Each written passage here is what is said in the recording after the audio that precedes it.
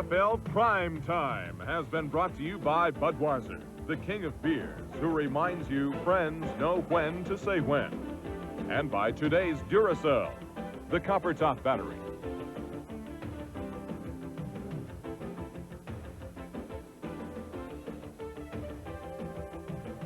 What an exciting day with new blood in the playoffs. Very quickly, this is the playoff situation.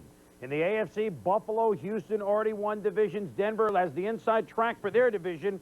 They could try and wrap that up next week. Raiders in Kansas City already in. They're really playing for home field next week. Jets in Miami, they're the ones that try and play next week. Now, as I was saying, in the NFC, Washington has clinched the division in home field. Chicago, Atlanta with the inside track on their division. They each win next week, and they win the division. If New Orleans loses next week, on Monday night, Atlanta wins the West. These teams are alive. New Orleans has to win one of their last two to join Detroit and Dallas in the playoffs. That's the Evelyn Wood speed reading version of the playoffs. For Tom Jackson and Robin Roberts, I'm Chris Berman. We'll see you. We've got football coming up here from the Hoosier Dome. The top dog in the AFC, the Buffalo Bills, against the Indianapolis Colts. My Patrick Joe Theismann on the call, gentlemen. Chris, thanks very much. This is the Hoosier Dome in Indianapolis, where a surprisingly large crowd of 52,000 will watch this AFC East matchup between the Buffalo Bills and the Indianapolis Colts.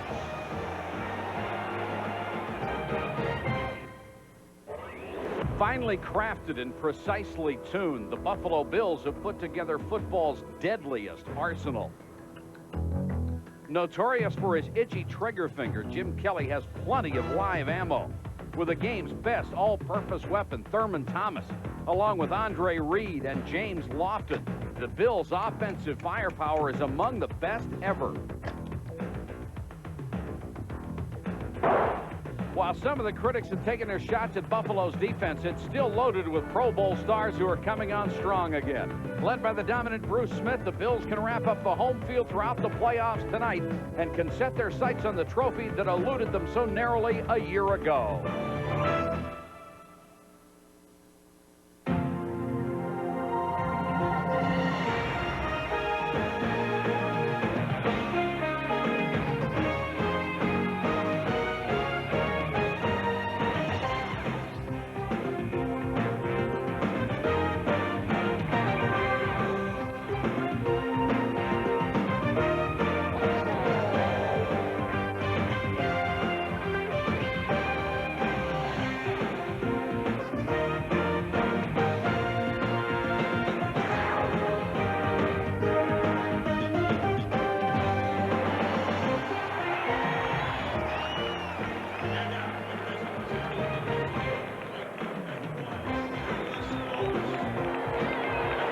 Of all of the AFC divisional leaders, the Bills are in by far the best shape. A win tonight clinches home field advantage throughout the playoffs, something that has proven to be a tremendous postseason edge.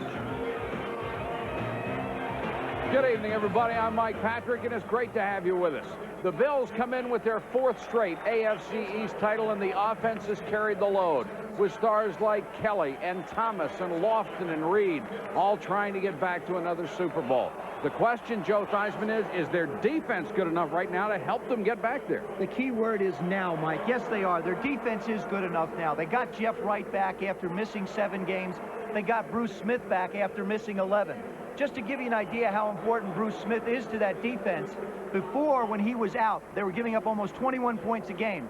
With Bruce Smith back, they're giving up only 17 points a game. They are much improved, and it's allowed Cornelius Bennett to go back and do the things that he does best, wreak havoc on an offense. The Colts fired Ron Meyer after a terrible start, but it hasn't gotten much better under Rick Venturi. And one of the reasons, 16 players on injured reserve, 12 of them on offense. No wonder they're averaging an all-time low 9.5 points a game. Well, if you want to take a look at statistics, besides the 9.5 points a game, you take a look at the beating Jeff George has taken. 27 games in 2 years, 86 sacks. There's no question that Jeff George is the man on this football team that's going to have to make it happen. He's tough. He's proved that by taking as many sacks as he has. He also has a great arm, so he has the athletic ability. But the one thing that he's going to have to work on is his dedication to understanding the position of being a quarterback. He hasn't learned that yet. But if this franchise, the Colt franchise, is going to go anywhere, it's going to be with Jeff George as the man. Where it goes and how soon it goes is going to be up to his development. Rick Venturi, the longtime assistant and defensive coordinator, elevated to the head coaching spot this year. He wants to keep the job, but he may not get the chance. And Marv Levy, with 55 wins and 4 consecutive AFC East titles to his credit, trying to prime his club for another run at the Super Bowl. If I were him, I'd smile too. Teams met earlier in the year, and it was a walkover for the Buffalo Bills. They scored the first 6 times they touched the football, had 276 yards rushing, and won it going away 42-6, a game with liberal substitutions by the coaching staff. Eric Dickerson will not play tonight. He has the flu, and that is one of the reasons, one of the things that has hit Venturi and his ball club all year long. Injuries, illness, what have you, the unavailability of players. Yeah, but the unavailability of Eric Dickerson, I think, puts a lot of questions, as we'll talk about through the night. But the thing is the one football team that this team has won this year was won right after Eric Dickerson was put on suspension, when they did beat the Jets 28-27. So you just don't know how it affects a ball club. Eric has not really been happy here. There's been a lot of question about his future here. The whole franchise is just riddled with question marks all over the place. He has certainly been a distraction, if nothing else. Well, I think he was a distraction when he came back. He made some statements. His teammates took it very personal. And quite frankly, I think that this football team will play better without Eric Dickerson. Buffalo will get their hands on the ball for the first time. Edwards and Kenneth Davis going deep. Edwards returned one, a big touchdown return last week against the Raiders, 91 yards, when the Raiders were pounding the Bills, got them back into the game. And, of course, they came back with a tremendous rush at the close of the game to win. Okay, I want you to take a breath now. Okay, I want you to take a breath now, because the Bills are going to get the ball. We will have no time, and you at home, everybody, take a deep breath, because you're about to watch Loyola Marymount of the professional football ranks go to work on offense. Dean Biasucci to kick it away. Davis and Edwards wait at the 4-yard line. And 52,000 on hand for a team that has won only 1 game all year. Davis 6 yards deep. He'll down it there. Take a look at the McLean Deluxe starting lineups. Jim Kelly having a wonderful year for the Bills. Club record for completions, yards, and touchdowns. He's ranked #1 in the AFC. Thurman Thomas, the most dangerous back in football. He leads the NFL in rushing coming into the weekend and catches by a running back. Up front, Will Wolford has been their most consistent lineman. Made the Pro Bowl for the first time last year. There are so many weapons on this team. Al Edwards, the 3rd wide receiver in the opening set. Thurman. 5 yards. Take a look at the Indianapolis defense. They'll go with a 4-2-5 against the Bills. John Hand has never lived up to his #1 draft selection, but is consistent and plays the run well. Jeff Harrod leads the team in tackles for the 3rd straight year, plays every down, a rarity for an inside linebacker.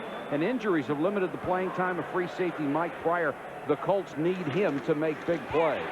Thurman cuts it outside, 1st down and more, gets out to the 36-yard line, and Pryor made the tackle. The Colts have decided that the way they want to try and attack this hurry-up offense of the Buffalo Bills is to play with 2 down linemen, 2 outside linebackers, treating them as down linemen, and playing with 5 defensive backs, similar to what the Giants did to the Bills in the Super Bowl. Something of a difference in personnel, however, and Thomas for the 3rd straight time up to the 40-yard line. Jeff Harrod, the leading tackler out of Mississippi, makes the tackle. You know, that offense places so much pressure on a defense, because do you want to commit very similar, you know, you talk about the box between the tackles. Do you want to commit players there, or do you want to play back and play pass defense? Kelly with a half roll in his first pass. Andre Reed, who is so great after the catch, out of bounds just into Indianapolis territory. It has the run and shoot mentality to it, keeping the other defense, making them keep the same personnel on the field and allowing the quarterback to find the soft spot. What they seek, Mike, is matchups. What you do is you get a series and you get a chance to see how people are going to play it. defensively has not been an area for the Colts that they have been woeful this year. Offensively, they've really broken down. Thurman Thomas for about 5 more down to the 44-yard line. Quintus McDonald out of Penn State made the stop. Thomas already four catches or 4 rushes, 26 yards. Ted Marchibroda, the offensive coordinator of the Buffalo Bills, sort of keeps this ball rolling. Thomas again, this time hitting the backfield by Chip Banks, the 9-year veteran. Doesn't take him long to get off a play, does it? No, as a matter of fact, remember now, the play clock starts at 45 seconds. A lot of teams usually snap it down around 10 or 15.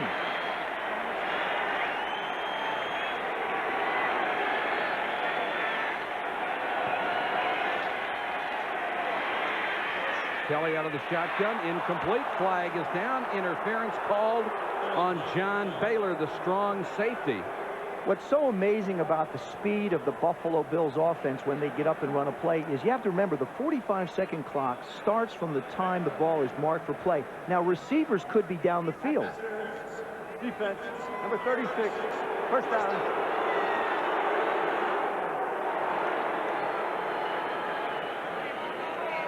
There it is. Number 36, Baylor and Andre Reed. Just lock him up. Yeah, he got him. That's what's known as being in your shirt. The Bills racing along on their opening possession. End around Andre Reed. 30, 23. Big shot there, but it's another first down. Pryor hit him along with Jeff Herrod. Gain of 16.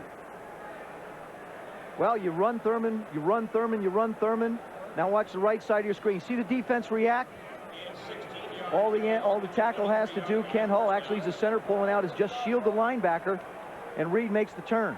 It's 11 times this year that Andre Reed has run the football, and he's been quite successful with it. Al Edwards with a good downfield block and another first down. Thurman Thomas dances off the right side, cuts it back. 13-yard line, very close to another first down. Herrod again makes the tackle. This is where I think the Colts can slow down that offense because they don't have as much field to defend. They can now commit some more people to the line of scrimmage to try and slow down Thurman. And Thurman took a shot on the last play and is down.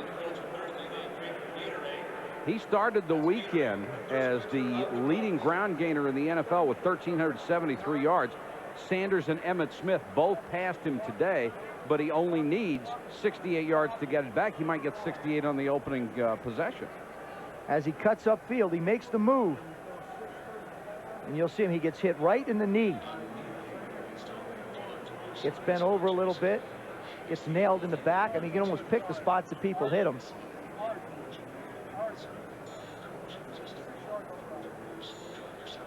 Herrod comes in from one side. Mike Pryor comes in.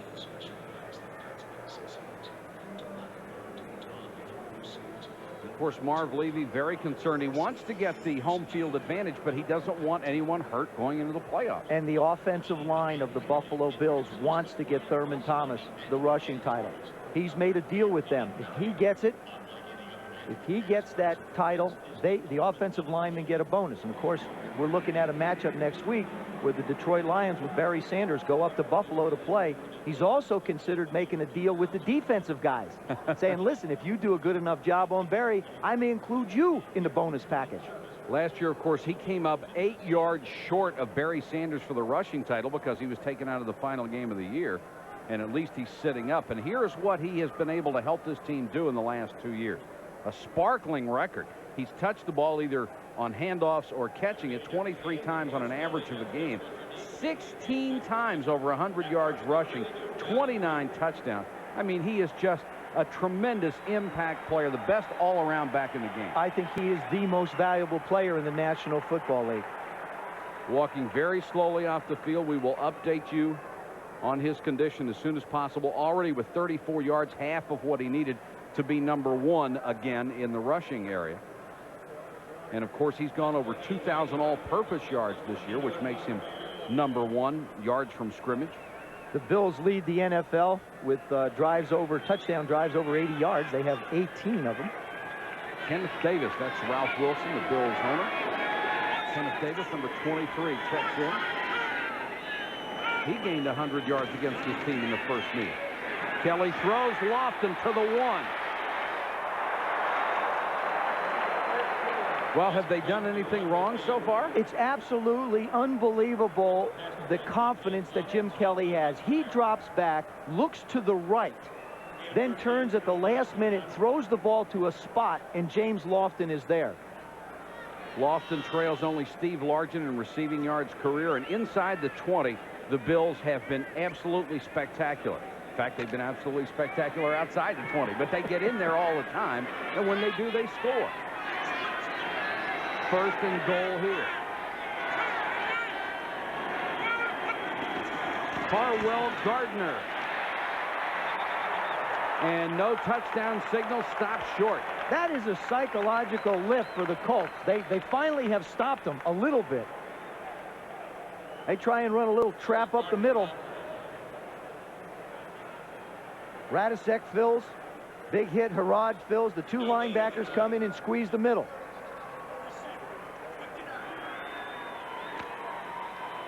See McKellar come in to try and get the trap block. It won't happen.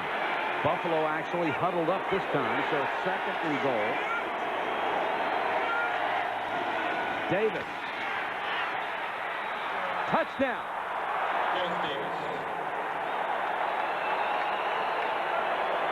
So Buffalo takes 5 minutes and 4 seconds off the clock on its opening possession, drives 80 yards, and scores.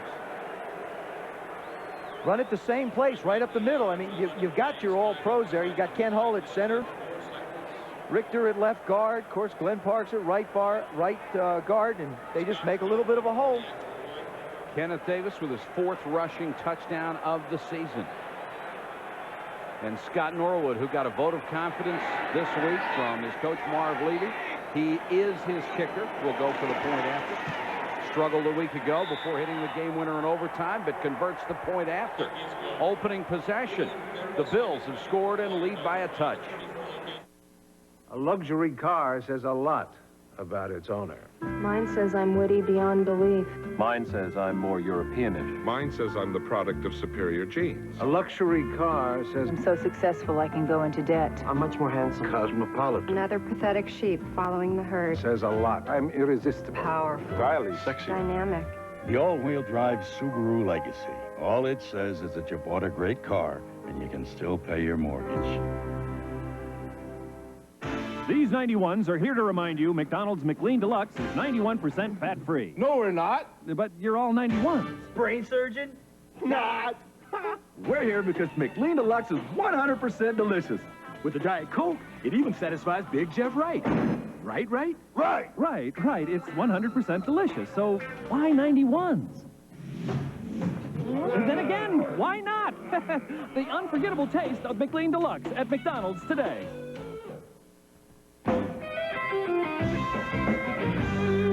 When you play the game and you're looking good, it's the Bud Light way and it's understood. If you're into looking good, get into Bud Light. The clean, fresh taste won't fill you up, never let you down. You can taste it, feel it, know you got it right. There's everything else. It's just a light. It's just a light. Bud Light. Everything else is just a light. Just a light. Everything else is just a light.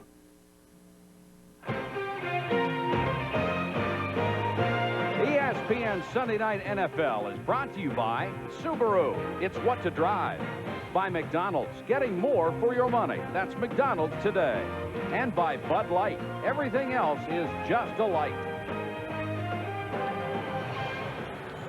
Buffalo, as is their wont, opens in a hurry. 7-0, 9:56 to go first quarter.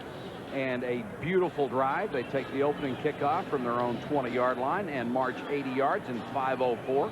Running and passing, both very effectively. Remember, the first time these teams met, the Bills scored on their first 6 possessions. And this is Brad Daloiso, who does the kickoff duty, kicking to Clarence Vernan and Sammy Martin.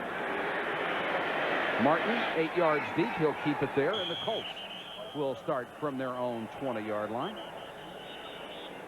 Colts offense is dead last in the NFL, but strong-arm Jeff George is their future this year. 10 touchdowns, 12 interceptions. Bill Brooks has been his favorite target. He needs only 8 catches to pass Lenny Moore for number 2 on the team's all-time list. And one of the major concerns is a line destroyed by injuries. Kevin Call has been the only man in his spot to start each game. Clark and Manoa will start in the backfield with the absence of Eric Dickerson. He's been absent a lot this year. Tonight because of the flu, earlier because he was suspended. Manoa the up man. Clark out of Nebraska deep in the eye. And George to throw on first down. Out to Clark. No gain. Nice job coming up from the secondary, Leonard Smith. Buffalo defense, Bruce Smith is back and disrupting people again. Last season's Defensive Player of the Year, 78 sacks and 75 career games. A great set of linebackers with Shane Conlon, the leading tackler. 3 of the 4 Pro Bowlers, Conlon 3 times. Nate Odoms is a Pro Bowl level corner who gets the most respect from passers who try not to throw where he is. And there is Bruce. He's not 100% yet. But Bruce Smith at 80% is pretty good. George on the delay. Clark picks up about 9, and there will be a face mask on top of it. Darryl Talley made the stop. It looks like Talley may have also been the guilty party. I like what the Colts are doing, though, Mike. They're spreading them out. I mean, they're really giving the Buffalo Bills a little bit of a dose of their own medicine. That means face mask, by the way.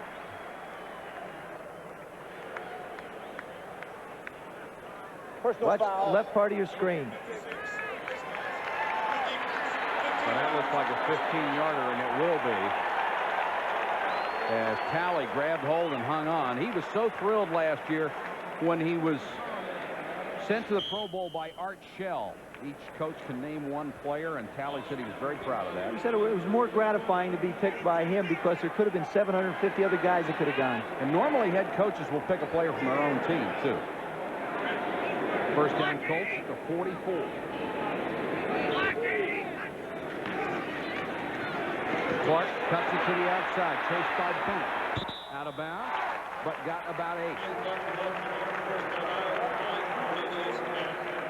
The update on Thurman Thomas is an injured ankle, a sprain, and unsure whether he will come back in the ballgame. You know he wants to. He's not only chasing the NFL rushing leadership, but he is chasing Marcus Allen's all-time record in yards from scrimmage. Yeah, but you know the coaches know that they're also chasing a world championship, yeah. And they want him available for the playoffs. They're already there. They don't want to hurt anything going in. 2nd and 2 for the Colts.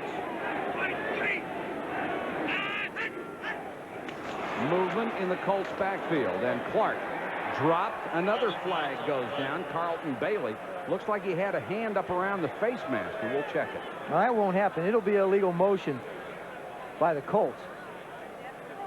There's no foul in the play. The back that moved, reset. He was the only man moving. 2nd down. He has to reset for a full second. Yeah, exactly. And here's Venturi signaling the face mask because it looked like Bailey had gotten it at the end of the play. You know, you really have to admire the job Rick Venturi and his staff has done. When Ron Myers was fired, Leon Burnett went also, was the offensive coordinator, and they have not replaced those 2 guys on the staff. So really, here's a guy who's trying to coach against probably the most potent team in football with only 6 coaches. I mean, that to me is a job. There's just so much work that these guys have to try and do, and there aren't enough hours in a day. Exactly.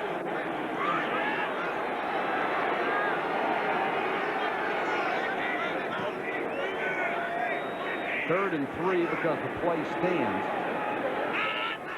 Bill showing blitz. Here they come. George unloads, but threw it behind Clarence for down. And Jeff George got nailed again.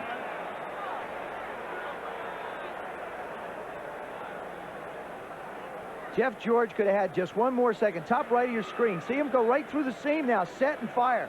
Do the best you can. And he has taken his share of hits.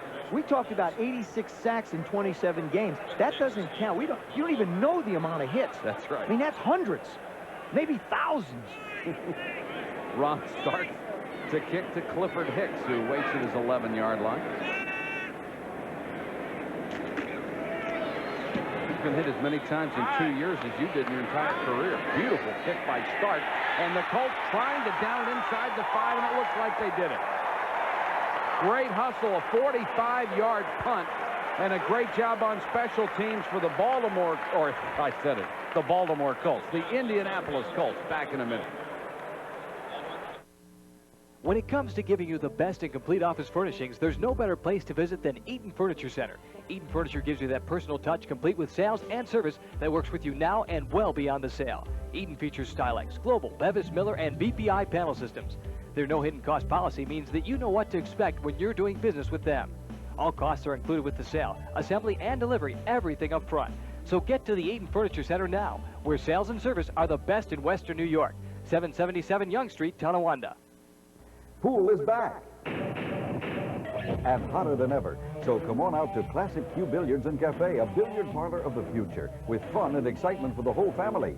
And for the latest in billiard equipment and supplies, check out Carl's Pro Shop with over 50 pool cues on display. Classic Q also has a service department that will handle all your pool table needs, including recovering and repairs. So this weekend, stop by Classic Q Billiards and Cafe, your full-service billiard center and pool room. Here at America's Fitness Warehouse, we believe working out together is a family tradition. We know exercise helps you get in shape, stay healthy, and it's a great way of relieving everyday stress. No one ever said exercise was easy, but it can be fun. At America's Fitness, we have the finest selection of home gyms, stair climbers, bikes, treadmills, skiers, benches, and weights, all at the lowest possible price. So stop in at America's Fitness Warehouse and make exercise your family tradition. You'll be glad you did. I'm Ron Krett, and you have my word on it.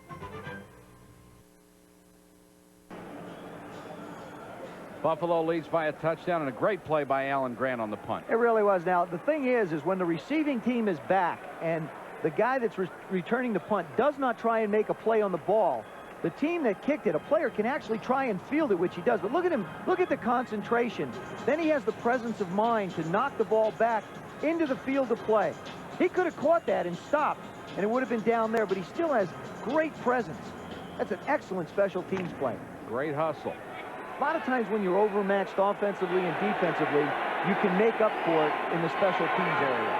Kenneth Davis, the setback for the Bills. He'll get the call. And gets about a yard. Gang tackle Jeff Harrod, the first man to get there. The reason the Colts want to use the 2-down lineman, 4 linebacker concept and keep the linebackers down is they feel like they can get good balance both against the pass and the run. Now, in the first drive, you wouldn't really know that. George Catalopoulos. There's George. In the first drive, it was the Bills with the balance. Andre Reed, between 2 defenders, out to the 30. Chris Good had to make the stop, a gain of 26. Well, these guys are scary. It's all this is a seam route. You spread them out, you run them straight up the field, he looks in, there's the ball. That's a great throw.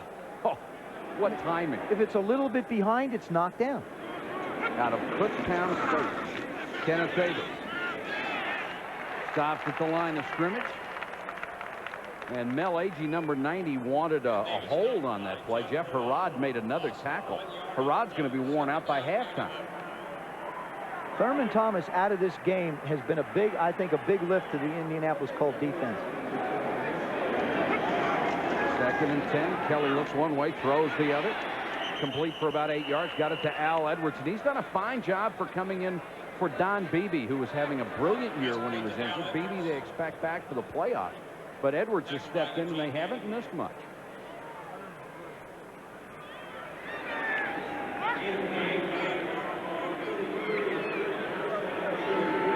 Third, about 2. Movement up front, and Davis trying to get the first down. He'll be close. The flag is down late. Looked like the Colts may have jumped. We'll see if they were drawn. And John Baylor up from a strong safety spot in on the stop, the first man. Colts were offsides, and this will be a first down for Buffalo.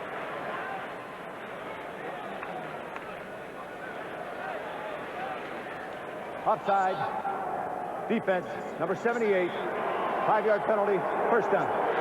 78, John Hand, the former #1 draft choice in 1986 out of Alabama. And number one draft choices have not been this organization's forte. They have had some outstanding picks and come up with several busts. One of the reasons they have won a single game this year. Davis turns the corner, got a good downfield block from Edwards, and may have another first down. And there's a flag down at the end of the play. Chris Good, the first man to run him out of bounds. You know, Indianapolis is trying so hard. I mean, you got them on a string if you're a quarterback. They're trying to grab everything and anything they can to bring them down. That was a face mask penalty. Face mask, 5 yards. Defense, number 37.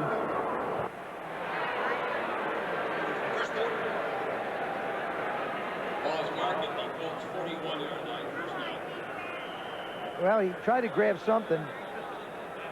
I'll tell you what he's like. He's lucky he didn't get 15 because it was there an awful long time.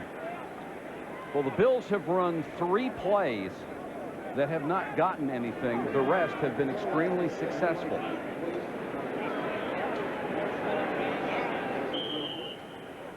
Bills on first down. 5 times out of 9 they've gained more than 4 yards, and that really puts the other team in a hole. Davis, great cut. Down to the 30, down to the 29. It will be another first down. They ought to make the Bills play on grass and other teams can play on turf. I mean, Thurman Thomas, Kenneth Davis, they cut on dimes.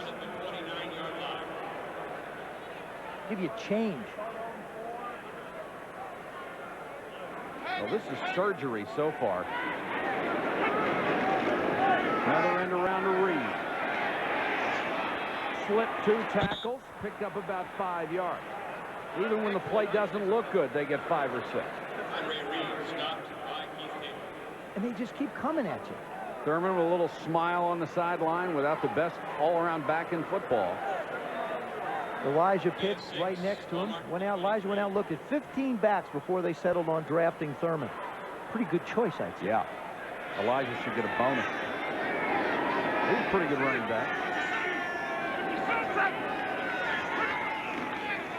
Davis, another first down and more to the 15, running hard to about the 13-yard line. Gang tackle there. What a job Will Wolford, the left tackle, did. Holy mackerel. Watch this, number 69 takes Mel Agee out like for dinner and lunch. He barely gets back before Davis hits the ground. Another first down, Buffalo from the Indy 13. Davis runs into trouble this time. John Hand has him.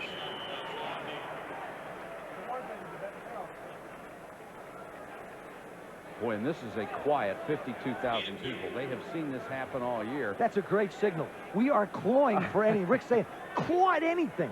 I don't care. Just claw at anything. The best in the NFL are the Bills. Lofton, touchdown.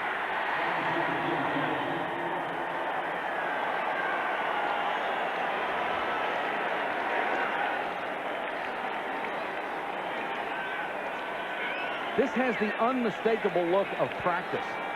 It's almost like what we call it 7-on-7. That's when you just line up without pass rush. That time they tried to blitz. Outside receiver James Lofton. Little hard inside move on Chris Good, and that's it.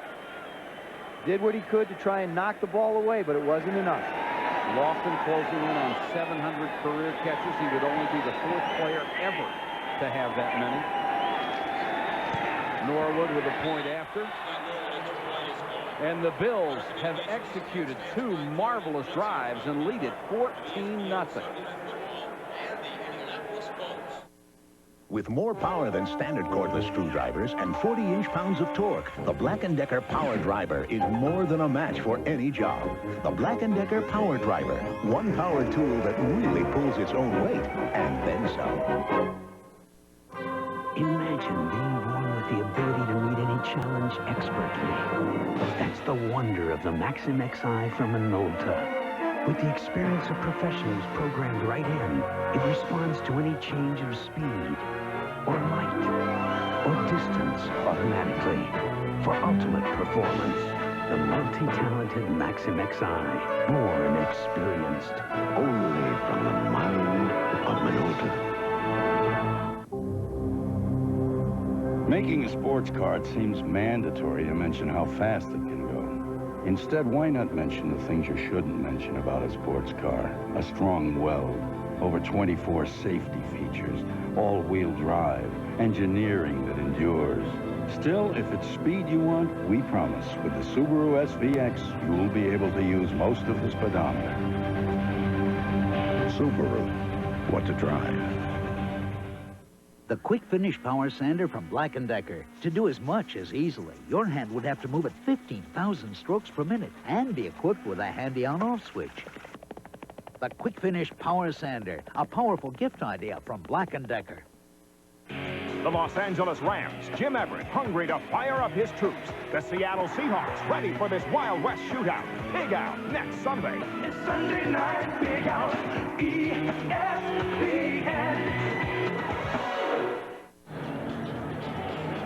First period, Bills by 14. A lot of times you hear people refer to a quarterback looking at the defense. On this one, Jim Kelly's looking at that safety right there.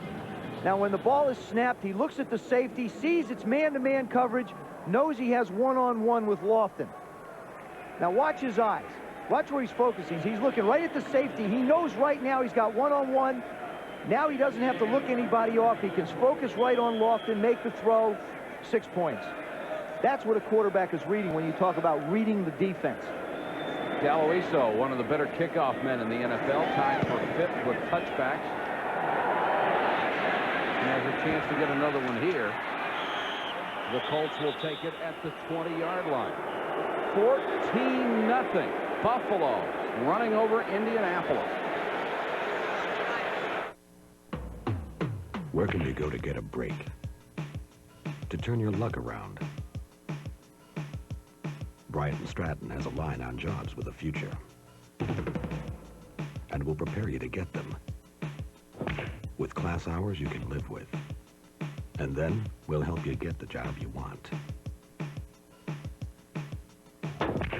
So get skilled and give it your best shot. The difference between those who sit and watch life and those who are up and doing could be as simple as a phone call to Northeast Institute. A call that could start you on your way to a career in word processing, computerized bookkeeping, or hotel management operations. So if you're tired of sitting and watching, call us. We could have you up and doing. Northeast Institute, 838-6984. Call now, 838-6984. If you drive a stick shift, you probably make over 70,000 shifts a year. Sooner or later, you'll experience some kind of problem. Will it be a big problem or a small one? It takes a trained technician to know. At AMCO Centers, they've serviced enough stick shifts to distinguish between the two. Half the sticks they service only need clutch work, not a new transmission. Next time you throw a shift that doesn't feel just right, come to AMCO. Don't play games with your transmission. Visit one of our 2 convenient locations, West Seneca and Cheektowaga. Buffalo, after 2 possessions, leading Indianapolis 14-0, and the Colts quarterback Jeff George, one of their prized possessions at this point in the franchise. And the quarterback drafted with the #1 pick since '70. He is the only one to have more touchdown passes than interceptions over Aikman, Testaverde, and Elway. But look at the number of sacks, 86. Here are the other #1 picks. 86 sacks. Say, he's held up. When you think about, for example, Jim Plunkett, who's up there now, he came out of New England completely physically beat up. Now, hopefully this kid's going to be able to go a little bit further than that and be a little more healthy when they get a team around. First and 10 Colts, who really need to get something started here. And Clark will get the carry. End around. Forget it. Bruce is there for a 9-yard loss. Yes, folks, he is 80% physically. He'll still make the Pro Bowl at 80%. He is something. Missed 11 games. Let him just come off the ball. There they go. I mean, he's supposed to follow the lineman. Oh, with one hand. I mean, what you do is you go up to Darrell Huffman and you say, hey, look, Darvell, try and get a little deeper on the reverse next time, will you? And Darvell's going to say, don't call that one again, will you? So now 2nd and 18, officially a loss of 8. Wright and Smith's return on the defensive line will make a world of difference in this team. Quick pass, complete. They get back near the original line of scrimmage as they hit Huffman. Nate Odoms made the stop. Jeff George, in my opinion, has a wealth of talent. He throws the ball as well as anybody in the game. I don't think he's learned how to play the position of quarterback yet. It's more than just stepping up and taking a snap from center. It's the study habits. It's the hard work that goes into it. Even when your team's 1-13, that's when you start to make strides in that area. 3rd and 11.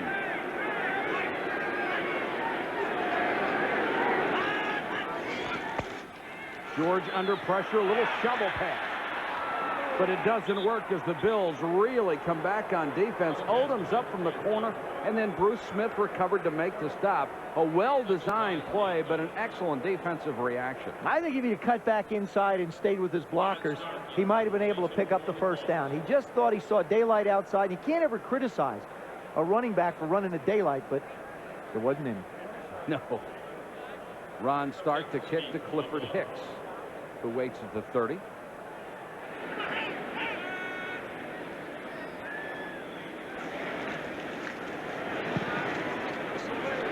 Another good kick by Stark. Hicks from the 28 makes the first man miss. Got a seam. Hicks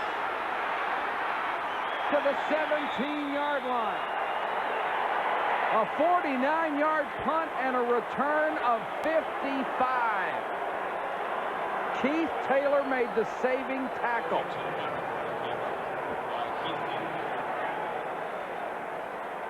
A lot of times you call out kicking your coverage, makes the first man miss. Now he gets to the wall, cuts up inside. You see Stark trying to do what he can to steer him somewhere. Well, that's a heck of a job by Alan Grant just to get his feet to slow him down. He had a 59-yarder last week against the Raiders. That was the longest punt return that didn't go for a touchdown in the team's history.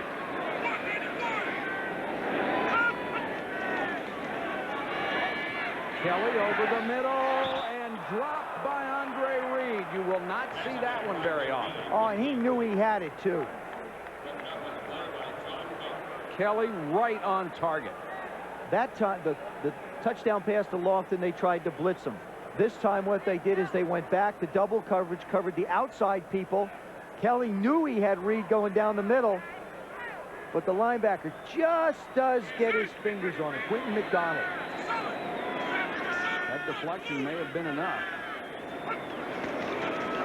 Davis, not much.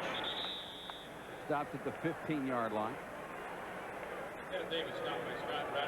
Scott Radisek, number 97, was in on the stop. He's out of Penn State.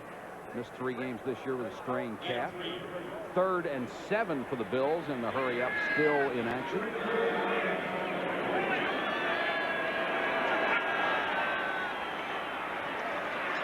Kelly over the middle. Touchdown, Kenneth Davis.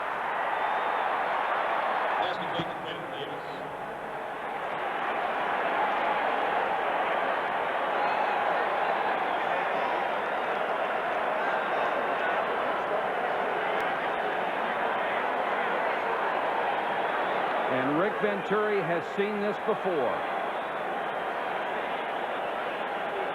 So Davis now with a rushing and a receiving touchdown. Jim Kelly looking over the entire defense. Puts a nice tight spiral right where it's supposed to. That's a great throw. He couldn't get it to Reed down the pipe before, so that time he went to the running back. Norwood for the point after. He's been perfect on 3 tries. Norwood may be leg weary already. 16 seconds to go in the quarter, and it's 21-0. The machine from upstate New York is running on all cylinders.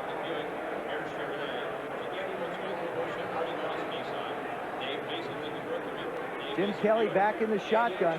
Right-hand part of your screen. You'll see Kenneth Davis just circle around behind the linebacker. He's matched up on Scott Radisek, and it's just no contest. I mean, that's really what you look for, is you really look for matchup with a linebacker and a running back, and that's what Ted Marchibroda tries to preach there. Now, see, even Darryl Talley's come over and said something. Now, he's a defensive guy. Hope you join us next Saturday because the NFL will be in action then, and so will we with a special edition of Game Day on Saturday, 11:30 a.m. Eastern. Then on Sunday, our regular schedule, Game Day back at noon, prime time at 7, and then at 8 o'clock, Joe and I will be in the Kingdome in Seattle. The Rams and the Seahawks, two teams that have had troubled seasons and wondering about the future of their respective coaching staff. And we'll be there to check that out. And we will have a special treat for you tonight. Walter Payton, Sweetness, the great Chicago Bear running back, and hopefully for him, future NFL owner will be joining us live in the third quarter. Clarence Verdun and Sammy Martin waiting at the goal line for Daloiso.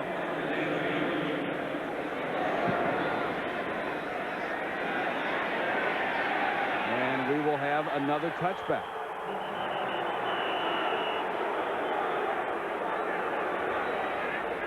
Jim Irsay, the son of the owner, the general manager and vice president of this ball club, he will have a lot of decisions to make this year, one on the coaching staff. They should have the top 2 draft choices in the draft coming up this year, and it's tough to go wrong with the top 2, isn't it? Well, it is also, and you talk about Rick Venturi, their coach. They have said that he will be a part of the organization, but the decision hasn't been made whether or not he'll be the head coach.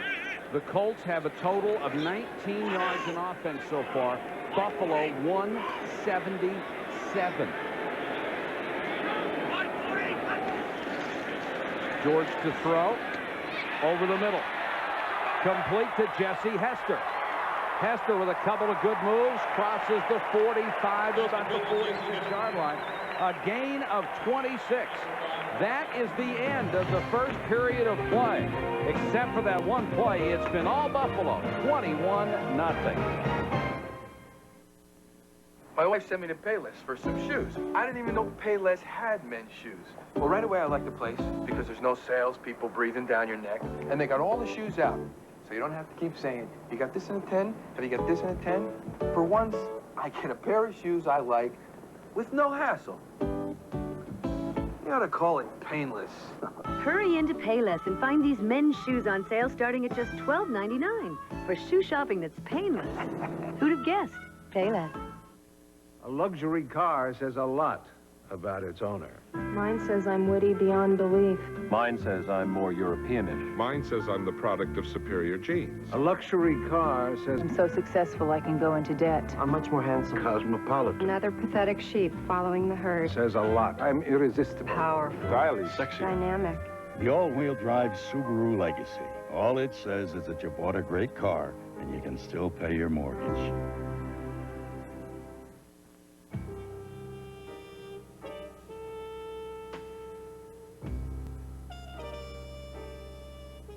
Pool is like life. How so?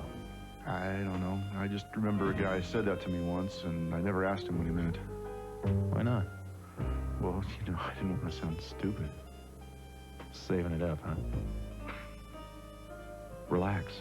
You're among friends. Levi's 100% cotton Dockers.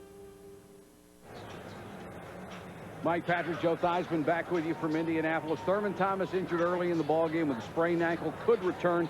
He would like to because he is chasing a couple of records this year. But knowing Marv Levy and how he likes to hold out injured players and be sure about the playoffs, I don't expect to see Thurman Thomas. Why? Why would he put him back in again? No, I don't. Thurman Thomas is done for the night. I think we can pretty well rest assured. Next week, it's going to be a matchup between Barry Sanders and Thurman Thomas for the rushing title in this.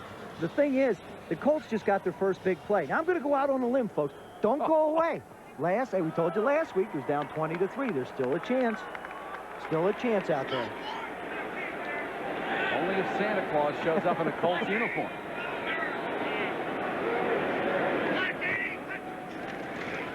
Ken Clark's a single setback. Nice hole up the middle, and he goes down to the Buffalo 45-yard line.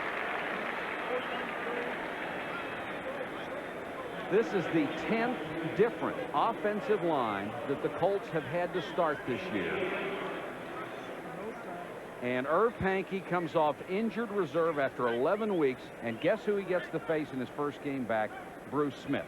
But Pankey is a quality player. He is. I mean, but, he's had his length of time. I mean, it's not like he's a young pup out there. And he has to use the guile that he's learned while he's with the Rams to try and block Smith.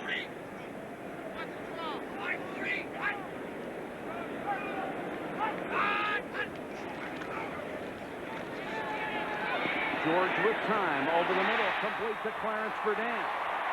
And Clarence Verdun down to the 17-yard line, gain of 28.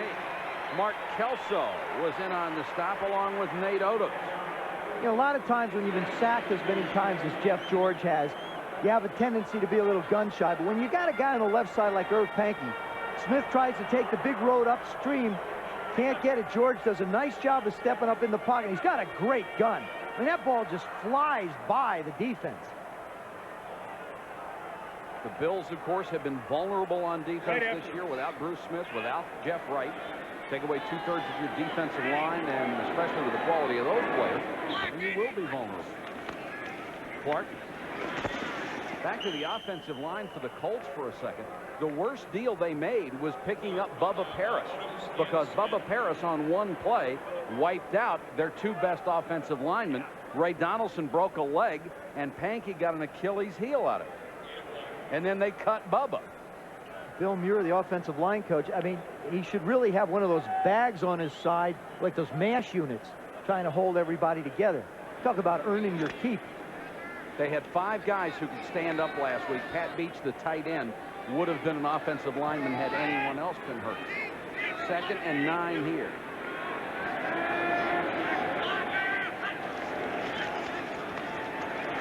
George quickly over the middle. It's complete. Down to the 10-yard line. Bill Brooks quietly having an outstanding career with this team. Only needs 8 catches, now 7 to pass Lenny Moore.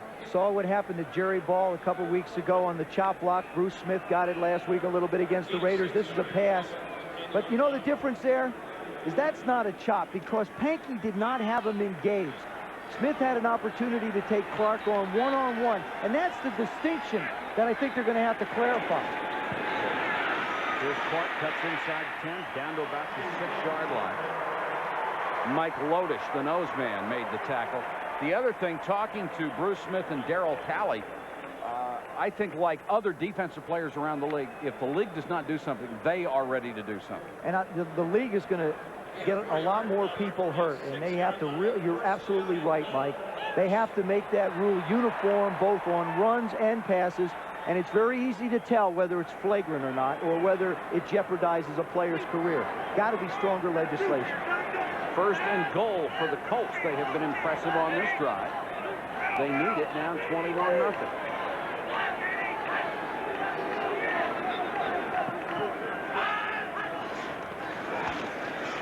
George sacked. Cornerback blitz by Kirby Jackson. And George never saw him. A lot, you know what you'd say? People would probably say, oh, well, the offensive line. That's a sack that he got. You can't keep backing up. You got to set yourself in a pocket. You got to give the line a chance. Number 47, he's got to set. Now set. See, the pocket's up there. You got to step up. What he did is he got out beyond the pocket, and he paid the price for it. You can't blame the offensive line for that. That's one that Jeff's got to take on his shoulders. So now it's 2nd and goal from the 14-yard line. 87 sacks in 28 games. He would love to have Vinny Testaverde protected. Quick throw this time, almost picked off. Intended for Verdun, and Odom's got his hands on it.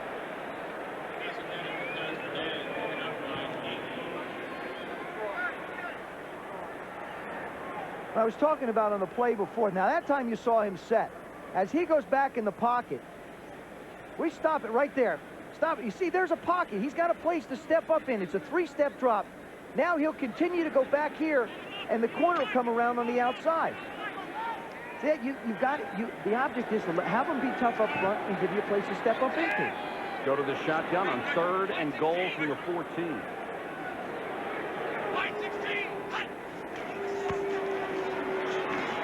Chased out of the pocket. Cornelius Bennett had him and lost it. Loops it to Clark. Clark to the 5. Great presence of mind there by George under tremendous pressure. Little shovel pass. The mother of invention. How about this? Now he's almost out of field goal range. Does a nice job of moving. He says, I can't get there. Here, you take it. Yeah, the Colts are giving the fans something to cheer about. You're going to go for it on 4th down. I mean, you're down 21 zip. Heaven forbid. Uh-oh. Now they've sent Ron Stark onto the field. He's the field goal kicker. Rick Venturi wants a timeout. If he goes for the field goal down 21-0 to Buffalo, this crowd may get up and leave. Back in a minute. If you're trying to decide between a roomy Isuzu Trooper with incredible cargo space and the roomy Isuzu Rodeo with incredible passenger space, take your time.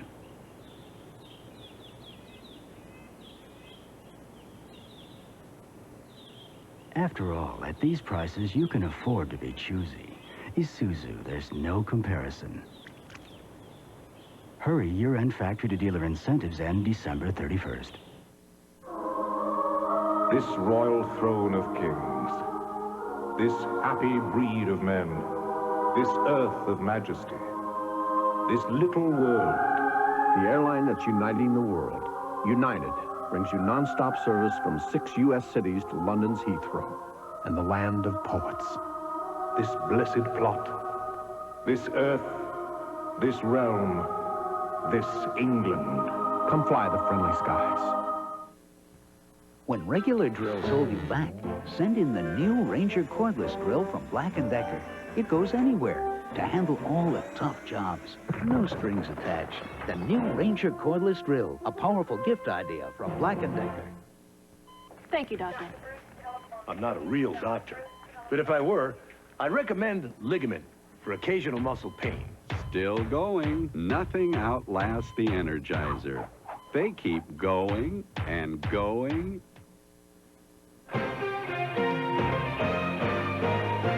ESPN Sunday Night NFL is brought to you by Isuzu. For features, styling, and price, there's no comparison. By United. Come fly the airline that's uniting the world. Come fly the friendly skies. And by Black & Decker, the source of powerful gift ideas. Rick Venturi has decided to go for the touchdown after all on 4th and goal from the 4-yard line. And Walt Corey, the Bills defensive coordinator, trying to come up with something to stop him on 4th and goal. Well, chewing on his swizzle stick. And the Colts may not expect too much, the worst in the NFL in goal-to-go situations. Jeff Jordan's already set a single-season completion record for this club. Movement on the line, and it looked like Brian Blados got out of there early. Blados picked up on waivers after he was cut by Cincinnati. Ball start prior to the snap. Number 63 of the offense. 5-yard penalty. Still 4th down. It's so hard for them to have any continuity on the line. See that number 7 on the back of Blados' helmet? Of course, you know he was a Cincinnati Bengal. That's for Boomer Esiason. We saw Boomer Esiason wear it on his. And he feels the same way. Two very, very good friends. Didn't want to leave necessarily, but had to. But it's their way of acknowledging one another. Now 4th and goal from the 9. Give him a little more room.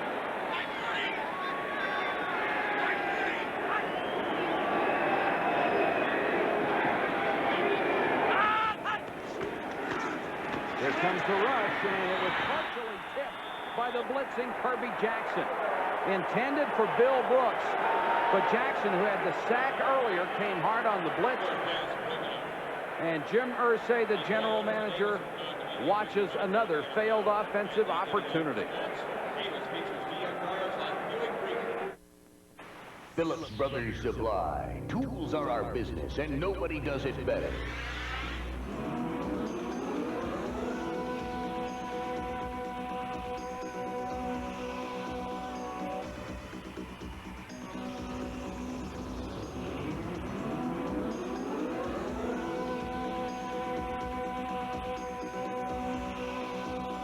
Phillips Brothers Supply, 2525 Kensington Avenue, Amherst. Hey, Toots, what's the scene? I'm looking for a new plan, Stan, to jazz up these wheels. Well, if you have a dream for your machine, dig this. Want that unique Christmas gift? Harold has it. Automatic car starters, burglar alarms, cruise controls. Come and see us. We have it all. This is Real Boss, Ross. I'll let all the cats and chicks know where to get their kicks. Well, spread the news. To remove their blues, remember the name is Harold's. At Quality Lumber, like our name implies, we carry a variety of prime wood products, but there's a whole lot more to Quality Lumber. Like Anderson Windows, we're Western New York's largest supplier. Kitchen cabinets, Cook and Done paints, Senco air tools, paneling, Goldblatt finishing tools, hardware, CWF finishes, plumbing supplies, LJ Smith stair parts, electrical supplies, Weyerhaeuser choice wood. So come to Quality Lumber. We're lumber and a whole lot more.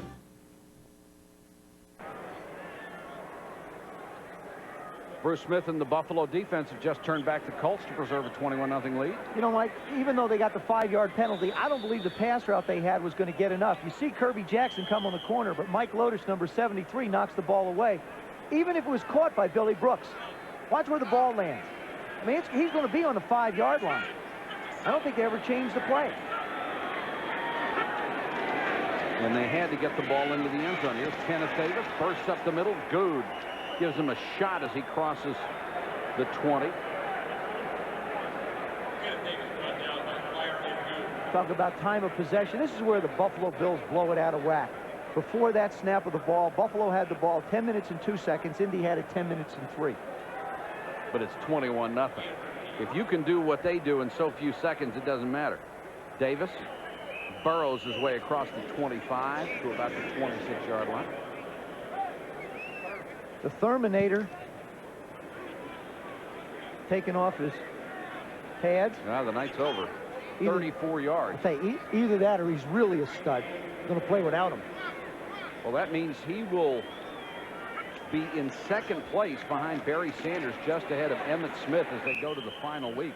Remember, he barely lost the rushing title last year when they took him out of the final game. Baylor and Agee on that last tackle. Bright young man who just had a brilliant career. What a weapon. Davis on the delay. Colts mess up the timing of that play. Travis Davis on the bottom of the pile, number 95. And a big hand from the Indianapolis crowd because they are going to force the first punt of the game. Chris Moyer, their punter, only in his second year out of Alabama. There's a guy who really doesn't get much credit because you focus on Norwood, what happened last year, but this guy's done a heck of a job for him. Played with the Montreal Machine in the WLIF. 38.7 average. And an excellent net average of 36.3, a tribute to the special teams. And he crushed this one. Holy cow, all the way back to the 18 is for Davis. And tackled at the 18. Flag is down, however. Loss of 2 on the return after a 53-yard boomer. Steve Tasker, who else, the first man down on special teams for the Buffalo Bills, the Pro Bowler. Face mask penalty against Buffalo.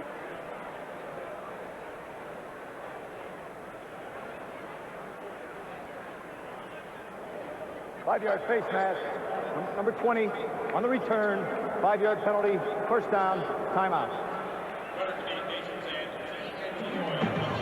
Tasker, the Pro Bowler on special teams, and we'll be back with a 21-0 score in just a moment. This Christmas, Tandy Computers, some of the best-selling PC compatibles in America, are on sale at Radio Shack. 4 complete systems with color monitors start at just $599.90. All come with 24 unique home organizer programs. The more powerful RLX system is the perfect home office machine. And with hard drive, it's just $1199.95. The Tandy 1000 family of computers. So easy to use, we guarantee success. Radio Shack, America's technology store.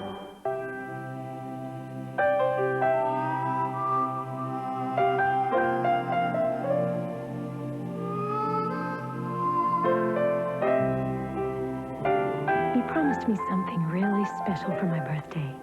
A whole weekend in the great outdoors. Without me. Here's to the great outdoors, men who understand, and comfortable blue jeans. Wrangler. Mercedes, BMW, Lexus. Expensive cars with a life-saving luxury and airbag.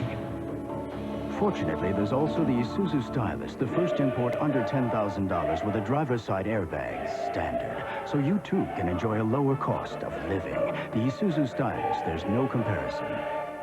Hurry, year-end factory-to-dealer incentives end December 31st. Whatever it takes. Anabolic steroids, enhancing strength, speed, looks. An NFL player tried suicide with his use discovered. The drugs made an Olympic giant. They are in our schools. Outside the Lines, Tuesday the 17th. To say it has been all Buffalo would be an understatement. The Bills lead at 21-0 here at the Hoosier Dome. House of frustration indeed. 1 win, 13 losses, 9.5 points a game on offense. They have not won a game at home. 52,000 showed up anyway. Clark is ripped by Bruce Smith, who just took one arm and flipped it. Holy cow. Boy, does he take a corner hard. Woo! Wow.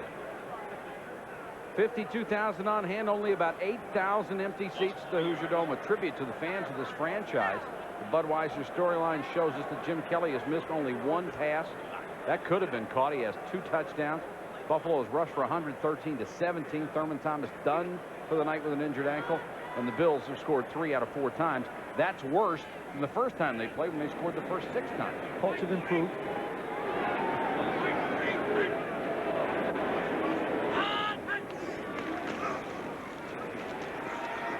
George, pump fake. Throws on the run, incomplete at the sideline. Being juggled, going out of bounds. Jesse Hester had his hands on it, couldn't hold it. There was a guy a couple years ago who was really out of football. Jesse Hester just really quit on himself. His last year with the Raiders, he told me, he said, you know, it got to a point where I didn't want him to throw me the football. So his brother put together a highlight film showing him some of the great catches that he made. And it really rejuvenated him. Last year, over 50 catches. This year, over 50 catches. And he really appreciates the fact that he's playing pro ball. And his record and his numbers have shown it. Left the Raiders with a reputation of being a hard worker, better than average speed, but no hands. Certainly he has overcome that. 3rd and 13 for Jeff George.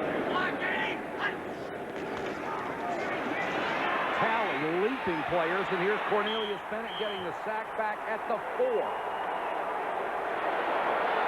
Darryl Talley looked like Superman leaping into the backfield, and then Cornelius Bennett picked up where he left off and got the sack for a loss of 17. We saw Darryl Talley in the first quarter go after him. There's number 56. Let's scoom. I don't know if I can draw it as fast as he's going to get there. It's no contest. Unbelievable. Unbelievable. And then, of course, Biscuit, Cornelius Bennett cleaning up for him. Ron Start at the end line, punting out of the end zone. Clifford Hicks waits in Indianapolis territory. Wobbly kick this time, and Hicks fair catch to 42. Punt of 38 yards, no return. Earlier we mentioned something about the Colts draft history. There's Jim Irsay, the general manager, the son of the owner. And they have not had great success in the draft. 1980, they had the 5th and 24th selections in the first round. Got nothing out of it. 1981, the 12th and 18th. Donnell Thompson has had a good career, but not that kind of impact player that you would have thought. And then Johnny Cooks and Art Schleister, that turned out to be a disaster. 83, they take Elway, but they can't sign him. We'll show you some more in a minute. Reed over the middle. Oh. Parrott got there, put a helmet on him in a hurry. Here are the others. Leonard Coleman and Ron Solt. Solt turned out to be an all-pro, but they traded him. Dwayne Pickett, who's been a fine player ever since he's been here. John Hand has never lived up to that reputation. Cornelius Bennett, they got a prize there, but they couldn't sign him either. He ends up in Buffalo. Davis dives forward to the 30. And when you have that many opportunities, that many chances to get impact players and guys who can really build your franchise, you have to look at the front office and not the coaching staff and say, hey, these guys are the ones that are making the mistakes. This football team does not have a plan. I mean, it's sort of been like, let's see if we can patch it and put it together. They haven't really come up with a plan, and I think that's a priority for Jim Irsay. He also mentioned to all the agents out there that there is a recession going on. He's going to have 2 number 1s, and keep that in mind. Well, 1 and 13 is about the worst recession you could have. Reed can't hold on. Baylor, nice job. Of course, then there was the Dickerson trade. And he's gained a lot of yards for them, but he has been such a problem for this franchise. You know, but he, in 1982, he acknowledged the fact that they drafted for need. That's not going to be the approach now. You're going to draft the best players on the board. And I think that if you're drafting athletes, it helps. And if the juniors come out the way they're projected to, he's going to get some fine players out of this draft. Edwards to the 24. That will be short of a first down. Our draft expert, Mel Kiper, says these would be the top 5 draft picks. Steve Empton, and this is assuming that the juniors do come out. Bob Whitfield, the great left tackle for Stanford. Terrell Buckley, Desmond Howard, the Heisman winner, and Troy Vincent. You don't see a quarterback like Klingler in there, but I think he's got to be pretty close. Kelly with all the time. Reed, touchdown. This has turned into a shooting gallery. 4 out of 5 possessions, they have scored touchdowns.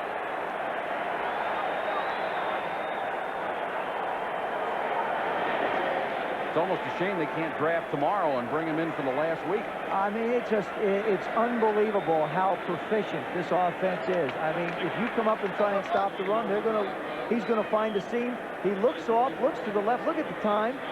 Nobody in his face. And it's a perfect throw. That's not real bad coverage. No. It's not bad coverage, but I mean, it's when you're hot, you're hot. Norwood for the point after. Got it. And that beautiful tight spiral. And Reed makes yet another touchdown grab, and the Bills lead it 28-0. Here at America's Fitness Warehouse, we believe working out together is a family tradition. We know exercise helps you get in shape, stay healthy, and it's a great way of relieving everyday stress. No one ever said exercise was easy, but it can be fun.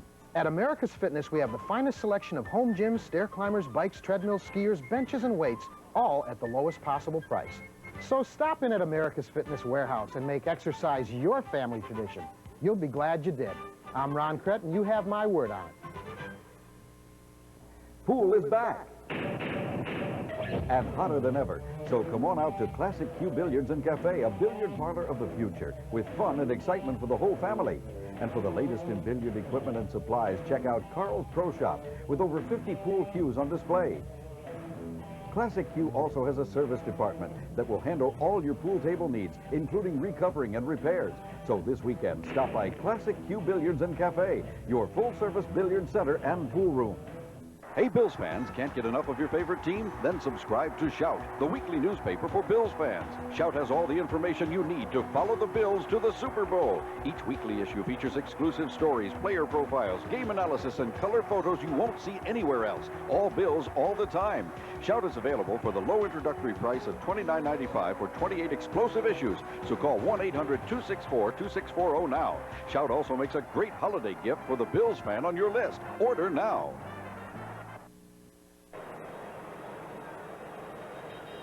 Buffalo in a romp with 4:47 to go first half. Jeff George being tended to on the sideline. They are working on his ankle. Coming up in the second half, joining us live, a prospective NFL owner, and in terms of yardage and several other things, the greatest running back who ever played the game, Walter Payton. He'll join us live in the third quarter. We hope you'll stay with us. Several things to ask Sweetness about. I'll tell you, Sweetness, you know, we can rave about his athletic ability. He certainly was the best. But what a great class act he is as a person. Just going to say, if class were a qualifier to be an NFL owner, he'd have a franchise very soon. Galoiso has put 3 in the end zone. This time they'll be able to bring it out. Sammy Martin from a couple of yards deep has a hole. Martin to the 37, and the crowd finally has something to cheer about. Return of 39. Poor Sammy Martin. Sammy Martin, he feels like he's been snake bit. Last year he was in New England when it was 1-15, and now he's here, and Mark Herman's going to take over for Jeff George. Now, he's had a lot more experience than Jeff George, and he'll be out there trying to read the defense a little better. Now, there's Cornelius Bennett. Brings down Jeff George, turned his ankle or hurt his foot on that play. This will only be the second snap that Mark Herman has taken this year.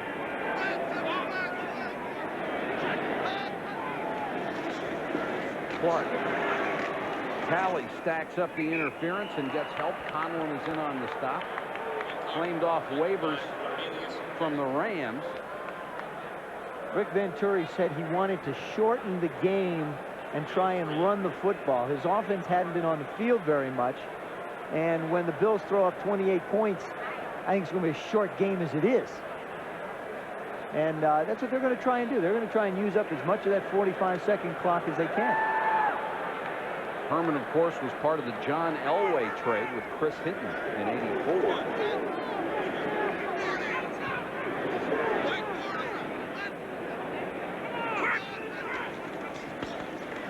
Comes the blitz. Bennett doesn't get there, and Herman intended for Morosco. And Herman takes his first shot of the night. Well, that's the difference. The Bills get somebody close to open, it's a touchdown. Watch this, right part of your screen. Now, he's open. The ball just winds up being thrown behind him. Now, tight ends, they're not the most agile of people when it comes to making adjustments on the ball. You pretty much have to put it exactly where you want it for them, which is right in their hand. Hey, that really wasn't a bad throw. No, it wasn't. I mean, when you hit the guy in the middle of the back and he doesn't turn around. It wasn't, you're right. Working on George. Had a left elbow pad.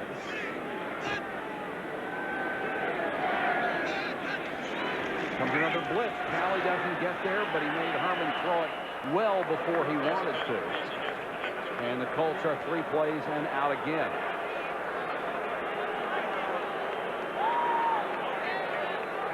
It's been that kind of year since Rick Venturi replaced Ron Meyer. And I'll tell you, there's a credit to Venturi. A lot of teams that are struggling, they fold their tents up. Yep. And it's like they're not going to. This team has not folded their tents. Somehow he's got them to come out here and at least give a good effort. If the score doesn't indicate, at least the guys are trying. Well, he's been around here for a decade as an assistant coach, and the defensive players are certainly well aware of it. Clifford Hicks on the run. Flip the tackle. There is a flag down. Hicks tackled at the 33, return of 10 after a low 37-yard punt. And it will be holding against the Colts.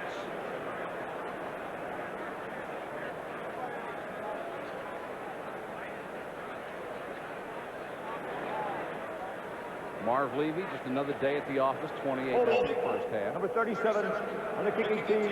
Prior to the kick, penalties decline, first down. They'll decline the penalty, so taking over from the 33-yard line. We invite you to watch 2 very special shows on Tuesday. 2 shows that you and your kids should watch. First, Dick Vitale special, The Game of Life. That starts at 9:30 Eastern.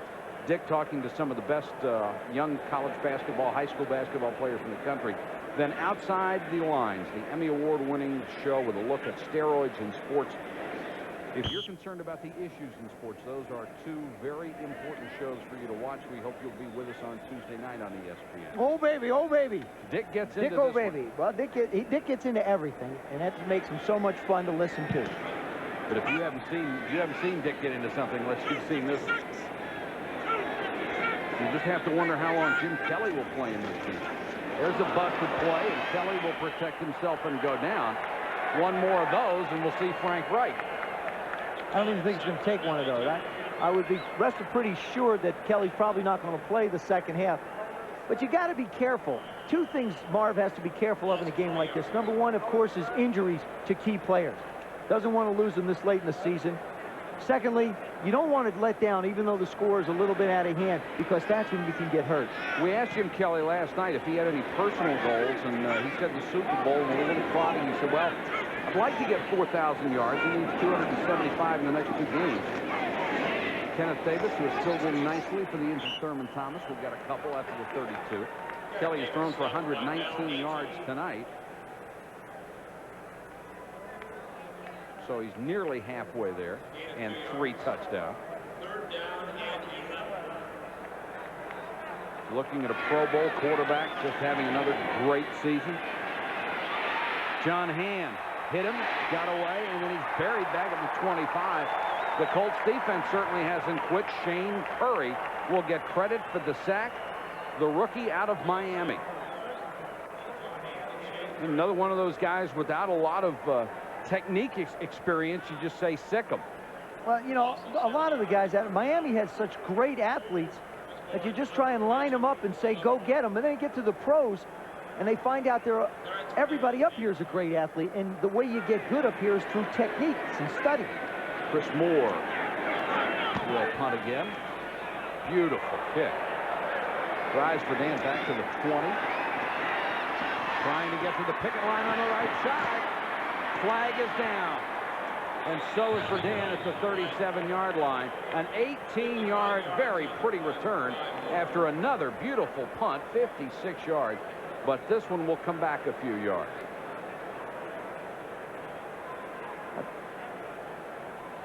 Flag down right when the ball was kicked, and then another one down the field on the return. Probably going to be 2 fouls. I'm going to guess they'll be offsetting. Let's do it over. We have 2 fouls on the play, 2 fouls. Holding on the kicking team, illegal block, number 56 on the return. The penalty's offset. We'll re-kick. Let's do it over. You're on a roll. You know, we talked about Steve Tasker and about how great a special teams player is. He's always seemingly to be the first guy down. Now watch this. Okay, he doesn't make the plays. His clearance. Aha! I know where you're going. Hold it. Don't go over there. Come here. Wait a second. Watch this. Right part of your screen. Who's there? Steve Tasker. He's in there somewhere. There's 2 guys. Verdant, of course, last year was a Pro Bowl return man. Steve Tasker, just a consensus Pro Bowl special team player. Now he's got to do it all over again. Great way to get to Honolulu. Tasker lining up on the outside, to the far side being double teamed, and Verdant, who was the Colts all-time punt return leader. This one went above the rim of the stadium, and Verdant with a fair catch at the 24. Chris Moore just killed it again. 51 yards, no return.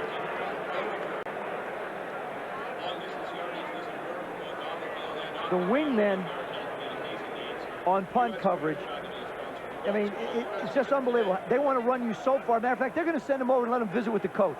Look out, Marv. Marv was a special teams coach.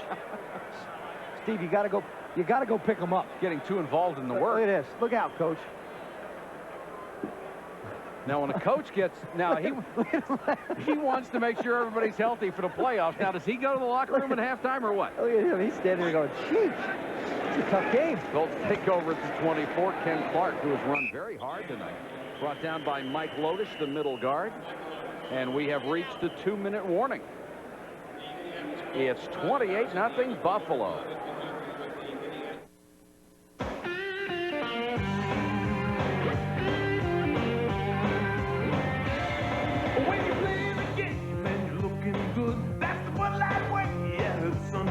If you're into looking good, get into Bud Light. The clean, fresh taste won't fill you up, never let you down. You can taste it and feel it and know you got it right. 'Cause everything else is just a light. Everything else is just a light. Everything else is just a light. Everything else.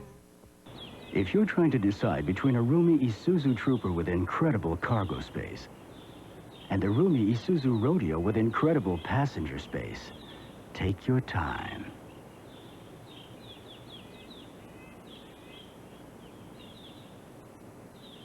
After all, at these prices, you can afford to be choosy.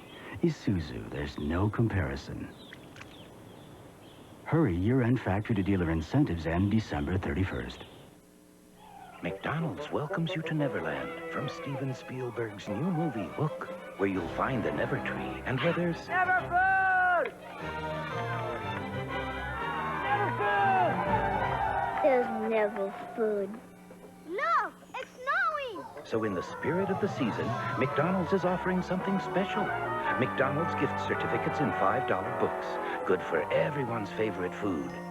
And they all ate happily ever after. 1:57 to go in the half, 28-0, Buffalo over Indianapolis. And the Colts communication system having something of a problem. This looks like Christmas tree lights, doesn't it?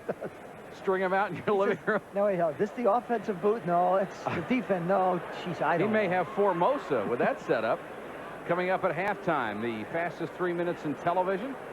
And Fiji? we'll take a look. Yeah, take a look at the playoffs and the way they stack up right now. Joe back with the first half analysis. Injury report on Marv Levy, shaken up, still able to coach. Been laughing most of the time. Tasker isn't laughing. That can get you in a doghouse. He's hiding. Yeah. Clark and Tim Manoa are the backs. If you join this late, Eric Dickerson is out with the flu. Mark Herman throws complete to Brooks. Odoms wraps him up at the 45-yard line. Jeff George is out, and that looks like he's done for the night. Big ice bag on the elbow.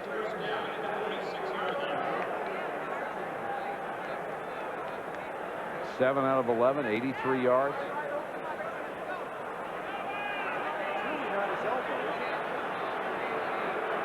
It's more like it's on his forearm than his elbow, but it's so bulky you can't tell. In a lot of instances, there's a bursa sac there, and sometimes if you hit the turf with it, it bursts and just swells up. They want to keep it iced and pressure on it.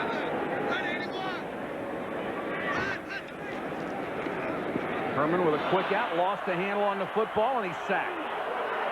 From behind, Leon Seals will get the sack. That shouldn't be a sack. It should be an incompleted pass because he brings his arm forward. The ball slips out of his hand. It shouldn't be a sack. It should be an incompletion. I didn't think he was trying to throw the ball. I thought he was trying to pull it back down. I think he was trying to throw a pump. Watch this. He goes back, brings his arm forward. He loses the ball. That's considered, in my opinion, incomplete pass. Well, that's what they'll rule it as they mark it at the 45.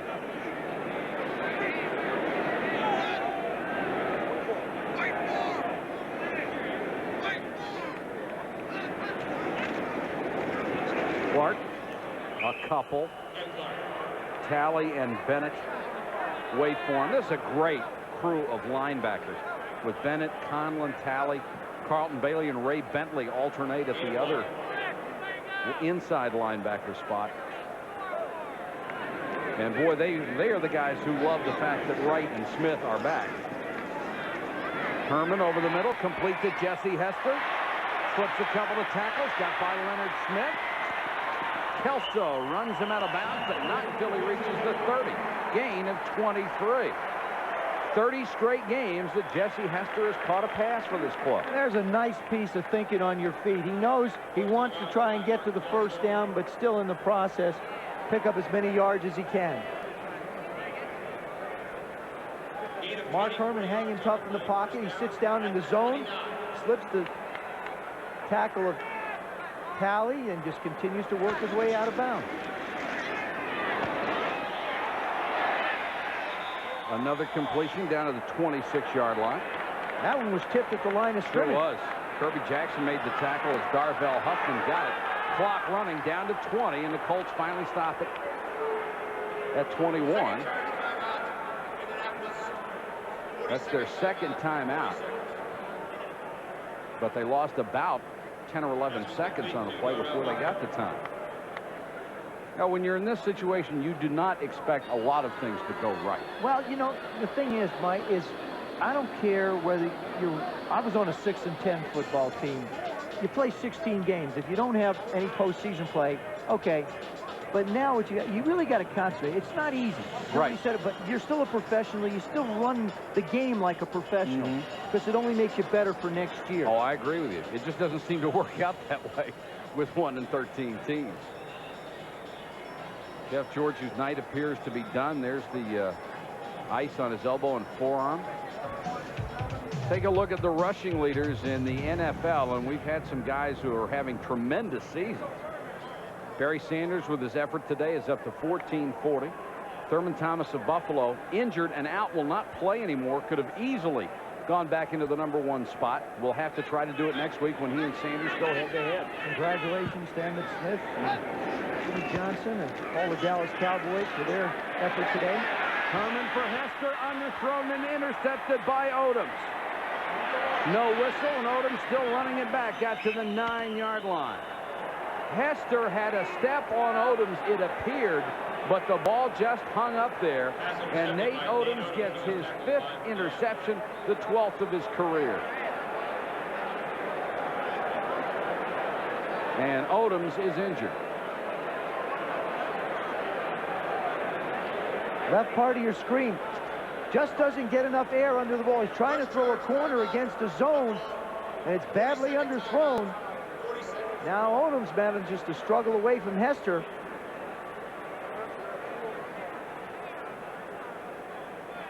Gets pounded by Brian Baldinger. Does what every defensive back is taught to do, go up and catch the ball at its highest point. Probably watched that film of Deion Sanders a little bit today. You see, it looked like the right ankle got caught under there. And fans can be cruel when you're 1-13. This is where they want to send some of the Colts, if not most. And when you're 1-13, even the blind dates aren't very good.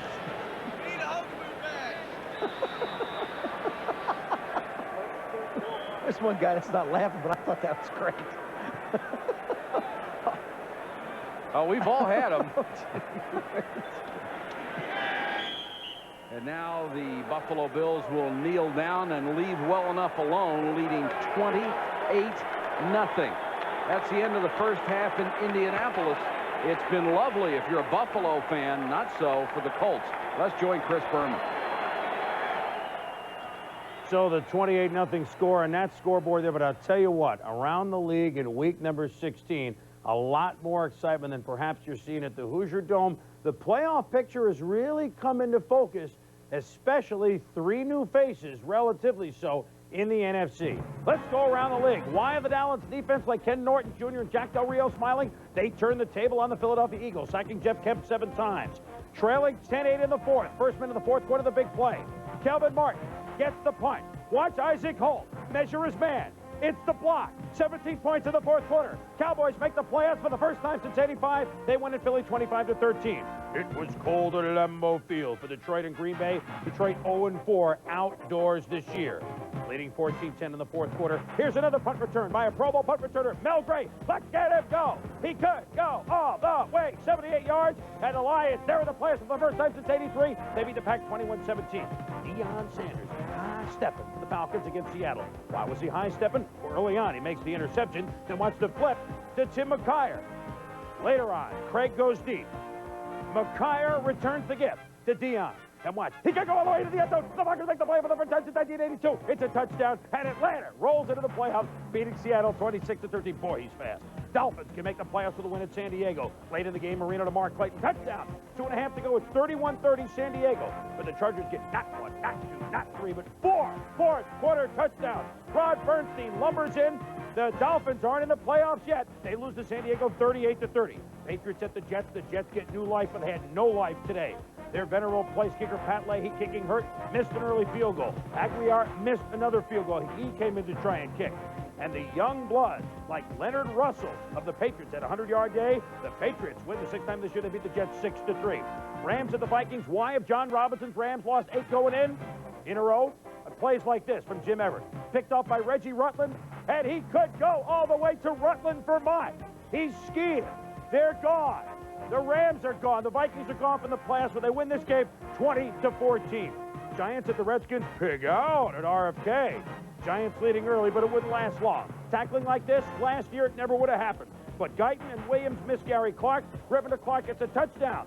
And if looks could tell it all, this is the Giants' season. 34-17, they lose. Cardinals at the Broncos. Chris Chandler for Phoenix, smelling upset. To good old Ernest Jones. 1 tackle, 2 ringing dingies. 3 ringing dingies. Touchdown, and the Cards are in front, 19-17. But under 2 minutes to go, John Elway from the 4. takes it in himself. The Broncos beat Phoenix 24-19. Chuck Noll's been screaming this year for good reason. He had more to scream about today as the Steelers trying to cough it up not once, but twice against the Cincinnati Bengals. They had 5 turnovers. But Bubby Brister back in the saddle. Cash is in with Keith Cash, and the Steelers beat the Bengals 17-10. Let it snow, let it snow, let it snow. The Oilers usually have trouble outside at Cleveland. Santa watching.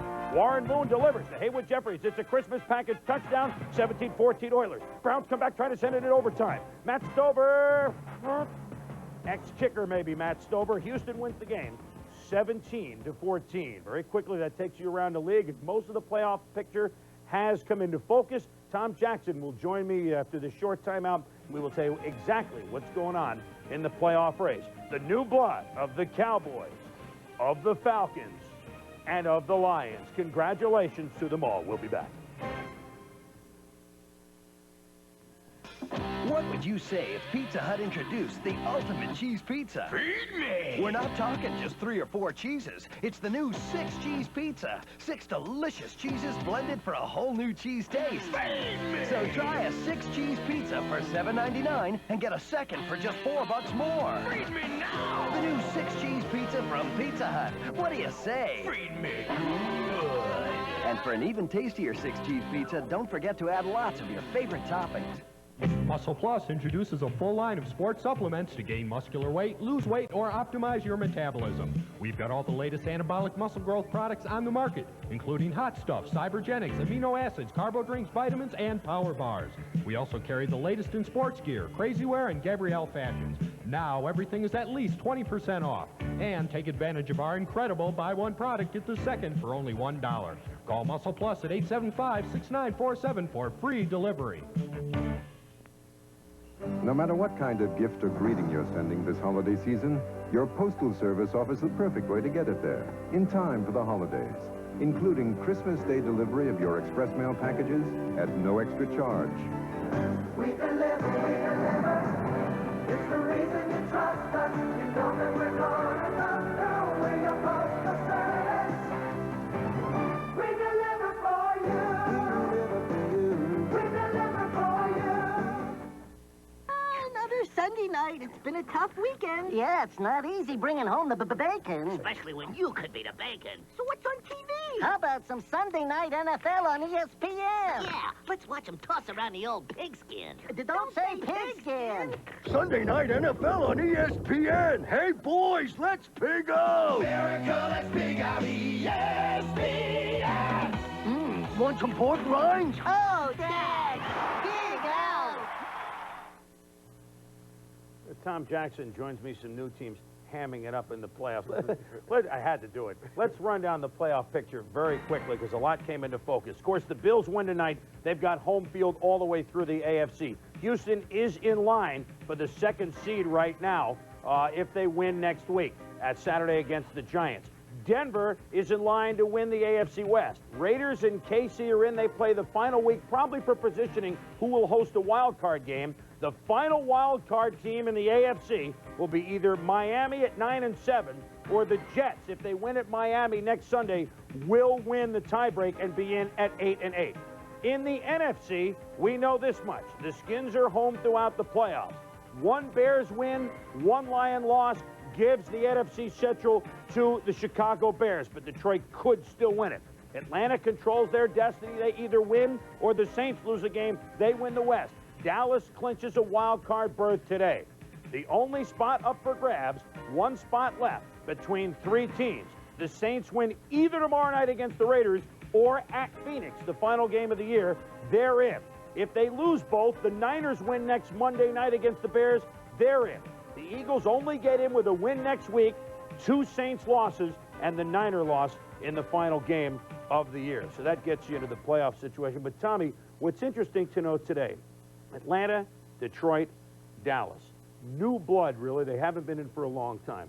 A common thread among the 3 teams? I think so. I think when you look at the coaching and you see the motivation and the tenacity of these three football teams, I think of Jimmy Johnson, Wayne Fonts, Jerry Glanville. They have the ability to make their teams play hard. Well, they certainly play. Like, let's start with the teams. Let's talk about Wayne Fonts. You talk about a team that showed some guts. So we know the Lions at Barry Sanders, but they got moxie. Yes, they have a lot of moxie and a lot of heart. When you think about them losing prospectively the best lineman they had in Mike Utley and what they've done, it's been amazing the last month of the season. Jimmy Johnson's Cowboys, yes, they've got great skill players. Yes, and the offensive line performed today. You look a hat on a hat. That enables Berline to have the time to hit skilled people like Michael Irvin.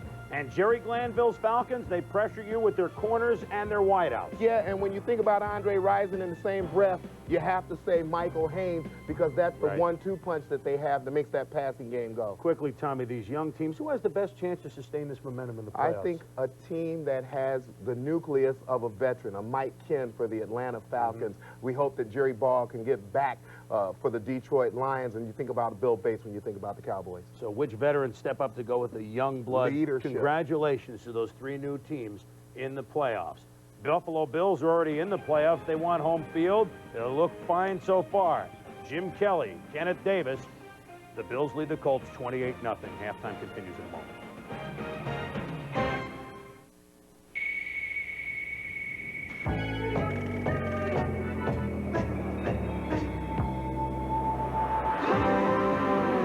It's a fast-paced, get in, get out, gotta go world we live in. So, why not sit back and enjoy the ride in a luxury performance car designed to keep up with it? The 5-cylinder, 20-valve Acura Figure.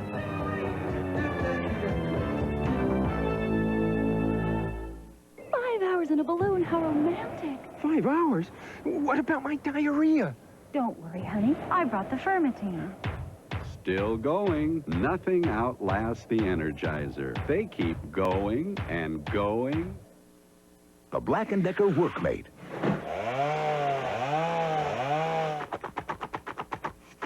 About all it can't help you do is clean up. But at least it gets out of your way, and it's a powerful gift idea.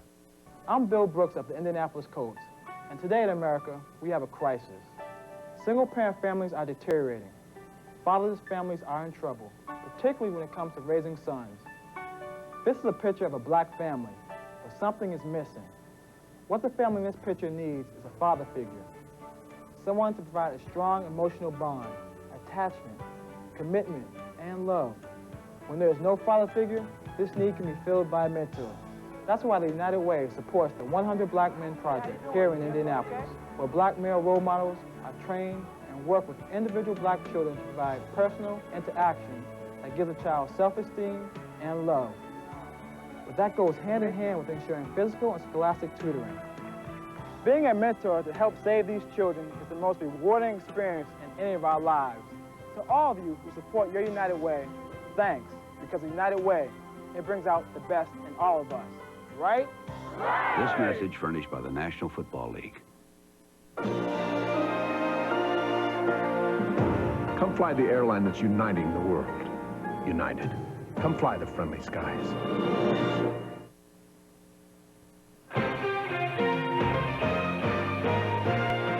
This portion of halftime is brought to you by Acura Automobiles. Experience precision-crafted performance. 28-0 Buffalo Bills over the Indianapolis Colts at halftime. Welcome back to the Hoosier Dome, everybody. Mike Patrick along with Joe Theismann. Glad you could join us on a Sunday night, and it has been a typical Jim Kelly Buffalo Bill offense. They just thrust right through the Indianapolis Colts the entire first half. Kelly in particular, marvelous looking. Well, I think the thing too, Mike, is people talk about what happens if Jim Kelly doesn't have Thurman Thomas. And we found out tonight he's just as efficient. Kenneth Davis does an excellent job. But here you see what Kelly does on this particular play. He's really matured. He will key this safety right here, holding him to this side of the field. He stands in the shotgun, gets the ball, looks, and then at the last minute makes the throw. And all he needs is that one little step. Now, I want you to watch his eyes. Watch his eyes. Looks at the ball, catches the ball. Now, see how he's looking out that way? Looking out over that way. That's where he's looking. Now watch the eyes subtly come back. There they are. See him come back over here now. He brings them back out this way, so he gets a chance to find the receiver.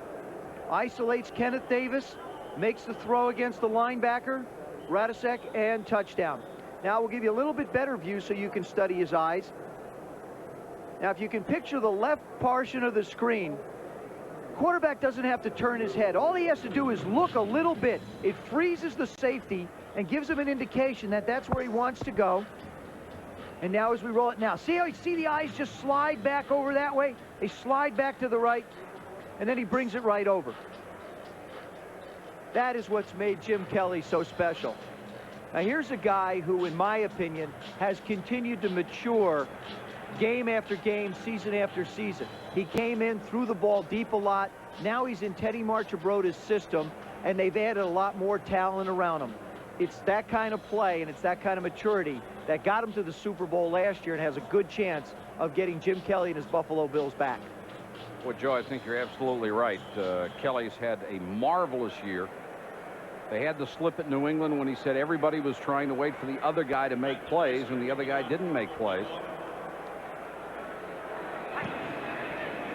Colts will get the ball as we start the second half, and Verdun will have to chase this one into the end zone, and it goes out. They'll start from the 20. Take a look at the halftime stats. Passing yards pretty close, but look at the rushing yards. 116 to 27, one turnover by Indianapolis. Plays even pretty even. Well, the difference is that the Colts, they had a couple of third downs, didn't convert. They had a couple of plays, didn't convert. And the Bills did. I mean, actually, that's a very poor outing for them to have time of possession that close. The difference has been the ability level.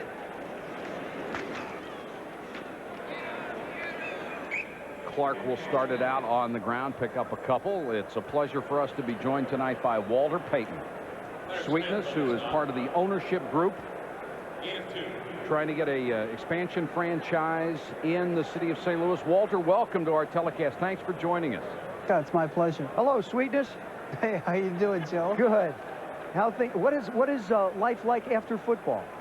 Well, it's not like playing in the Pro Bowls when we played together, but it's still kind of hectic. Colts back to action. Clark will pick up a couple, diving forward to the 27. Walter, obviously tonight we did not get a good look at Thurman Thomas, but we've seen him so many times over the last couple of years. Your impressions of him as an all-around running back, both a rusher and a receiver, the way you were? Well, I think he has all the physical talent as well as being with a good team to ensure him going into the Hall of Fame. What he has to do is he has to maintain that level of play for another 3 or 4 years. Unfortunately, as he is and what I did, I played on AstroTurf, and you can really take a beating playing on that AstroTurf, and you can see tonight it shows. Just one play can really mess you up. 3rd and 2 here. Mark Herman to Hester. First down out to about the 42-yard line. You know, you have a chance now to sit back and watch television, hopefully to be able to watch a franchise of your own someday. But when you watch running backs, who do you think's the best out there? I mean, everybody talks about you being the premier back. Now you get a chance to sit back and watch some of the great ones in the game. Barry Sanders, Thurman Thomas, and others. Which one do you think's the best? Well, you know, don't be political now. I'm not going to be political, even though the elections are coming up.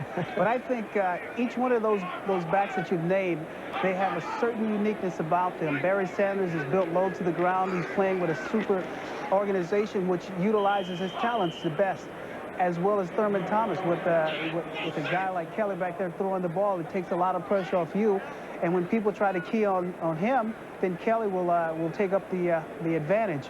And out of all the backs around the league, I think the most underrated back around, who is probably the most valuable player around, is Brad Muster. And people laugh, but this guy, I've watched him run. I watched how he plays. He moves like a turtle. It looks like he's moving like a turtle, but he's not. 2nd and 7 here. We'll ask you about a little bit more about Brad Muster in a second, as Herman is facing 2nd down. Clark, who has become the workhorse, runs through Bruce Smith for a couple of yards. Wait a minute. Stopped by Carlton Bailey. Now, Walter, we've got to go back with Thurman Thomas over 2,000 yards from scrimmage and all the great backs in the game today. Expand on this thought about Brad Muster. Well, you know, it takes more than just amounting a bunch of yards or statistics to be a great running back. And I don't think that's a measure of the importance of a player. If you look at Brad Muster, when he's been in the game, he's added so much depth and so much versatility to the Bears offense that when he's not in there, he's surely missed. And on one note, when Neil Anderson was not in the game, the Bears, without Brad Muster, when Muster was there, they won. When Muster was not there and Neil was there, they couldn't win. And see, this is one of the things you have to look at when you're looking at potential players to put on your team. Somebody that not necessarily is a flashy player, but somebody that's there every day from 9 to 5, and Brad Muster is. Well, that certainly is a measure of a player. Bill Brooks on the last play makes the catch for a first down. Now that you talk about what kind of a guy a player is and his importance, look at Eric Dickerson for the Colts. He's racked up all those yards, but ever since he has been here, he has been a distraction for this club. He has publicly criticized his teammates. If you were now an owner of an NFL franchise, would you want an Eric Dickerson-type player on your team? I tell you what, you know, you look at the caliber of the type of player that Eric Dickerson is, and he's a player that everybody, you know, when he was with the Los Angeles Rams, everybody would have gave up half their franchise to get him. Unfortunately, what you got now is you have a product of a person that he sometimes questions his own ability. He questions the ability of his teammates. But when you look at it, it's not all Eric Dickerson's fault. It started a long time before he got into the NFL. And those are the things that people don't realize. Sometimes your destiny is formed before you even get into the NFL by how you were handled when you were in the college ranks. And when you look back, you will find out that probably there are some things that happened there that made him the way he is. But there is hope. I don't think that he's one of those players you say, well, he's never going to make it. I think that you can bring him back around, and he will have maybe 4 more good, productive years. 2nd and 10 here for the Colts, Joe. All right. The question, Walter, would you make a deal with the Indianapolis Colts? Let's say you got a franchise in St. Louis. Would you make a deal with the Indianapolis Colts to get Eric Dickerson? Well, if I was you're in charge. You are now the owner, the major partner. You're in charge. Well, you know what? It's one of those things. It's just like if you're out, you're looking for oil and you're a wildcatter. A lot of times you take chances. A lot of times you look at a player that nobody would take, and Al Davis is a perfect example of that. He takes players that everybody else says that are no good, and yet and still he puts them together and he fits them in and he works them in and they play well for him. I think, like I said earlier, there is some good play. There are 3 or 4 more good years than Eric Dickerson. I would probably look at it long and hard in terms of what I would give up or what I would end up paying. But I would, think of entertain the idea of getting him on a team, especially an expansion team like ours. Well, you sound like an owner now. Look at what are we going to pay him. Stick with us a couple of minutes here. We'd like to get back to you on your prospects for getting a franchise. Here is Ken Clark. Needs to get inside the 20 for the first down and running hard down to the 13-yard line where Mark Kelso had to make the stop. And this has been a pretty impressive drive for the Indianapolis Colts. See, even Walter's presence has raised the level of play of the Indianapolis Colts. I mean, Clark must realize Walter's watching now. Nice job. Good job by the offensive line. Just shielding the Bills linebackers. Talley gets a hand on him, runs through that. Breaks another tackle by Conlon. Kelso, with his Star Trek Next Generation helmet on, makes the hit and brings him down. Clark was a 90 draft choice of this team, cut and brought back as a free agent.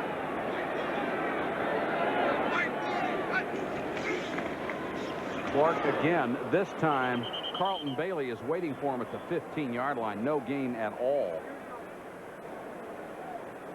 This team is averaging an NFL low 9.5 points a game.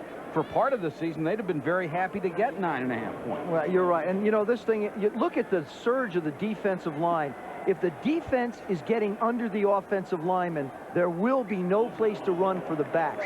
Now, Walt Corey teaches a little different philosophy with his 3-4 defense. Because Jeff Wright is so agile, he gives them only one gap to take. Nose tackles normally have to stay in the center up and play both gaps. It's been a long drive. Herman unloads from Manoa. Almost made the one-handed catch. Kelso on the coverage. Herman had hit all 3 of his passing attempts on this drive until that incompletion. And now Herman is down. Jeff George is already out of the ball game, and Rusty Hilger will be up in a hurry trying to warm up. Number 91, you see him take the right guard out, and allows the linebacker. That's what the nose tackle does. There's both inside linebackers meeting right at Herman. Look at, there's one, there's the other. Carlton Bailey. Oh, what a shot he got. Rusty Hilger is the third quarterback, the 6-year veteran out of Oklahoma State, warming up. You may not have believed an American luxury sedan could challenge the world's best. The new Cadillac Seville STS. Winner of Automobile Magazine's Automobile of the Year and one of Car and Driver Magazine's 10 best cars in the world. The Cadillac Seville STS. There's never been a car so acclaimed it could change the way you think about American automobiles.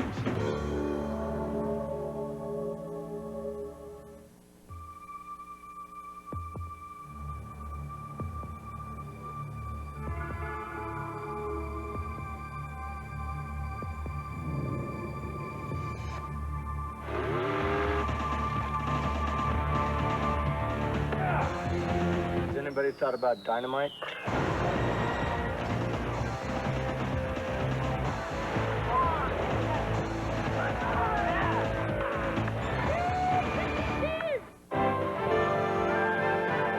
Spanning the globe to bring you the constant variety of sport.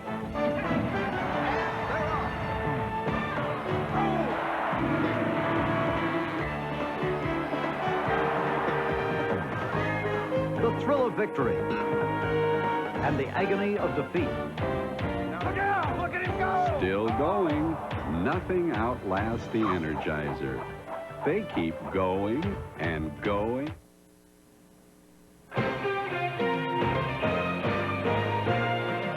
ESPN Sunday Night NFL is brought to you by Cadillac and your local Cadillac dealer. Discover how substance is taking shape Cadillac style.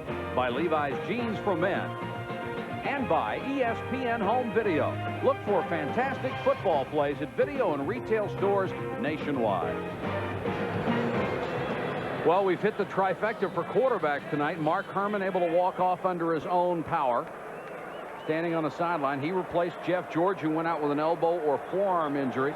And now Rusty Hilger, who has not thrown a pass in anger since 1988, when he was the Detroit Lions offensive MVP, is on the field. Draw to Clark. Has to reach the 5 for a first down. Tripped up at the 8. Tackle made by Henry Jones, the #1 draft choice of the Bills. Who's in there now? There's no question what Rick Venturi's going to do. Going to have to go for it. I mean, they'd hang him if not literally. Yeah, 52,000 people would be looking for rope. Wouldn't be very, very pleased. I think it's good. But you know, you made the decision. You get the play in. You get, see, now they're just undecided in what they want to do.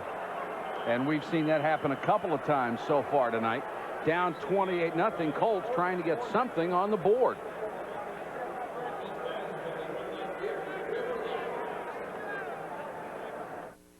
Hey, Bills fans, can't get enough of your favorite team? Then subscribe to Shout, the weekly newspaper for Bills fans. Shout has all the information you need to follow the Bills to the Super Bowl. Each weekly issue features exclusive stories, player profiles, game analysis, and color photos you won't see anywhere else. All Bills, all the time. Shout is available for the low introductory price of $29.95 for 28 explosive issues. So call 1-800-264-2640 now. Shout also makes a great holiday gift for the Bills fan on your list. Order now. In Lockport, there's a country store with more, Johnson's. As a hometown dealer, Johnson's carries the largest selection of hunting accessories in Western New York. Johnson's is the Winchester Advisory Center and features all the brand names and long and handgun lines. Stop by and talk to one of their knowledgeable salespeople. Johnson's is your full-service store with specialty departments to help you choose that perfect gift. Johnson's has it all, even a gift store stocked with a variety of candies to lure the kid in all of us. Johnson's, the country store with more, 622 on Robinson Road, Lockport. Pool is back and hotter than ever. So come on out to Classic Q Billiards and Cafe, a billiard parlor of the future with fun and excitement for the whole family. And for the latest in billiard equipment and supplies, check out Carl's Pro Shop with over 50 pool cues on display. Classic Q also has a service department that will handle all your pool table needs, including recovering and repairs. So this weekend, stop by Classic Q Billiards and Cafe, your full-service billiard center and pool room. 28-0 Buffalo, but 4th and 4 for the Colts inside the 10. Well, there's Rick Venturi. Now, Rick was a defensive coordinator, now the head coach. Milt Jackson, who was the wide receiver coach, upstairs in the booth. And really, you see all that room beside him. Most coaches, most coaching booths have 5 or 6 guys sitting around. Milt's up there almost by himself. I mean, there I am alone. He was the wide receiver coach. He's now the offensive coordinator. 4th down, 4 yards to go for the Colts. 3rd string quarterback Rusty Hilger is on in relief.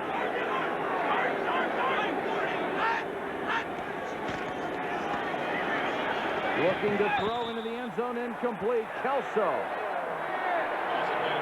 knocked it away from Jesse Hester, who wanted the flag, will not get it, and Buffalo will take over. Walt Corey still chewing that same swizzle stick that he chewed earlier in the first half. Hasn't really been motivated to get rid of it. Rick Venturi, now he's signaling the defense in. There's the throw. Ball's out in front a little bit. I mean, you know, the difference is we see the Buffalo Bills receivers trying to make a play on a ball, and they wind up with it. You know, the Colt receivers try and make a play on it, and the Bill defender is just that little bit of a step ahead of them. Walt Corey watched his defense give up 72 yards on 14 plays, took nearly 9 minutes off the clock, and they got nothing out of it. Frank Reich is on for Jim Kelly as the Bills quarterback.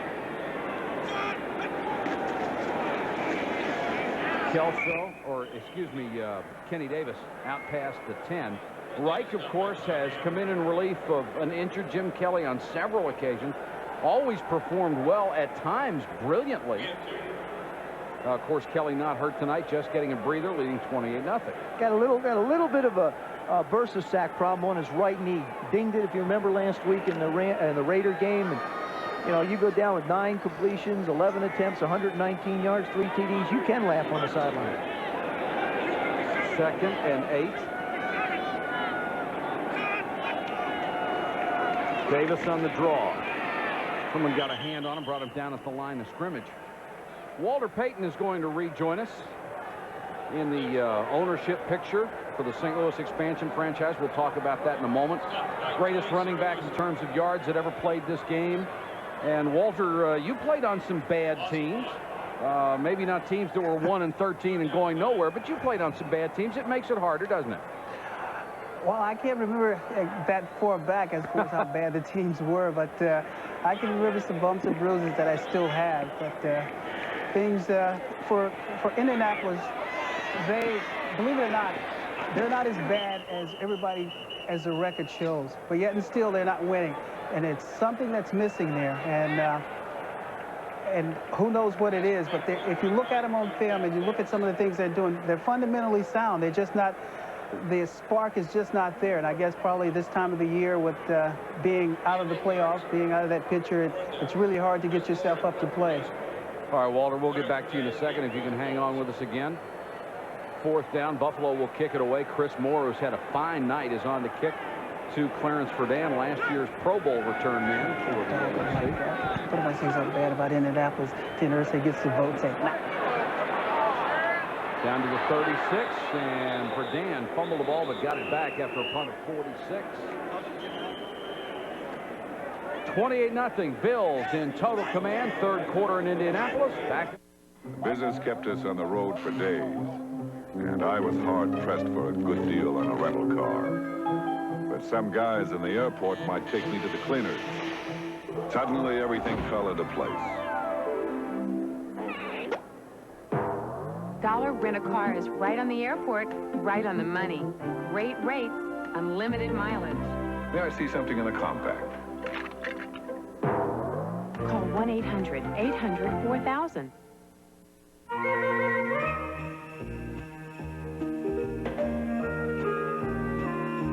This holiday season, people everywhere will be coming together to spread good cheer. And what better way to celebrate than with O'Doul's, the premium non-alcoholic brew from Anheuser-Busch that beer drinkers drink when they're not drinking beer. And O'Doul's has only 70 calories. So enjoy the holidays with plenty of ice-cold O'Doul's. A true driver's car in a luxury coupe? Sounds to me like you're talking import. The Eldorado Touring Coupe by Cadillac. In the fraction of a second it takes to depress the accelerator, you'll acquaint yourself with the surge of its V8, the adaptability of its speed-sensitive suspension, and reacquaint yourself with the pleasures of driving. The 1992 Cadillac Eldorado Touring Coupe is here, and there's never been a car like it. It's showtime on ESPN Bowl Week. Air Force invades Mississippi State in the Liberty Bowl. BYU attacks Iowa in the Holiday Bowl. And East Carolina stalks NC State in the Peach Bowl, live on ESPN. Colts have the football outside their own 35-yard line. Third quarter, trailing 28-0. Walter Payton will rejoin us in just a moment. Mark Herman back in at quarterback. He has Ken Clark and Tim Manoa behind him. The numbers on Herman for the night.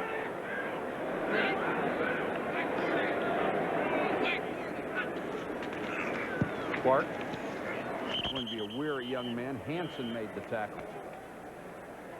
Walter? Yes. Rejoining us.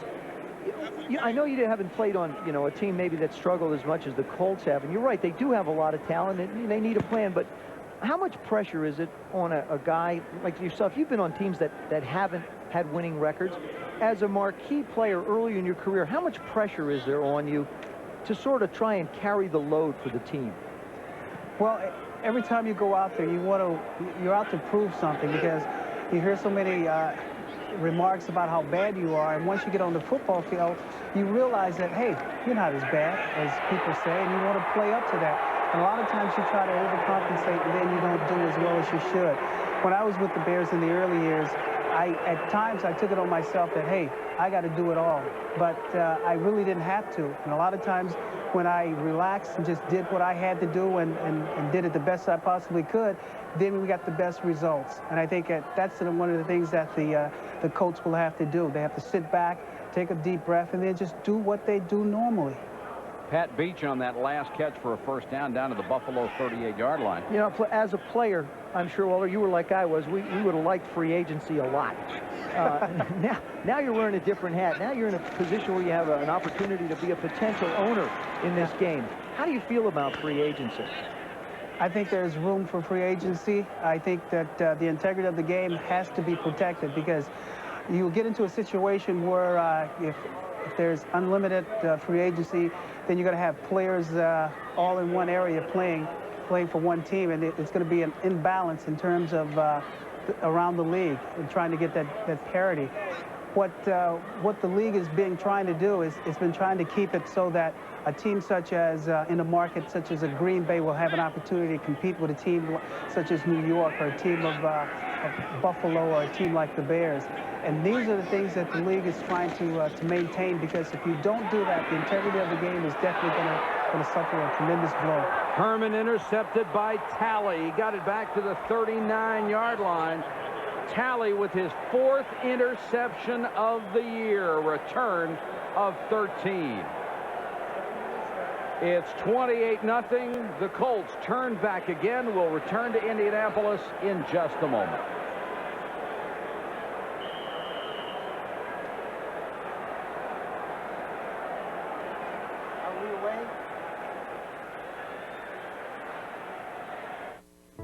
Lockport Surplus Center has waterproof boots from Timberland, Red Wing, Rocky boots, Sorel and lacrosse packs, camouflage hunting wear in your favorite patterns, Levi's jeans in the style, size, and color you're looking for. Lockport Surplus Center has outerwear from Columbia, Woolrich, and a complete line of rugged outdoor workwear from Carhartt. Lockport Surplus Center is your complete outdoor clothing headquarters. If you drive a stick shift, you probably make over 70,000 shifts a year. Sooner or later, you'll experience some kind of problem. Will it be a big problem or a small one? It takes a trained technician to know. At AMCO Centers, they've serviced enough stick shifts to distinguish between the two. Half the sticks they service only need clutch work, not the new transmission. Next time you throw a shift that doesn't feel just right, come to AMCO. Don't play games with your transmission. Visit one of our 2 convenient locations, West Seneca and Cheektowaga. At Quality Lumber, like our name implies, we carry a variety of prime wood products, but there's a whole lot more to Quality Lumber. Like Anderson Windows, we're Western New York's largest supplier. Kitchen cabinets, Cook and Dunn paints, Senco air tools, paneling, Gold Blatt finishing tools, hardware, CWF finishes, plumbing supplies, LJ Smith stair parts, electrical supplies, Weyerhaeuser choice wood.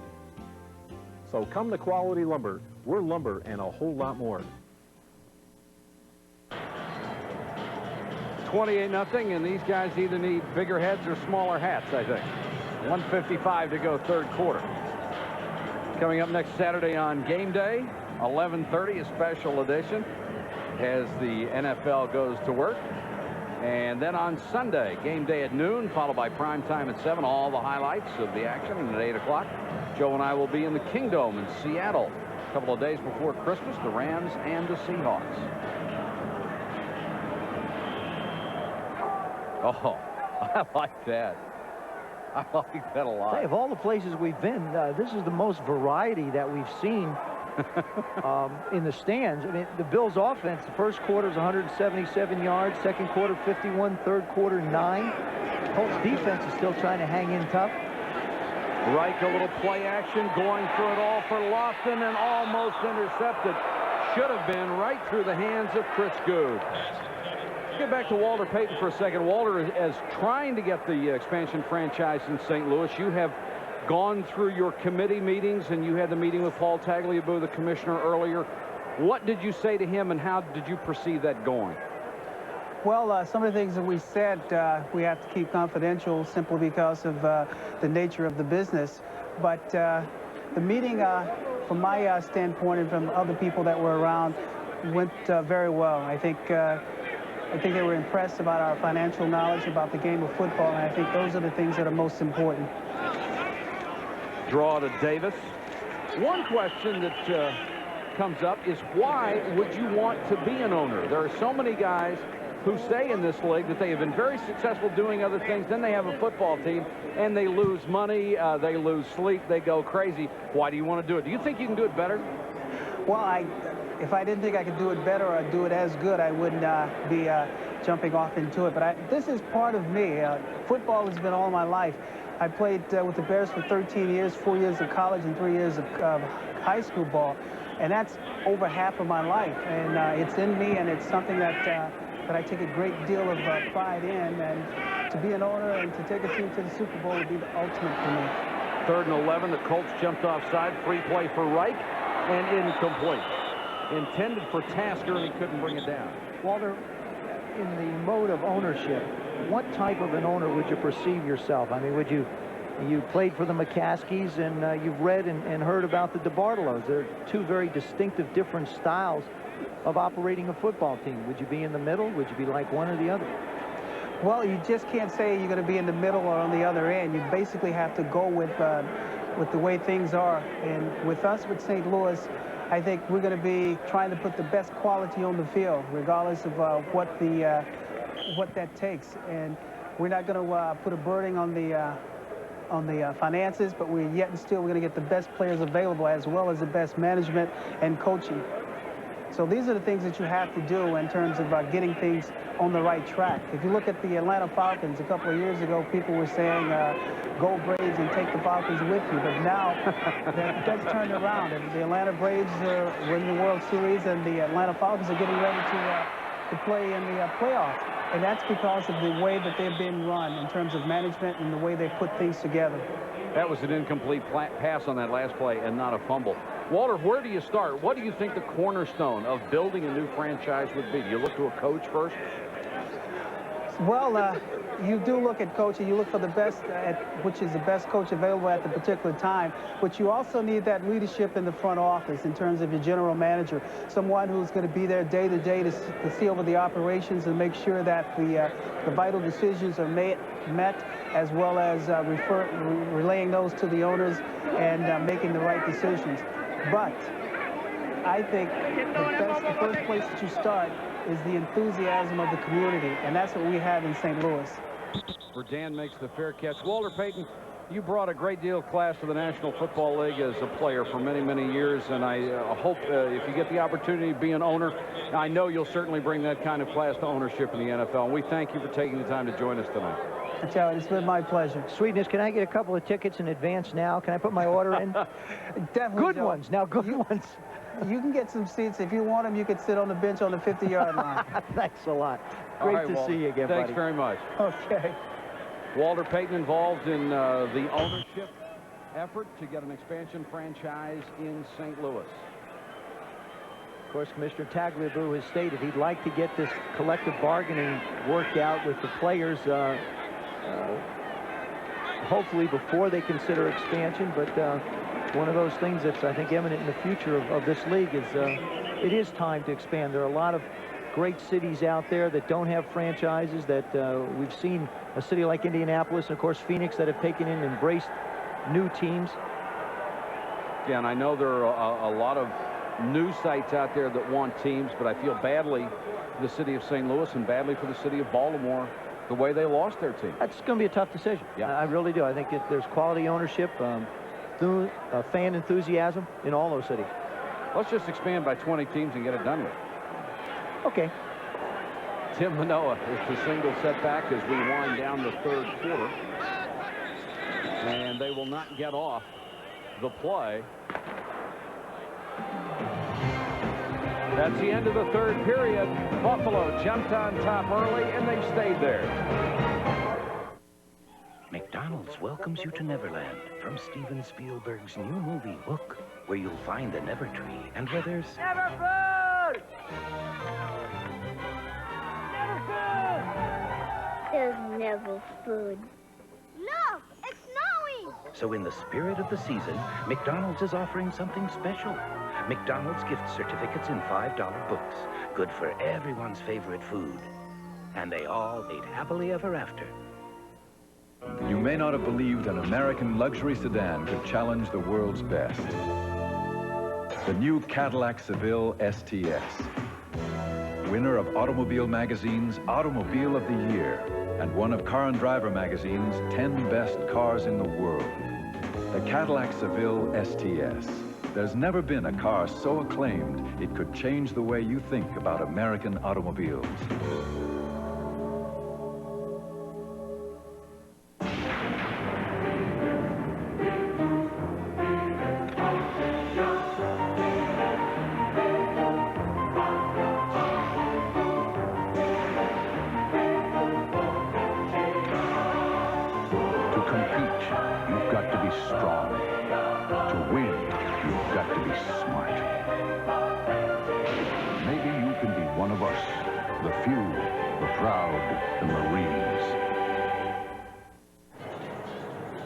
Welcome back to Indianapolis. Mike Patrick, Joe Theismann. Glad you could join us. Hope you enjoyed Walter Payton also joining us live. You talked to Bob Irsay, Jim Irsay, the general manager, the son of the owner, about what kind of coaching philosophy they're looking for on this club, and if they're going to keep Rick Venturi or go somewhere else. What kind of a feeling did you get from it? Well, I got the feeling is if they're going to keep Rick Venturi, they're going to make a decision right away. I would say within the next week to 10 days, possibly 2 weeks, they would make a decision, make sure Rick was, knew he had the job so that he could start planning. If that decision isn't made right away, it doesn't rule him out completely, and he will stay on the candidates list. But then I think they're going to look at some of the teams that have coaches that are in the playoffs. Ted Marchibroda, for example, from the Buffalo Bills would definitely be a candidate. Richie Pettibone from the Washington Redskins. Of course, Dennis Erickson at Miami. Dennis Green at Stanford are other names that have been mentioned. Mike Holmgren San Francisco 49ers. These are all guys that I think are due with a lot of opportunities. Interesting when you mentioned Ted Marchibroda, because he was fired by this franchise. Yeah, but that was before he put together really a brain trust and the talent of this offense. I mean, you see his record. He had a winning record with the Colts. They let him go, and Jimmy Irsay has admitted that he's made some personnel changes that he didn't feel were the best interest of the team, and it might be a reconsideration. Manoa, four-year man out of Penn State on a ramble. And Kelso brings him down, but not until he reaches the 23-yard line. A gain of 44, and believe it or not, the Indianapolis Colts have more yards than the Buffalo Bills, but they're down 28. And I'll tell you something. The Indianapolis Colts on offense are still playing against the first team of the Buffalo Bills. It's not like they substituted everybody. They bring down the left side, bring the right side. I mean, it's pretty ugly in the hole, but when the whole thing washes out, Manoa is pointed upfield. There, Kelso gives him a straight arm. Now, instead of going out of bounds, he heads the other way. Now, he's 6'1", 245. That is the longest non-touchdown run of the year for this franchise. There's the yardage. Herman with plenty of time, dumps it to Hester. He's brought down by Ray Bentley. Bentley with one of the more unusual off-the-field occupations as a writer of children's books for the Darby series. Darby the Dinosaur. He said that. It's an echo in here. Yes, I know. I heard that. There he is. Very and I have bright young man. I got my Darby. He has split time with Carlton Bailey at that inside linebacker spot.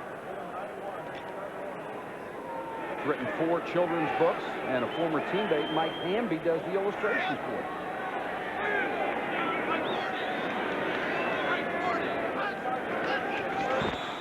Somebody moved on the offensive line. Maybe if they come out with a talking version of these books, you could do the voice of Darby. You'd be good. I'll tell you something else Hamby does. He is an absolutely fabulous sculptor. He makes some magnificent Western-type sculpture. I mean, a very talented individual. Ball start. Prior to the snap. Number 88, the offense, still second down. It's Bob Marasco, the backup tight end, called for the motion. Marasco playing for Houston and the New York Giants before coming here. Here are the division leaders. Buffalo going to 13-2 with the win tonight, and they will clinch home field advantage throughout the playoff. Houston, of course, clinches the Central Division. Denver still in a battle in the West at 11-4. Monday night, the Raiders go up against the New Orleans Saints. Of course, the Saints have said they're going to start Bobby Hebert, which I think will just be a psychological lift to their football team. They could use it. Comes the blitz. Herman has time, unloads. Incomplete. Brooks couldn't hold it, and Kirby Jackson was in front of him, and the flag comes down very, very late. That was way after the ball had hit the ground and rolled away.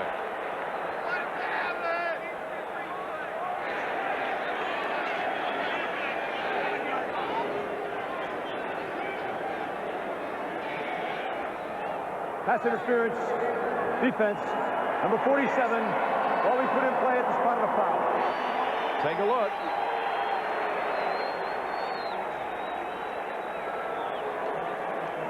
Mark Herman gets what he wants. Billy Brooks isolates Kirby Jackson. There's the ball going up. Yeah, Jackson does hit him a little bit now. It's hard to say whether or not. See his hand go up inside. I mean, there's no question it's pass interference. The only thing I can think is that the back judge couldn't get the flag out of his pocket, because there's no question that was pass interference. So that was, you know, that's one of those things where it was a late flag, but why? Probably got stuck in his pocket. Manoa, single setback. 1st and goal. Touchdown. Don't go away. Rick Venturi happy about it, and so are 52,000 people who paid to see a 1-13 football team face the Buffalo Bills. You know, I really admire the job Rick Venturi has done. There is no quitting this football team of his. He can really be proud. This is just power football. Mike Lotus right in the middle. And Manoa wants it, and he got it. Went over Irv Pankey for the 6. Pankey Mackey, of course, just off IR, playing that very difficult left tackle spot. And Dean Biasucci, this will only be the 14th extra point the Colts have tried this year. 14 in 15 games. Well, that was just now the longest run from scrimmage for a touchdown. Previous to that, it was Eric Dickerson with a 2-yard run. Colts finally get on the board with 12:02 to go in the game. They're still down by 20. Okay, we took the whole idea of car ownership and gave it a new twist. The new Elantra. A sedan so well built and tested, it comes with 2 years service and maintenance free. About all you pay for is gas, which makes owning anything else seem, well, a little bit twisted, huh? The new Elantra from Hyundai. Yes, Hyundai. And do the twist. Panasonic presents a new breed of smooth operator. The new Smooth Operator rechargeable razor unites the old-fashioned closeness of a warm, wet shave with the convenience and no-nick comfort of an electric. Don't try this with any plugged-in razor. Smooth Operator wet-dry razors from Panasonic. Smoother than you ever thought you'd be. Pick up line 2. I need that fire now. Line 4. Find the blueprint. There's the architect. Sell! Fine, short the market. The power to put it all behind you. To kiss all the stress, all the stomach-churning headaches of business goodbye. That's the power of United. That's the power of the friendly skies.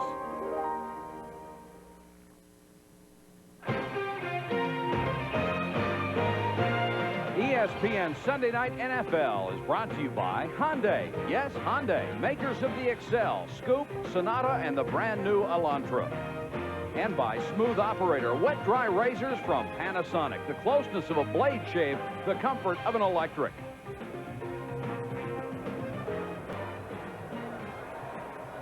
.12:02 to go in the ball game, and it's 28-7. Buffalo dominating early. And Indianapolis finally on the scoreboard here in the fourth quarter.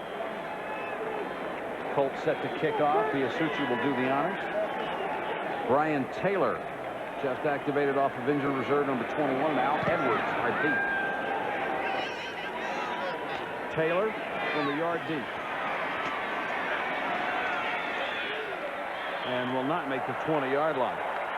Good coverage by the Colts, and number 92, Tony Walker, downfield to make the stop. You joined us late, first quarter. Kenneth Davis with a 1-yard run to make it 7-0 Buffalo. Then Lofton catches a touchdown pass from Jim Kelly. Still in the first quarter. Time was running out in the first quarter. The Bills go up 21-0 as Davis catches one out of the backfield. Then in the second quarter, the Bills made it 4 out of 5 possessions, and Manoa has just gotten the Indianapolis Colts on the board.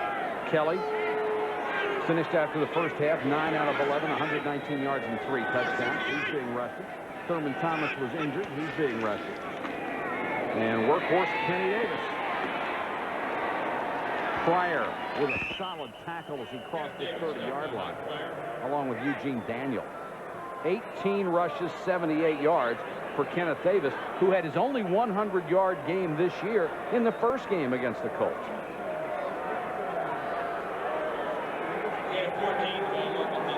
There's James Lofton, who needed 103 yards to pass Steve Largent for all-time reception yards in the NFL. He's only had a couple of shots at the ball tonight, but he'll get it very, very soon. What a interesting conversation we had with him last night. A quality individual who has had a brilliant career. Davis, John Hand reaches out the big paw and drags him down. You talk about James Lofton. When I asked him about different receivers that he enjoyed watching, he said he loves to watch Art Monk. He said of all the receivers, and there are a number of great ones, of course Jerry Rice and the others in the league, but he said Art Monk is the embodiment of professionalism as far as he's concerned. Of course, both of them up there in their 30s. Oldest player to gain 1,000 yards. 36 years old.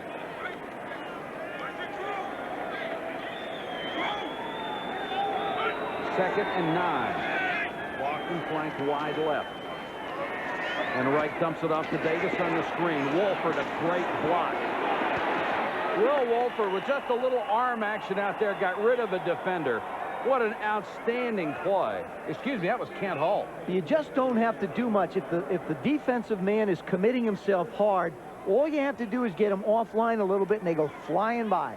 Three-time Pro Bowler. They say that Hull has a technique for everybody he faces. He works as hard as anyone, coming up with just little variations to make himself a better center, and he's one of the best in the game. I always believe that if you're an offensive lineman and you're working against great defensive players like the Bills have, it makes you better.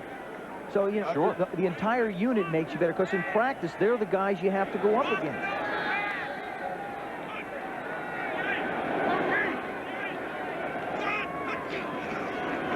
Davis and around to Edwards.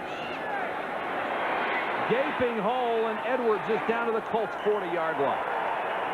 Lofton downfield throwing a block on that play, gain of 17. We talked to Lofton last night, and with all the records he has, we asked him how he would like to be remembered. That he was the guy who played hard for his teammates.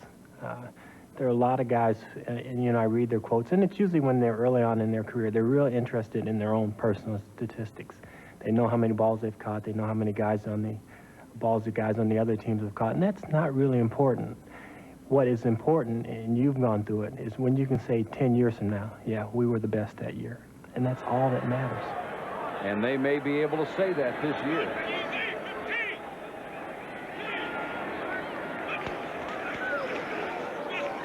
Davis. He said there was a transition, one that you have gone through, certainly. There's three a young stages. man, you're cocky when you come in. And what did he say? Well, when you first get in, you're in awe of the game of professional football, and you go through a couple years of that. Then you get feeling pretty good about yourself, and you develop this cockiness, and you think you can rule the world.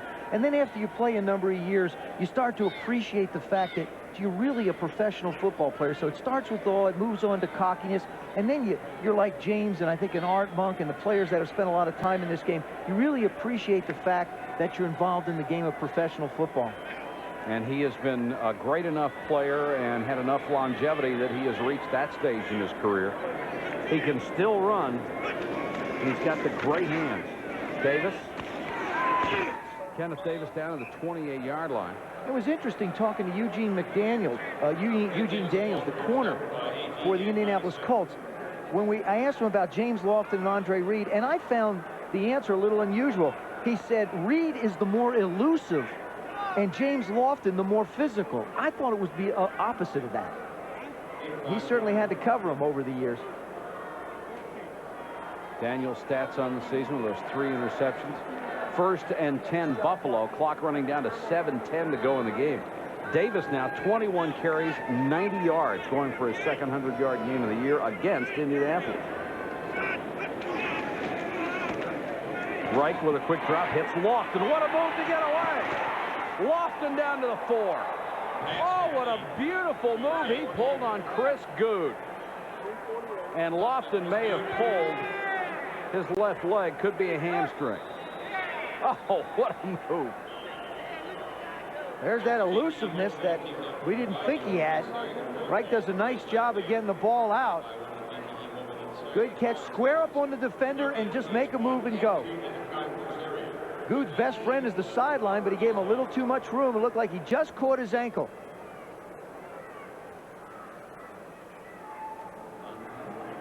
Catches it, squares up, little hesitation, and then whoa, didn't even get a hand on him.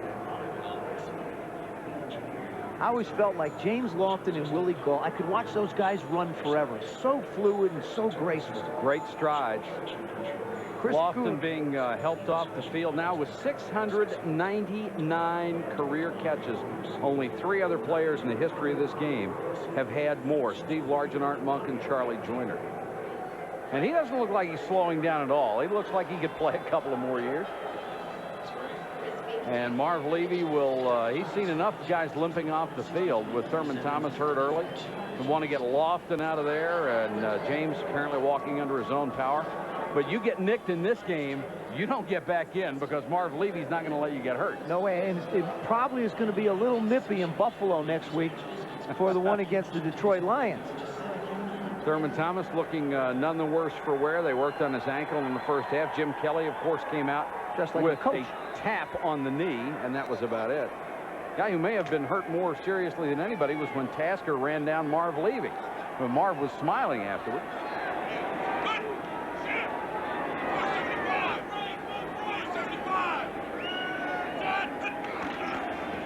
Play action, they'll throw, touchdown, Pete Metzelar.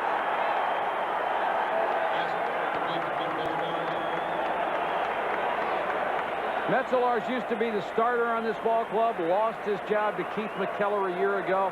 That's only his 4th catch of the year, but 2 have been for touchdown. Well, when you run the ball, everything really stems off the running game. Here's a good play fake right into the gut.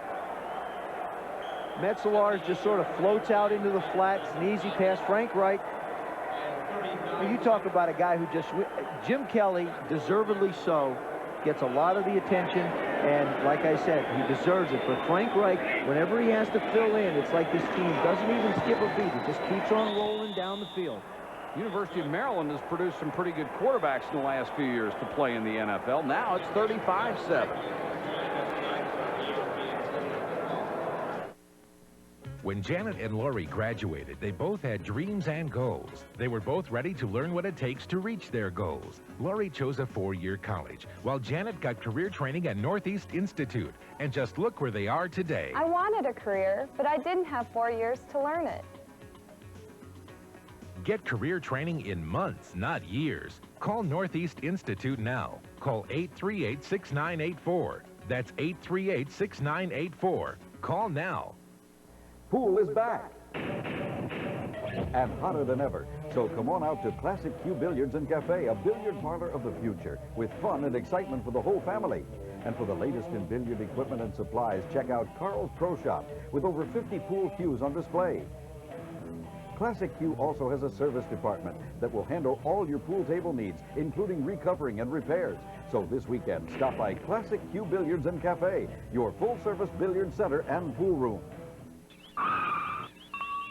Hey, Toots, what's the scene? I'm looking for a new plan, Stan, to jazz up these wheels. Well, if you have a dream for your machine, dig this. Want that unique Christmas gift? Harold's has them. Automatic car starters, burglar alarms, cruise controls. Come and see us. We have it all. This is real boss, Ross. I'll let all the cats and chicks know where to get their kicks. Well, spread the news. To remove their blues, remember the name is Harold's.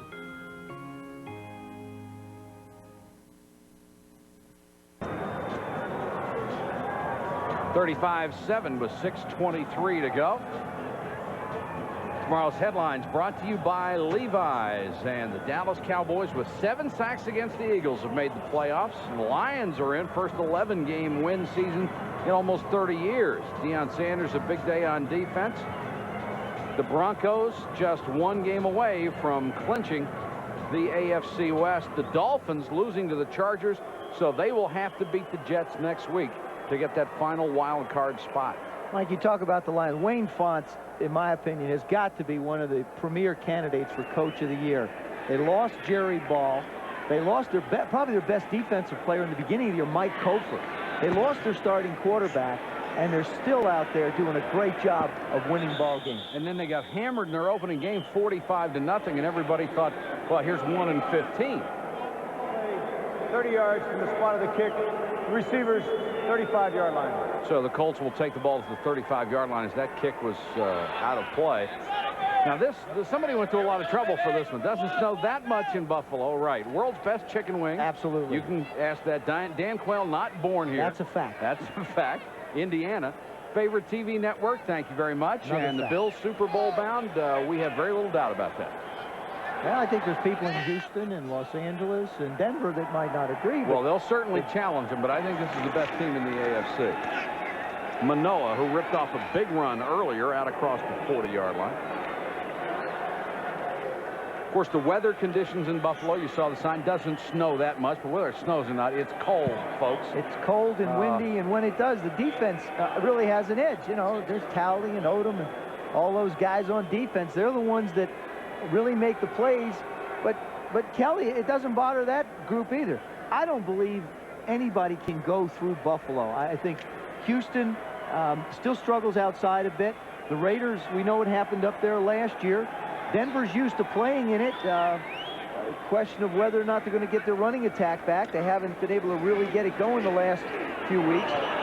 Herman throws incomplete from Manoah in the flat and took a big shot and is going to be slow getting up again. Somebody came up with a very good point a couple of weeks ago. I wish I could remember what writer. He said, you know, I think too much is made of this weather thing because think of where most college football players played college ball. Big Ten, Eastern schools played in a lot of cold weather. Big 8. So these guys, it's not like if you are on the Miami Dolphins, you have never played in that kind of weather. The odds are you did. Yeah, but you spend all year in Miami. You're going to play 8 games at home, probably another 3 or 4 inside. You're just not exposed to it. I mean, it does things to you psychologically. You think about it going up there. And of course, people like you and I talk about it. 3rd and 4, delay to Manoah. He's got the first down, and Herman able to stay in the ballgame. Phil Hansen made the tackle. The wild card picture has cleared up considerably today. We'll take a look at the situation right now. The Raiders are in the playoffs at 9-5. They play tomorrow night, of course, against the Saints. The Kansas City Chiefs at 9-6 are in the playoffs. They play next week against the Raiders. Miami 8-7. They have to win next week against the Jets to get in. It's winner take all for that final one.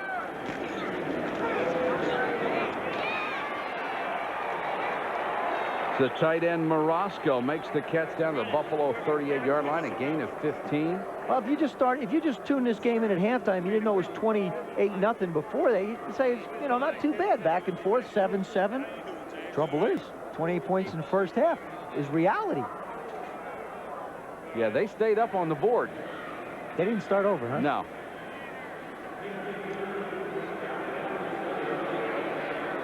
There's the numbers. 2 goose eggs for Indy, and Buffalo's got 28 before we get rolling. Consolation touchdown here in the 4th quarter. They're trying to get another one. Their season's average on offense only 9.5 points. They are the worst rushing and worst passing team in the NFL, as well as the lowest scoring team. Bentley with the big hit on Huffman. Let's run down the receivers in the NFL and take a look at who the leaders are through the 15th week of the season. Boy, Irvin has just had an unbelievable year. 1,354 yards. Sometimes he has carried that team on his back. Gary Clark with a brilliant year. Jeffries closing in on 100 receptions, has over 1,100 yards. Jerry Rice, of course, over 1,000, and Lofton over 1,000 yards. And he is fine. The medical report on Lofton said just a little bit shaken up. Here's Manoah running hard. Marcus Patton makes the tackle. Patton is one of the few players in the National Football League who can say, my mom got me into football because she was a linebacker on a women's professional team in Los Angeles, and he used to go to the games and watch her play. She told him to be a running back. He said, no, how would you like to tell somebody, I want to be a linebacker like mom? I want to be like mom. I want to grow up and be just like mom. I want to be a linebacker.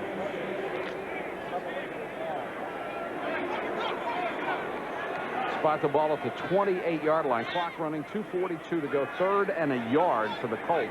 Heck, I had that problem. My oldest son, Joe, all he ever wanted to be was a linebacker because you could wear a lot of pads and hit people. Didn't like getting hit, so said, I'll go the other way. Kevin Call may have moved early. Ball starts before the snap. Number 71, the offense, 5-yard penalty, still 3rd down. And Rick Venturi has seen this before. His team got its only win of the year at the Jets, and that win may keep the Jets out of the playoffs. Kevin Call told me, he said, you know, I get tired at the end of the game looking across the ball and seeing the other guys laughing and having a good time. He said, it's really not a lot of fun. Probably just tired seeing reserve players in there, too. Fresh guys to go after. Herman down the middle. Bentley picks it off. Got room to run down the sideline. Needs a block. Bentley still on his feet down to the 21. There is a flag down on the play. I'll bet in the next book, Darby intercepts a pass and runs 59 yards. Let's check the penalty.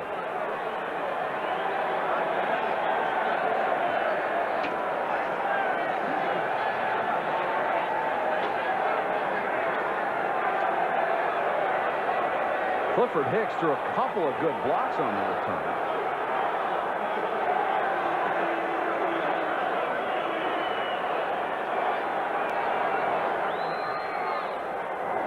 Personal foul. Number 62 of the defense on the return. 15 yards from the end of the run. Until we half the distance to the goal. First down. Center Brian Baldinger, so the interception. Bentley, yeah, he's whipped. 59 yards on the interception. It will stand, and they get the yardage on the penalty on top of it. 2:23 to go in the ball game. It's 35-7 Buffalo.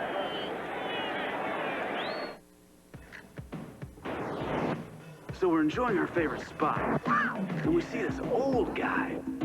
Hey, Bobs! Then there was this huge wave. We thought the old guy was history. That was hot. Anyway, we were impressed. Guru dude, want a cold bud? Groovy! Groovy! Despite our language differences, all surfers share a universal communication. Oops. Whoa.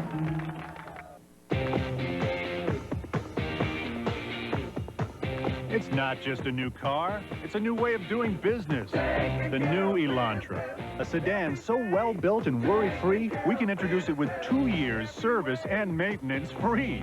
About all you pay for is gas. Now, why would you want to take your business anywhere else? The new Elantra from Hyundai. Yes, Hyundai. McDonald's welcomes you to Neverland from Steven Spielberg's new movie, Hook, where you'll find the Never Tree and where there's... Never food!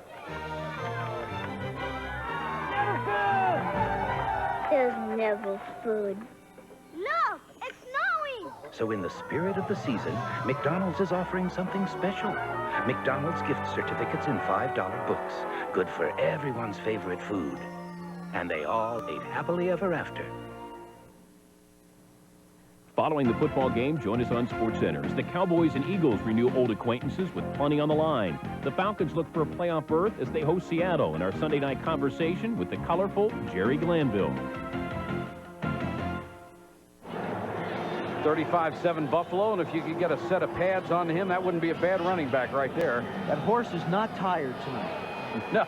Prances around a little bit when the Colts do well, and Rick Venturi would like to have a little pouch on him, hand off, turn him loose. See the Bills try and tackle him. Frank Reich at quarterback.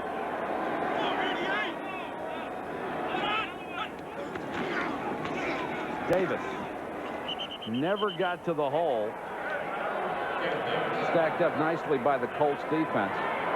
And this will take us down to the 2-minute warning in this ball game, as Buffalo has had it wrapped up since early in the going. 21 first quarter points. We'll be back to finish it up from the Hoosier Dome in just a moment. The Black & Decker Air Station.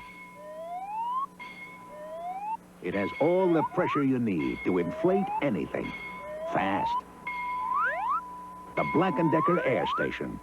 Always at your service. This royal throne of kings, this happy breed of men, this earth of majesty, this little world. The airline that's uniting the world, United, brings you non-stop service from 6 U.S. cities to London's Heathrow and the land of poets. This blessed plot, this earth, this realm, this England. Come fly the friendly skies. Come on over, baby. Whole lot of shaking going This car is going to shake up the entire industry. The new Elantra. A sedan so well built and tested, it comes with 2 years service and maintenance free. But all you pay for is gas, which makes the idea of owning anything else seem, well, a little bit shaky, huh? The new Elantra from Hyundai. Yes, Hyundai. Give your car better pickup with the Black & Decker Car Vac Plus.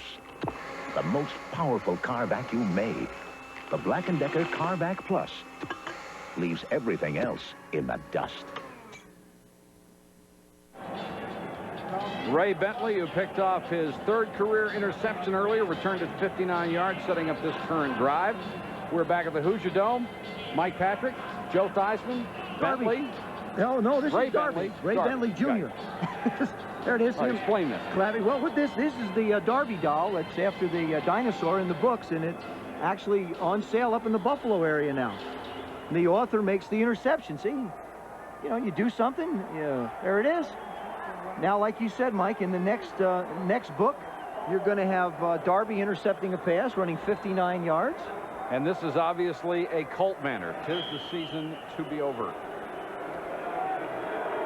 And Buffalo now killing the clock.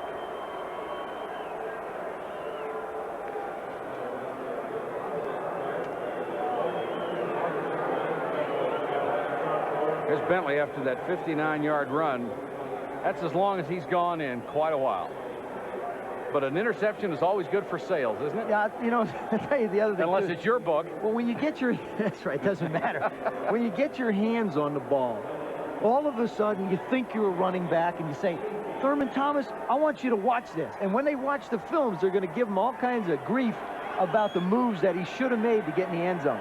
Marv Levy calling off the dogs here, not trying to rack up any more points, just killing the clock. And Jeff George, whose night ended early with an injury. Coming up right after our broadcast, Sports Center, Gary Miller and Dan Patrick standing by. Jerry Glanville, the conversation tonight.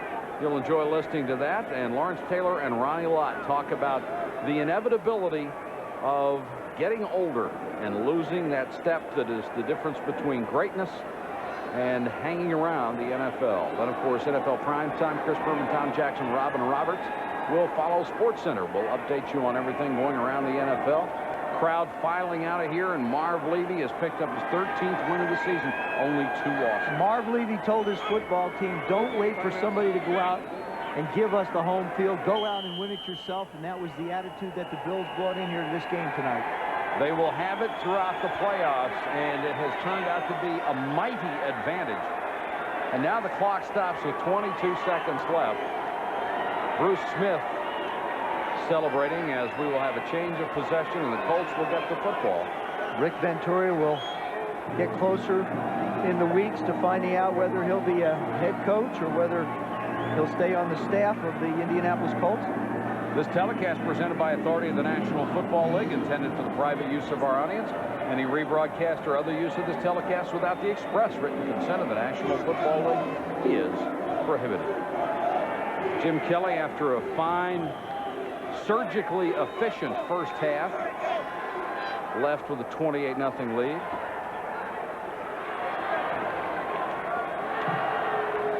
Colts will fall to 1-14 in their battle with Tampa Bay for the worst record in the NFL. And if it turns out that way, they get the first 2 picks in the draft. And they will play each other next week. Venturi leaving the field, and here is Marv Levy. Congratulations all around. An easy night for the Bills. They jumped on top 28-0 and win going away. Once again, our final score, the Buffalo Bills 35, the Indianapolis Colts 7. For Joe Theismann and our entire crew, this is Mike Patrick. Good night from Indianapolis. Sports Center is next after this message.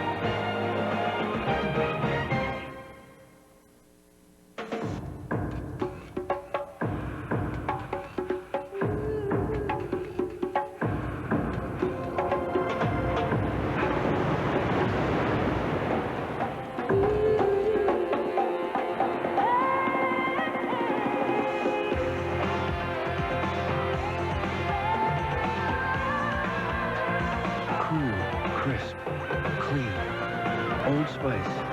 It puts the wind in your sails.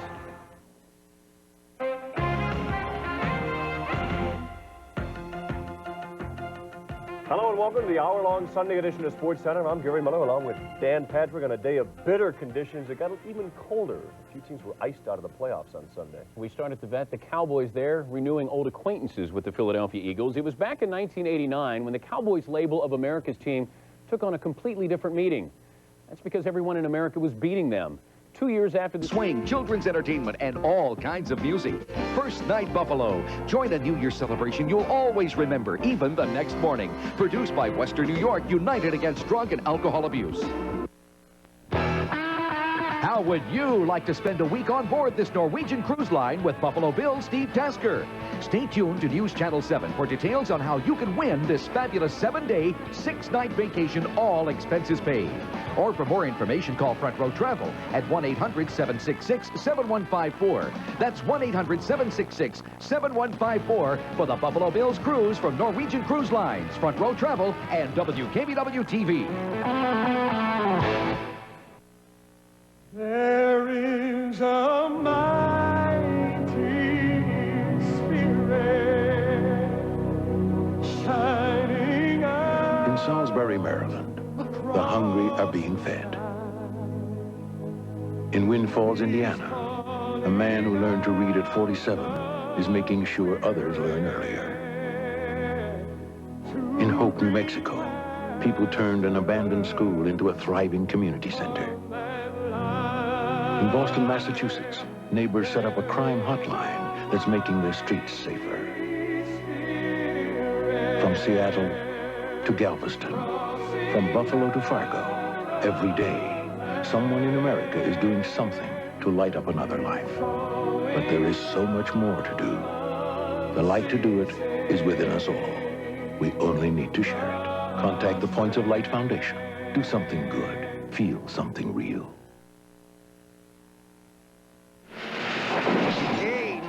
Right, dummies. Take a hike, Thurston. He's no crash dummy, not a scratch on him. Thurston's my hero. Why is that, my little battered buddy? Because he gets to wear the safety belt. No wonder he's still got his original paint job. You can't hate a dummy for being smart. I guess so.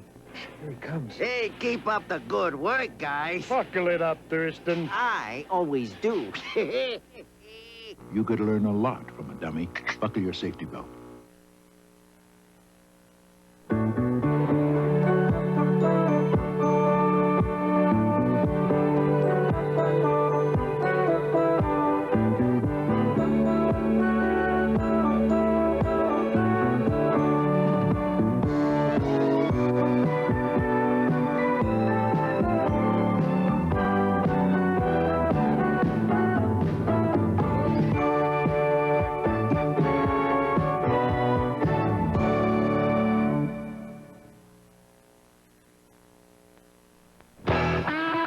How would you like to spend a week on board this Norwegian cruise line with Buffalo Bill's Steve Tasker? Stay tuned to News Channel 7 for details on how you can win this fabulous 7-day, 6-night vacation, all expenses paid. Or for more information, call Front Row Travel at 1-800-766-7154. That's 1-800-766-7154 for the Buffalo Bills cruise from Norwegian Cruise Lines, Front Row Travel, and WKBW-TV.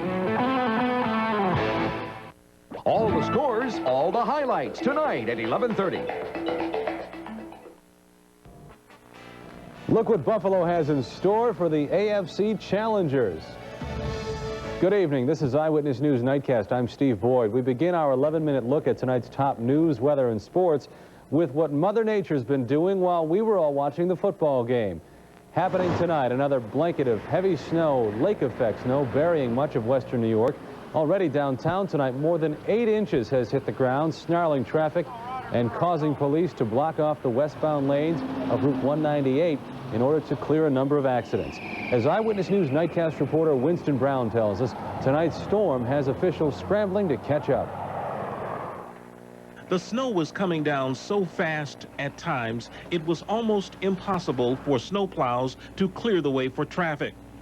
The City Streets Department had every snowplow it could muster up on the highway. If it's here, we'll have to move it. We have the crews in now. The third shift will be coming in at 11, so there'll be a full crew then. We'll work the crew we got in now probably, if this keeps up, 16 hours. Bill Cooper decided to shovel his driveway and sidewalk during the middle of the snowstorm. Most people thought the South Towns would be the only area blanketed with snow. They said 6 inches in South Buffalo and a few inches in Buffalo, and they were wrong. Within an hour's time, I knocked off over 5 inches within an hour. But other people like Margaret and Michael decided to take a walk in the snow. They're visiting the Queen City from the Big Apple. If we had to get up in the morning and go to work, it wouldn't feel the same, but we're enjoying it since it's a novelty for us. It's great. For everyone else who lives in Buffalo, there won't be anything great about the drive to work tomorrow morning. In Buffalo, Winston Brown, Eyewitness News Nightcast. And how about the drive to work tomorrow morning? Dr. Bill Rogers is outside with the first forecast. Well, Steve, the snow showers are diminishing, and I think that will be the scenario throughout the night. The snow plows are out doing their job, so I think the commute tomorrow morning will be very slippery, but it's going to be a possible one. Snow left behind from this system includes about 3 inches to the north, 6 inches around Buffalo. We had about 8 inches here at the station, and over a foot to the south. Those snow showers will continue to be heavy over the next 2 hours, will be diminishing during the wee hours of the morning, and another lake effect snow band starting up around 4 or 5 o'clock in the morning, and that tapering off by 6. So hopefully we can get the snow plows out. By tomorrow it's going to be very chilly though. Temperature will drop down around 13 degrees, wind chill factors tomorrow morning below 0. Not much change for tomorrow afternoon. We'll see a high of only 18 degrees with snow flurries continuing.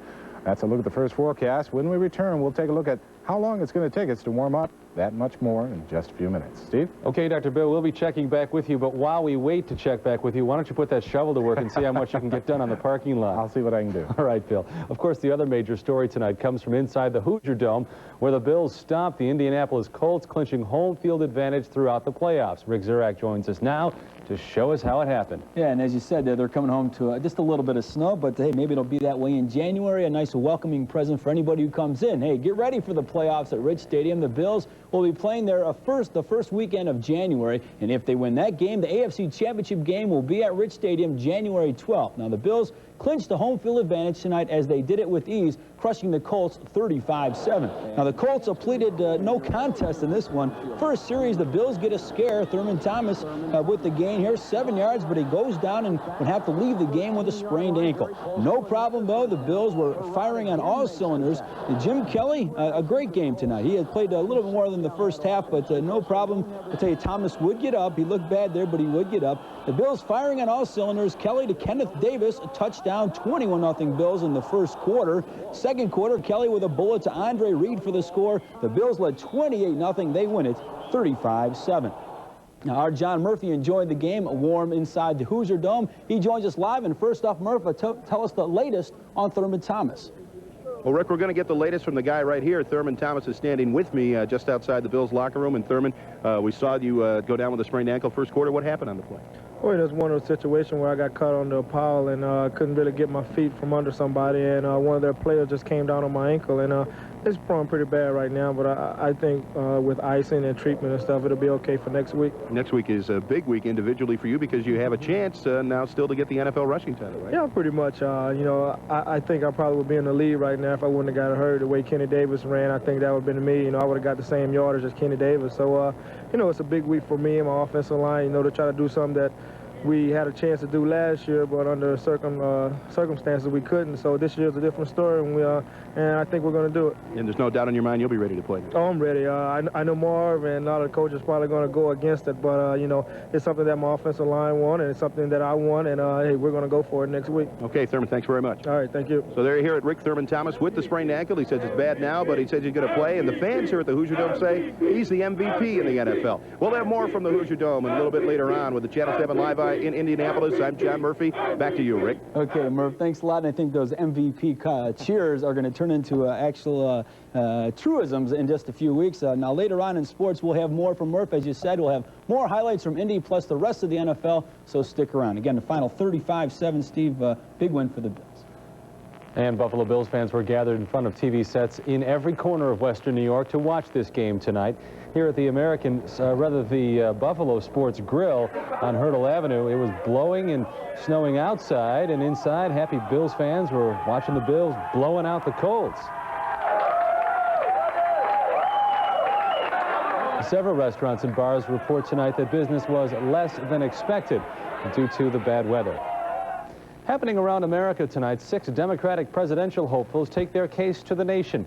All 6 lashed out at President Bush's economy and suggested their ideas for improving America. Some of the hottest debate came when Arkansas Governor Bill Clinton and former California Governor Jerry Brown took up the issue of special interest monies. Is that what you're saying? Are you saying that I'm bought and paid for? I'm saying this system. Are you saying that I'm bought and paid for? I'm saying you're part of a system that is bought and paid for. No. I've been part of it. I'm not saying that I'm any better than you, but I'm telling you this system has distorted the American process. This is the first presidential debate of the 1992 race. In Florida, Arkansas Governor Bill Clinton has won the Democrat straw ballot for president. Clinton won 54% of the vote at Florida's Democratic Convention. Iowa's Senator Tom Harkin was second with 31%, and Nebraska's Bob Kerrey was third with 10% of the non-binding vote. Fire officials in Canton, Ohio are trying tonight to find a cause to an early morning fire that killed 5 people, 3 of them children. Fire officials say the first floor of that house was fully involved in flames when they pulled up at the scene early today. Happening around the world tonight, Secretary of State James Baker continues to walk a diplomatic tightrope in the Soviet Union. The Russian foreign minister today asked Mr. Baker in Moscow for formal U.S. recognition of the various republics' independence from the Kremlin, but Baker stopped short of making any promises. These are essentially political issues that are internal issues here. And we've made it clear, I made it clear, President Bush has made it clear in the United States that it is not up to the United States to involve ourselves in these political issues. Mr. Baker is set to meet tomorrow with Russian President Boris Yeltsin. Elsewhere around the world tonight, the UN Security Council is setting the stage for a peacekeeping force in Yugoslavia. The council adopted a resolution to send a small group of observers. Because it lays down very clearly that the question of any actions taken by states that may in any way at all inhibit the establishment of a ceasefire, the ongoing peace process, are actions which the Security Council is asking not be taken. Germany alone is among the European countries that has called for recognition of independence by Croatia and Slovenia. And authorities in Great Britain are bracing for more trouble tonight as the Irish Republican Army continues its campaign to disrupt the Christmas season. The IRA's latest firebombing target, the National Gallery in London. Nobody was hurt, and Scotland Yard tonight says there was only minor damage done. Here's a quick check on some of the stories we told you about on Eyewitness News at 6. An apparent fight between prisoners this afternoon has sent one inmate of the Collins Correctional Facility in Gowanda to the Erie County Medical Center with stab wounds. Prison officials say the unidentified inmate was apparently stabbed in the head. He was flown by Mercy Flight to ECMC. His name and condition are not known at this hour. Prison officials say they're still investigating that incident. The Red Cross is helping 2 adults and 2 children, and Buffalo firefighters are investigating after a church fire this afternoon. The New Jerusalem Church on Verdon Avenue in the city caught fire, and the flames spread to a house next door. Damage to the church is set at $70,000. Damage to the house, $1,000.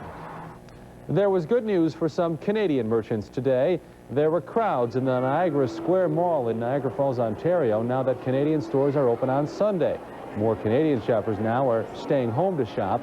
Canadian merchants had to fight for a long time to get lawmakers to allow them to open up on Sundays. Names making Eyewitness News Nightcast tonight include the members of the 206th Military Police Company. The Army and the state of New York today honored unit members for their service in Operation Desert Storm. The 206th was one of the last units back to Western New York after the war ended. This was actually signifying that we are home, and this is the thanks from the government saying thanks for a good job. This meant a lot to every troop here. Company members received both the Southwest Asia Service Medal and the New York State Operation Desert Storm Medal. The Variety Club sponsored its annual breakfast today for needy kids. Nearly 500 children were served at 2 sittings today at 9 and at noon. The holiday breakfasts are a Variety Club tradition here in Buffalo. And members of the Church of the Nativity United Church of Christ in the town of Tonawanda braved the weather tonight to put on their annual live nativity scene at their church on Colvin Boulevard. Members portray the Holy Family, the shepherds, and the three kings.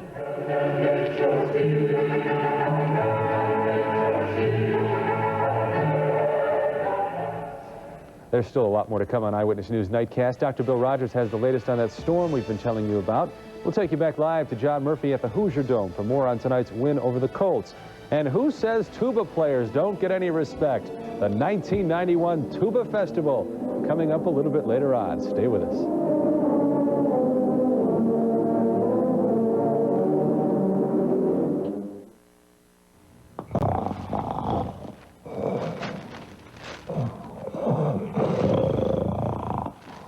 When are you going to wake up and realize there really is a difference between window insulator kits? Our superior tape technology means our kit goes up easily, and nothing stays up more dependably and removes more cleanly. When it's time to cut drafts, don't settle for anything less than the original 3M window insulator kit, because it really is the tape. Countdown to 1992 from First Night. Swing with 7 at the Ellicott Square Building and the 97 Rock Ball Drop live from the Niagara Mohawk Building. Brought to you by these sponsors. We know Buffalo's watching Countdown to 1992 with Keith Radford and Kathleen Layton. New Year's Eve at 11:30 p.m. Only on News Channel. Now's the season to go AAA. Join now. There's a crisis in American schools. Can't graduate children who can read and write. Corporate America feels the impact. We're already seeing difficulty in trying to hire the kinds of people we need here. And it will affect your pocketbook. It's just absolutely clear that our standard of living is very much in jeopardy because of... I'm Judith Light. Explore the dangerous mismatch between what our graduates don't know and what American business needs. Monday at 8 on News Channel 7. Brought to you by the dairy farmers of Western New York. Time now to check back outside with Dr. Bill Rogers, and I see you have a little path shoveled there, Bill. I have indeed. In fact, I shoveled this path about 15 minutes ago, and as you can see, there's a little bit of snow on it, and the snow earlier was falling at a rate of 2 to 4 inches an hour, and there's about, half an inch maybe there. That means that it looks like it's going to be right snowy over the next 2 to 3 hours, because that's how long this is going to continue for. And then we're going to taper off for a few hours and then bring back in some lake effect snow early in the morning.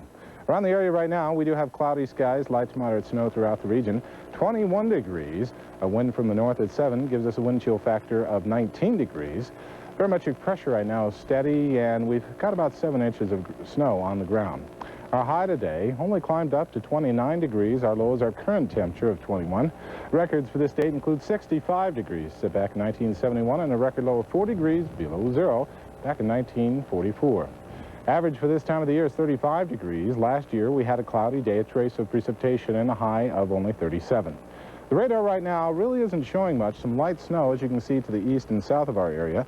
But snow is hard to show up on the radar, and it looks like we have a little more snow than is indicated on the radar tonight. The surface, we do have some gusty westerly winds, which are just now turning to the northwest and north. A northerly wind will pretty much taper off and put an end to any of our lake effect snow around the area. At the surface, we do have very cold air mass moving in our direction that will continue to push into the Great Lakes regions, and with that we can expect some single-digit readings tomorrow night. Tonight, down in the upper teens, middle teens outlying areas. Snow showers continuing, as I mentioned, until this synoptic moisture moves through. And then just some lake effect snows and maybe snow flurries the next couple of days, but very cold temperatures into the 20s for daytime highs until we reach the end of the week. Then we'll get up above the freezing mark. Tomorrow, another system will push a low-pressure cell in our area again, and that will produce some snow showers later in the afternoon. Winds are going to start out from the northeast, shift around to the southwest by late in the day. Jet stream still pulling that cold air down. In fact, this is why we have all the snow that we do. That cold air is, in fact, pushing all this mild air out of Florida, and they're going to see some freezing temperatures in northern portions of their state tonight. Tomorrow, we can expect some teens across our area. Snow showers continuing. Very chilly down the nation's capital. Some 20-degree readings there as well. And very cold across much of the Northeast. Warm weather is out west. Around the region right now, we have cloudy skies, light snow, and winds have died down somewhat. Downtown, temperature of 21 degrees. Elsewhere throughout the viewing region, as you can see, readings are coming in the upper teens and low to mid-20s. Forecast, we can expect cloudy skies tonight. In fact, a snow squall warning is in effect for about the next hour. Then the snow will be diminishing. We'll see some lake effect snows start up early in the morning. Low of around 13 degrees. That coupled with a westerly wind will produce wind chill factor below 0. Tomorrow we can expect partly cloudy skies, some scattered snow showers, high of only 18 degrees. And tomorrow night a very chilly one, partly cloudy skies, snow flurries, overnight low down around 9 degrees, wind chill factors 10 to 20 degrees below 0. On our extended forecast recapping tomorrow, we can expect those snow showers. High of 18, that's where we'll start our work week with. Tuesday, some snow flurries, high of around 20 degrees. Wednesday, look for snow flurries to continue. Not much change, a high of only 22. A little bit of warming to occur on Thursday, partly sunny skies, a high of 26. And on Friday, partly sunny, a temperature right at the freezing mark, just about normal for this time of the year. Weather words, well, for the next hour, there is a snow squall warning in effect for southern Erie County and Wyoming County. And winds are dying down, but they will play a factor for the next couple of hours. And then we can expect them to pick up again towards early morning regions. That means downtown, another 3 or 4 inches. South towns, another half foot. And north of Buffalo, maybe 2 to 4 inches. So that wraps it up for tonight. Looks like it might be a bit slippery in the morning, but they're working on the roadways right now. Steve? So it looks like Old Man Winter's serious this time. Yeah, except it's still autumn, and this is Buffalo. It sure is. Thanks a lot, Bill. Time now to check on our winning lottery numbers for tonight. In the Pick 10 game, here are the winners: 18, 19, 20, 25, 37, 38, 40, 42, 43, 45, 47, 48, 50, 56, 58, 68, 70, 75, 77, and 79. The daily number for December 15th today, 649, and the win for number, 9439. We'll head back to Minneapolis for a wrap-up of tonight's game. And the Atlanta Falcons have something to dance about tonight. Eyewitness Sports is coming up next. It's becoming ever more difficult to surround oneself with absolute uncompromising quality, which is why I take such extraordinary pleasure in telling you about Schweppes. With its unique Schweppevescence and distinctively refreshing taste, it may be the last oasis of true excellence in an otherwise vast desert of compromise. Cheers. Holiday cheers from Schweppes, the world's only source of Schweppevescence. I'm looking for some gift ideas. We have great gifts at Office Max. I have a reputation. So does Office Max. We're known for low prices on electronics, furniture, and more. I'm incognito. No, you're in Office Max, where there's great gifts. Save on Northwestern Bell Phone's 2-line Easy Touch telephone with LEDs and 3-way conferencing. Or save 56% on a Curvecraft executive leather office chair with Save Your Back lumbar support. What more could you want? A better disguise. He could be the next country superstar. Join us Monday morning at AM Buffalo, and our guest will be Western New York's own Pat Shea. Also on Monday, with the Bills wrap up home field advantage for the playoffs, Steve Tasker here to fill you in on that. Tuesday, we're going to help you learn how to work your VCR. On Wednesday, tips for creative ways to wrap your presents. Thursday, great ideas for vacation getaways during the winter. This will come in handy. And on Friday, Matt Dreadlock counts down the top 10 holiday movies of all time. That's all in AM Buffalo, weekday mornings at 10. Create a look that's all your own. Express yourself and save during the fall sale on now at the Drexel Heritage Showcase Gallery. The most wins the Bills have ever had in a season. Is that right? You fill us in with, you got any more records? No, that was it, right? Okay. They were 12-4 last year? Yep, exactly right. No, 13-3 last year. 13-3 last year, 12-4. We could break it next week. Absolutely. You're going to do it, right? Sure. Confidence here. Okay. Now you got the records. Let's talk about the game. The road to the Super Bowl goes through Buffalo. That was the case last year, and thanks to the Bills' now 13-2 record, That's the case again this season. The Bills roll the Colts tonight 35-7, and as you saw, it wasn't that close. A circus atmosphere for the Bills in the first half. The only downer, Thurman Thomas having to leave the game early. If you missed it at the top of the show, Thomas went down on this run and had to leave the game with a sprained ankle, but as he told us, he is all right and plans to play next Sunday against Barry Sanders and the Detroit Lions. Now, Kenneth Davis comes in. He caps off the opening drive. Over the top, 7-0 Bills. Second possession, Jim Kelly with one of his 3 TD passes on the night. James Lofton, the slant, touchdown, 14-zip and counting. Kelly hit Davis for a TD to make it 21-0. Then Kelly to Andre Reed, 23 yards, 28-0, and the Colts fans feeling the frustration. The Bills defense did its job and then some. The Colts try the reverse, and Bruce Smith says, hello, there's an 8-yard loss. The Biscuit that gets into it after Bruce dances for a little bit, and why not? Jeff George chased out of the pocket here. Watch Darryl Talley up the middle, and Cornelius Bennett comes in. He gets the sack back at the 3. George would have to leave the game after this play with a bad ankle. There were some big hits in the game. Just ask Marv Levy. Steve Tasker on the punt coverage ends up out of bounds, barrels right into the coach. A big tumble and a big laugh later on. Plenty to smile about tonight as the Bills win it 35-7. Now, our John Murphy is live at the Hoosier Dome. For more on the game, let's go back to Indy and John.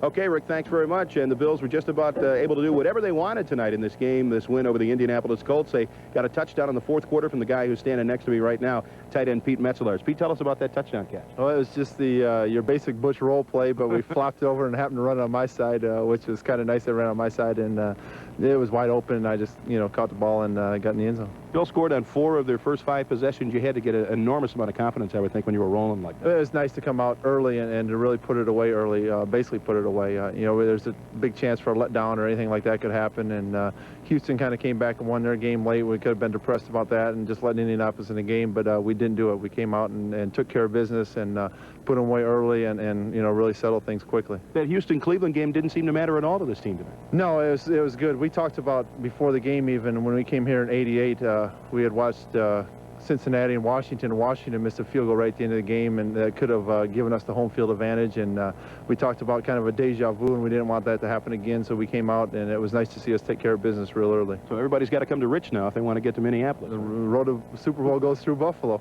All right, Pete, thanks very much. Murph. Yep. Bills tight end Pete Metzelaars with that 4-yard touchdown catch in the fourth quarter. A homecoming of sorts, the former Wabash College great catching the touchdown pass in the fourth quarter. So the Bills win it 35-7. They clinched the home field, and as we said earlier tonight at 6 o'clock, the last 10 years, the teams with the best record in the conference advance to the Super Bowl 80% of the time. We'll see if the Bills are able to pull that off as well. With the Channel 7 Live at the Hoosier Dome in Indy, I'm John Murphy. Back to you, Rick. Okay, Murph, thanks very much. Have a safe trip home. Again, the final 35-7. Buffalo, the Bills, now 13-2, and they clinch the home field advantage throughout the playoffs. Next Sunday, Thurman Thomas against Barry Sanders and the Lions, and that'll be a battle for the NFL rushing title. Should be fun.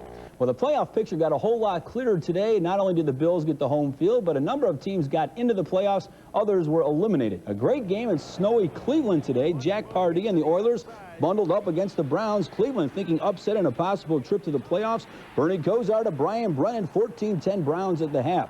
It was still 14-10, just over 2 minutes to go in the game. Warren Moon to Haywood Jeffries. They give him the touchdown, 17-14 Oilers, and Jeffries gets a little punchy.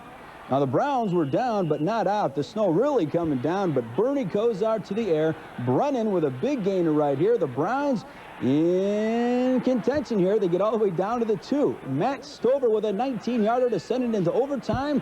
Now, here's the snap, put down, kick up, and no go. He misses it wide. The Oilers win it 17-14. Now, speaking of missed field goals, the Jets at home against the Patriots. Pat Leahy misses a 23-yarder. He leaves the game with an injury. Bring on punter Louis Aguiar. He misses a 22-yarder. The Jets lose to the Pats 6-3. Now, that means Miami can wrap up a playoff spot today with a win in San Diego, but Dan Marino back to pass. He gets wrapped up, fumbles, and the Chargers recover. Now, they were down 13 points in the fourth quarter, but John Freeze to former Bill Ronnie Harmon. He makes the catch. Touchdown, Rod Bernstein. Touchdown, Bernstein would score again and again. This one from 63 yards out. The Chargers with 4 TDs in the fourth quarter. They win it 38-30. So we go to the scoreboard where Houston wins. They are now 11-4. Cleveland is out of the playoffs. The Jets lose but can still make the playoffs if they win next Sunday in Miami. The Chargers over the Dolphins by 8, and Pittsburgh beat Cincinnati by 7. In the NFC, it was a day of many happy returns. In Philadelphia, the Eagles had the lead over the Cowboys in the fourth quarter, but Kelvin Martin with the punt return, he races straight up the gut, and here he is gone. A big block downfield, boom, 85 yards, touchdown. The Cowboys clinch a playoff spot, winning 25-13. To Atlanta, where it was prime time for a dance, the Falcons and the Seahawks. Dave Craig with the bomb, Tim McKyer with the interception, and watch this, the lateral to Neon Deion Sanders, as if he needed a little showtime. Well, it's a primetime 56-yard TD return. The Falcons win the game 26-13 and a trip to the playoffs. In Green Bay, the Lions roared to victory with a big return. Mel Gray from his own 22. He is going to be gone. 78 yards on a TD here. The Detroit Lions clinch a playoff spot, winning 21-17. So Dallas is in as they beat Philadelphia. The Eagles are still in, but they need a lot of help. Atlanta wins and they knock off Seattle to get in. Detroit coming to town 11-4. They win. Washington now 14-1. They beat the Giants today. Denver 11-4 as they knock off Phoenix and a come from behind win. And one other game, Minnesota over the Rams 20-14. Well, good news for the Sabres is because, well, I'll tell you what, good news for the Sabres because not only have they lost the 10 straight, but Pat LaFontaine will be back by Friday. He may play Wednesday against Washington, but watch for him to play Friday against Edmonton. Now, more sports coming up after this newscast with George Michael. When he played the game, he was one of the meanest in the NFL. Now meet the soft side of Hall of Famer Mel Blount of the Pittsburgh Steelers. Coming up on The Sports Machine. And just in a few minutes, so stick around. All right, we're coming right back. Stay with us. This portion of Eyewitness News is brought to you in part by News 930 WBEN. Reported from England where their popularity has mushroomed, and in case you're wondering, the price is a lot more than a quarter for a shot of virtual reality, $4 to $5 a turn. Wow. This is free. Wake up forecast for tomorrow. When you're waking up, it's going to be very cold. Some occasional snow for just about everyone in the Buffalo metro area. Heavier snow, however, in the southern tier, 15 to 18 degrees. Thanks, Renee. And thank you for joining us for this edition of Channel 2 News Weekend. Stay tuned for Sports Extra, which is next. Our next local news is at midnight on Channel 2, your 24-hour news station. Good night and have a great week. See ya.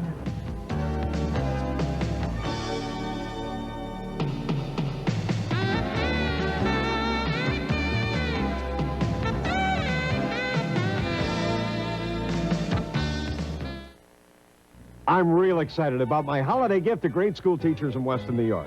It's a chance to bring Channel 2's Weather School into your classroom this February. Teachers who write today will get a guide complete with lesson plans, computer disk, and a cloud chart that's sure to make teaching weather a breeze. It's free, it's fun, and kids get excited. This present is loaded. Write to Channel 2's Weather School today on your school's letterhead and get your free Weather School kit from Channel 2 News and Super Duper. There, it's wrapped, it's ready, and waiting for you. Your children don't have to grow up without health insurance. If you thought you couldn't afford it, find out about Child Health Plus, the health insurance for children ages newborn to 13. It's available at low cost or even at no cost if you qualify. Child Health Plus covers checkups, prescriptions, emergency care, and more. Don't let your children be without the coverage they need. For more on Child Health Plus, call your local Blue Cross or Blue Shield. There's more than meets the eye in a lot of stories, and nobody knows that better than Jim Parsons. And Jim especially understands the political implications of what he's saying, and oftentimes he'll come back with a follow-up the next day. Steve Brown does many things well. He is genuinely interested in the stories he covers. You can see that. You can hear it in his delivery. I believe we have the best news staff in town. He's the best reporters I've ever worked with anywhere. Sports Extra is brought to you by Mike's Giant Submarines. Next time you want something incredibly delicious, head to Mike's. And by Labatt's Blue, Canada's #1 beer. Bills.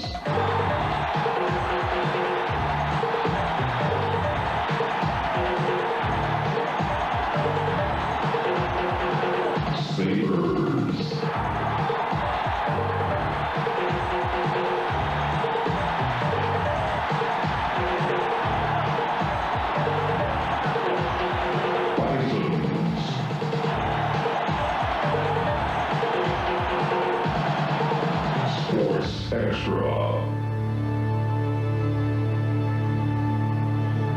unbelievable. They want to run you so far. Matter of fact, they're going to send him over and let him visit with the coach. Look out, Marv. Marv was a special teams coach. Well, about the only thing the Bills don't do right against the Colts, Steve Tasker nearly wipes out Marv Levy. But Levy and the Bills are all smiles after an impressive 35-7 win wraps up home field throughout the AFC playoffs, and the road to Super Bowl 26 does indeed go through Buffalo. Well, the Bills showing a championship mindset tonight, a team of maturity, all business tonight, dismantling the Colts and keeping their eye on the target. Stu? Ed, a workmanlike effort, no contest, no doubt about the outcome from beginning to end, and now a chance to maybe rest some guys next week. Mike? Well, it was like a practice out there for the Bills. Hey, the big story tonight, the Colts clinch the top pick for next year, and if they beat Tampa Bay next week in the showdown, they'll get the first 2 picks. Wes? That's right. They are just that bad. The Lions now have something to play for next week, which is a little scary because the Bills don't, and I don't know if they should play Thurman very much or not, title or no. Ed? But I think that question has been answered because Thurman, you know, is going to play. His offensive line will not let him sit down. Hello again, everybody. I'm Ed Kilgore. Welcome to Sports Extra. The Bills did not toy around with the overmatched Colts tonight in the Hoosier Dome. They sprinted to a 21-0 first quarter lead on their way to the victory that, again, clinched home field throughout the AFC playoffs. A little note of concern, Thurman Thomas spraining his left ankle on the opening drive, had to leave the game, but Thurman says later he will definitely play next Sunday against the Detroit Lions. Thurman with, ironically, 34 yards tonight before he was injured, matching his number. The Sabres with the night off, they are currently mired in a club record-tying 10-game winless streak. We'll talk about that during our roundtable session. And a nice telepoll question, also dealing with the Sabres. Who do you blame most for the Sabres' problems?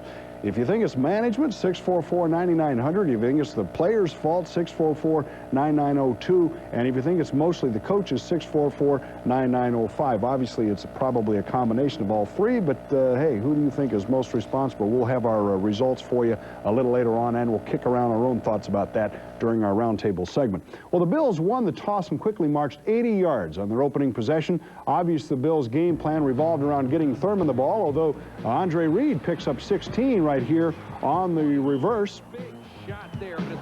Thurman on the opening drive packs the mail 6 times for 34 yards, but he sprains his ankle on this play and has to leave. Thomas now with 1,407 yards, 33 behind Barry Sanders, going into that finale next Sunday against Barry and the Lions at Rich Stadium. But again, Thurman says after the game he will definitely be playing next Sunday. The Bills cap the drive as Kenny Davis takes it in. Davis with 90 yards on 22 carries tonight, filling in very capably for Thurman. It's 7-0. Then on the Bills' next series, they start deep in their own territory, but on 2nd and 9, Jim Kelly to Andre Reed for 26 yards. And then Kenny Davis with a 12-yard run. Some terrific cuts here. Not bad for a number 2 running back, huh? He takes it to the Colts 29. And then it's Kelly with a precision pass to James Lofton. This one will cover 11 yards. This gives the Bills a 14-0 lead. As Lofton takes it in, it's 14-0. The defense also fired up. Here's Bruce Smith with a big defensive play as he snuffs out a reverse for an 8-yard loss. And it's pretty much going the Bills' way here. Cliff Hicks then showing his punt return form. No fluke at L.A. Had another one tonight, 55 yards. Takes this one all the way to the Colt 23. And then Kelly, who had a tremendous first half, 9 of 11, 119 yards and 3 touchdowns. Here he goes 14 yards to Kenny Davis, who shows he can catch it as well as run it. It's 21-0. The Bills are also tough on the Colts quarterbacks. Cornelius Bennett here sacks Jeff George, knocks him out of the game with an elbow injury. The Colts end up using 3 QBs tonight, none very effectively. And then Kelly wraps up the first half massacre of the Colts as he goes 23 yards to Andre Reed. Again, a perfectly thrown ball. Andre is there. It's 28-0 at the half. And this sign pretty well sums it up for the Colts fans. In the third quarter, Kelly runs the Bills for just 1 series. Then Frank Reich comes on and pretty much keeps it on the ground and just tries to run out the clock. The Bills abandon the no huddle for the most part. Then Reich here goes to James Lofton. Great move, 24-yard gain. James comes in leading 103 yards to pass Steve Larson as the all-time pass receiver in yardage. He winds up 55 yards shy, leaves the game with an ankle turn. It doesn't appear serious. Reich then goes to Pete Metzelaars, not 2 alone, was he? 3 yards out, it's 35-7. And then a little icing on the cake is Ray Bentley comes up with the Bills' third interception of the night. Ray returns this one 59. He's thinking end zone here. Will he get there? Cuts back. He's thinking touchdown, but it's not going to be. And the Bills wind up winning it 35-7. They are 13-2, clinching home field advantage throughout the AFC playoffs. And again, it sets up a terrific season finale against the Detroit Lions at Rich Stadium this Sunday as Barry Sanders and Thurman Thomas go head-to-head for the NFL rushing title. The Lions, incidentally, have something to play for. They're still very much in the running for that NFC Central Division title. So the game will mean a little bit more to the Detroit Lions, but I'm sure the Bills will come out and play it tough. And again, the good news for the Colts, they clinch their #1 pick. Well, the NFL playoff picture clears up a little bit. Wes Goforth is going to help unravel the puzzle when Sports Extra continues.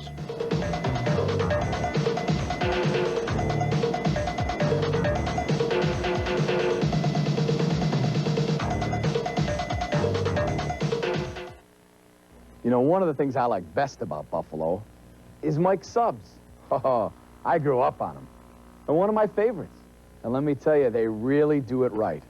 From the fresh quality meats to Mike's special oil, shredded lettuce.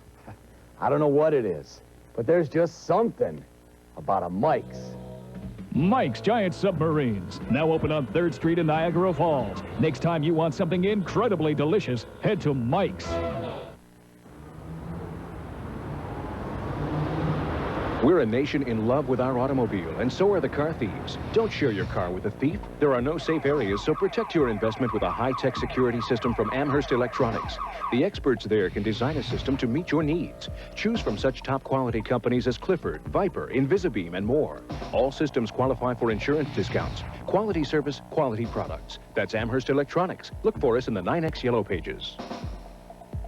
Why be bald when you have a choice? At Candino Hair Systems, we believe most men want to solve their hair loss problems. Our unique patented non-surgical permanently rooted hair replacement system gives individuals a natural-looking head of hair that defies detection. Candino Hair Systems offers a sophisticated alternative to hair loss. The choice is yours. The process is ours exclusively. Call Candino Hair Systems for a free personal consultation. New York State, call toll-free 1-800-GET-HAIR. Outside New York, 1-716-675-4464. What is refreshing?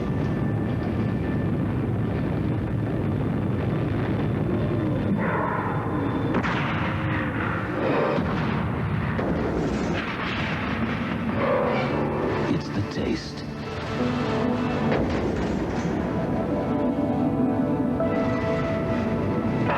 The taste that could only come from a cold blue light right out of the ice. Now that's refreshing.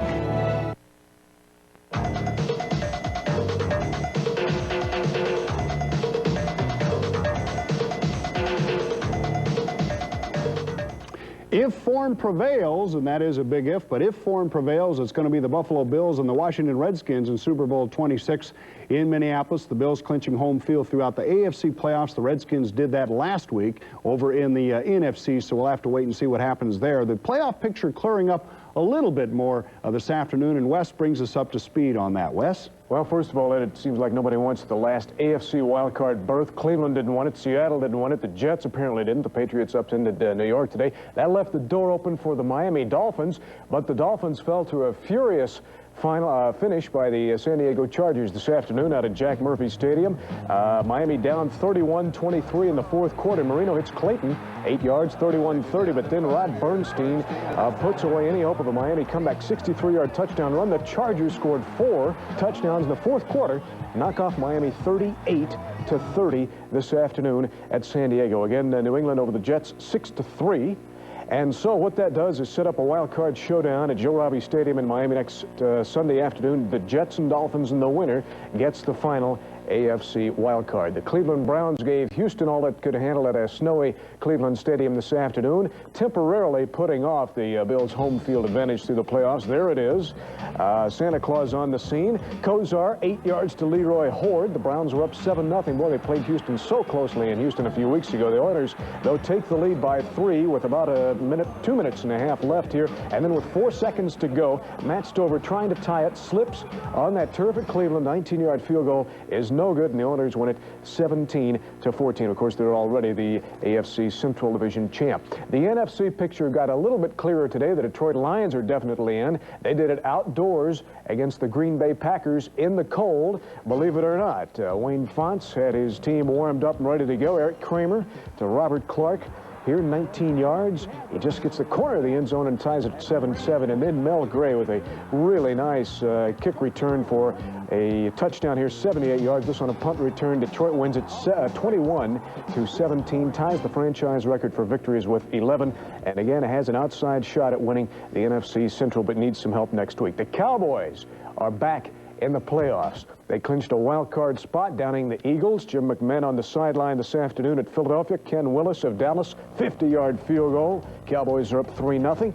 And then Kelvin Martin with an 84-yard punt return for touchdown. Great block by Isaac Holt, coming right here at about the 38-yard line. There it is. Martin is gone, and it's 25-13 the Cowboys, and the Eagles need a whole lot of help to make the final wild card from the NFC. So let's run down these scores for you as we have them. Again, Pittsburgh over Cincinnati 17-10. Atlanta beating Seattle 26-13. Minnesota with the Rams by 6. Washington goes to 14-1, beating the Giants. Denver comes from behind to beat Phoenix 24-19. The Raiders at New Orleans on Monday night. So let's try and sort out the playoff picture for you one last time in the AFC. Buffalo, Houston, Denver, the Raiders, and KC are in. The Miami Jets winner next Sunday is in. NFC, Washington, Chicago, Detroit, Dallas, and Atlanta are in. The possibilities here: New Orleans needs to beat the Raiders or Phoenix in one of the last two to go in. San Francisco has to have the Saints lose both, and then Frisco has to beat the Bears next Monday night. Philadelphia needs a near miracle. They need the Saints to lose both, the Niners to lose their finale, and the Eagles have to beat the Redskins at Washington. Ed, I'd go out on a limb here, but too many wild things have happened in the last week of the NFL, so I'll leave it at that. Well, Wes, we're going to make you go out on a limb here in just a minute when we come back. Because of the lateness of the football game tonight, it's actually good news for us here, because we're going to get to tee it up and kick things around at the round table for an extended period. So we'll be back with our round table segment in just a minute.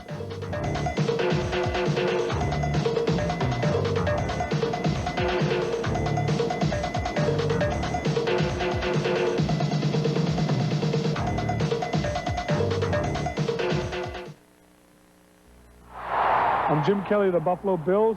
Get your Bills updates at 15 and 45 every hour on WGR News Radio 55.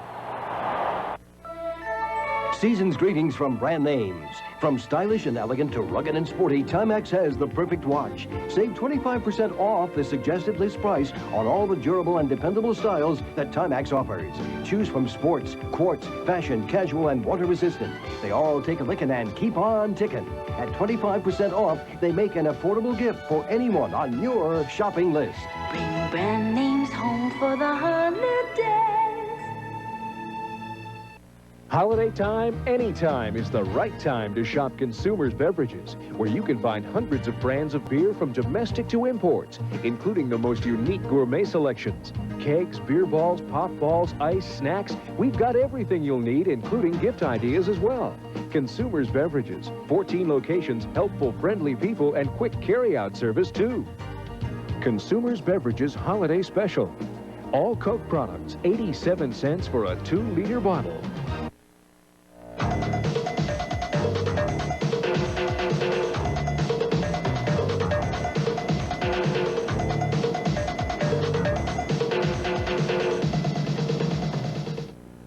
We're back, and we're going to talk about the Sabre situation in the next segment of our round table and show you a little bit about the Sabres. We're going to talk a little bit of football right now, guys, and one of the things, Mike, you were just talking about, and I know Bob Trumpy is going to be just stunned when he learns that the Bills once again came up short in time of possession, and all they did was win 35-7, but they were about, what, 7? You have the exact numbers 33 minutes, 37 seconds for the Colts, and 26 minutes, 23 seconds for the Bills. Last last week I couldn't believe it when Trumpy says, boy, but the Raiders are really, you know, that time of possession, but they haven't quite gotten some of them. Yeah. And hey, Bob, the Bills still don't practice the no huddle. Oh, that was the other. You know? Yeah, you figured out that the Bills won last week's game yet? I mean, you know, 9:42, he had the Raiders winning, so maybe he's going to have a week to catch up now. But again, we don't want to pick on the networks tonight or ESPN for spending the entire third quarter talking to Walter Payton. I thought that was interesting. Who's a great guy. Yeah, it was interesting for about the first 10 minutes or so. And then I wholly disagree. I thought it was very interesting to hear the greatest running back in history talk about his, efforts to bring an NFL team there. I think he's very... everything is relative. It was the wrong spot. Hey, the ball game was over. Yeah, everything is relative. I think football fans want to see the football. Yeah, sure, I thought it was interesting for a while, but we were starting to stray. I think they were giving them, okay, think of a couple more for Walter, who is interesting, but just... Enough is enough. Yeah. I mean, you do want to see the game. Yeah, that would have been nice. And speaking of the football game, I thought, and we alluded to this when we started our show, but this, to me, shows how much maturity this football team has. You know, 2-3 years ago, they might not have been quite ready. They had their up weeks and their down weeks, but this is a team with a championship mindset. They went into Indianapolis. They never let the Colts have any smell of a chance to win. And they just said right away, guys, let the big boys take care of this one. We'll get, we'll try not to rough you up too much in the 60 minutes, but you have no chance to win, and that's what they did. I was glad the Oilers won this afternoon. I think it gave the Bills a purpose to come out and play hard tonight, and they left no doubt early on. I think after the opening kickoff, the football game was all but over, and the Colts are just an atrocious football team. Although it's funny, now at times this season, actually they gave the Bears a pretty good football game at Indy. They've given New England some good football games, which seems kind of tough to believe, but there was no match tonight. No doubt tonight. I mean, it was a no-doubter. I mean, Bills got the ball and just it was over. You know, one reason I think this is going to be interesting now when we get into the playoffs to see just how the Bills react, but I have the gut feeling that this team is definitely about a couple notches ahead of last year's edition, which was a very strong football team. But keep in mind that every team the Bills have played this year, the Bills are a Super Bowl team, so every team has given, except maybe tonight, notwithstanding, but every team has given the Bills their undivided attention. It's been a game that has been a big game. Look up the Miami game. Yep. They had a sellout. The Dolphins, and the Dolphins until today had played very well. Look at the Raider game, too. That's an even better example of that. Huge game, and yet now when you get to the playoffs, now the Bills are going to be just as high emotionally as the other team. They will have the same incentive. I think it'll make it even more of an advantage for the Bills. I think the best thing so far about the Bills is the fact that I don't think they've peaked so far. I mean, they've had some key injuries, and those guys are back now. I think last year, maybe the Bills peaked right around, the 11th, 12th, 13th week of the season. I think right now the Bills are just starting to peak, especially from a defensive standpoint. I think the Bills are starting to play better defensively, and that's going to be the key come playoff. Well, now what do you do? How much do you play Kelly and Thurman and whoever else? Yeah, that's a good game. I think Thurman's going to play a couple of quarters. I mean, the rushing title is on the line. I don't think you'll see Kelly at all. I think you might even see Brad Del Wiso, do I dare say this? Brad Del Wiso kick field goals next week against the Lions. I think they want to see what he can do. I don't think they're going to do that, even though I think they might, but I don't think they will. Don't be surprised if they do. I will be surprised if they do. I think, how the government pays farmers not to grow crops, they should pay these guys not to play. Don't be surprised. Thurman, you twisted your ankle, you had a groin pull, you had your shoulder. I know he's going to play, I just don't think they should. Oh, I don't know. You know what? Individual honors are important to these guys, and I don't think there's anything wrong with that. I mean, as long as the team goals are still in mind. But Thurman Thomas, that rushing title means a lot to him. He barely lost it last year, and it was a thing where... And there is an ethical situation here. I mean, don't the Bills owe it to the Chicago Bears? Well, yeah. I mean, who are battling for a division title. Doesn't that play into it at all? You play for your... Well, the only team they owe anything to is the Buffalo Bills. That may be true, but we're going to call a brief timeout here, and we're going to be back to talk about the Buffalo Sabres. Boy, should that be interesting when we come back.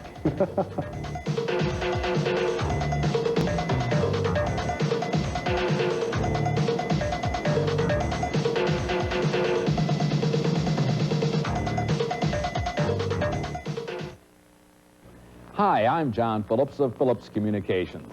At our store, we have over 90 models of CBs in stock at all times. plus a huge selection of radar detectors, scanners, and car stereos. These items are our specialties, meaning that we can give you specialized information and service on all our products. In addition, since we buy these products new and in large quantities, we can offer the hottest prices in town. So visit your CB Superstore, Phillips Communications, 5335 Transit Road near Broadway in Depew. You know, one of the things I like best about Buffalo is Mike's subs. Oh, I grew up on them. They're one of my favorites. And let me tell you, they really do it right. From the fresh quality meats to Mike's special oil, shredded lettuce. I don't know what it is, but there's just something about a Mike's. Mike's Giant Submarines, now open on 3rd Street in Niagara Falls. Next time you want something incredibly delicious, head to Mike's. Buffalo's auto electronics leader, Amherst Electronics, has created satisfied customers for years with highly qualified technicians and only the best automotive systems available. Buy any 9X cellular phone at Amherst Electronics, and you'll receive a bonus coupon worth $75 towards activation and 9X mobile cellular service. Cellular phones priced from $199. A cellular phone from Amherst Electronics would make a great Christmas gift. Quality service, quality products. That's Amherst Electronics. Look for us in the 9X Yellow Pages. What is refreshing?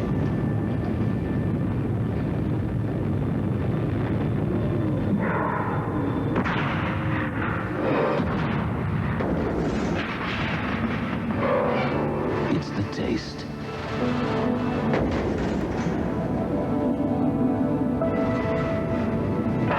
The taste that could only come from a cold blue light right out of the ice. Now, that's refreshing. Transportation for guests on Sports Extra provided by Prestige Limousine Service, serving Western New York and Canada for over 27 years. Guests on Sports Extra may receive a gift certificate from Pro Image for the look and feel of a pro, or a gift certificate from Scott's Fine Dining, with 2 locations in the right places. Guys were just saying, boy, it'd be nice to have that limo drive us home tonight, wouldn't it? Have you looked outside lately? The Sabres' next outing is Wednesday in the Autumn against the Washington Capitals. Kind of a tough team to break a 10-game winless streak against. An emotional week for the Sabres after a sorry 6-3 loss in the Autumn to the St. Louis Blues. General Manager Jerry Meehan fires Coach Rick Dudley and names Director of Hockey Operations John Muckler as the interim coach. In Muckler's debut Friday night, the Sabres jumped to an impressive 3-0 first period lead over Hartford. But the second period is a nightmare. The Whalers out shooting the Sabres 24-3. They score 5 unanswered goals on their way to an 8-4 win. And then last night in Montreal, another outstanding first period. The Sabres jumped to a 2-0 lead and outshoot the Canadiens 10-3.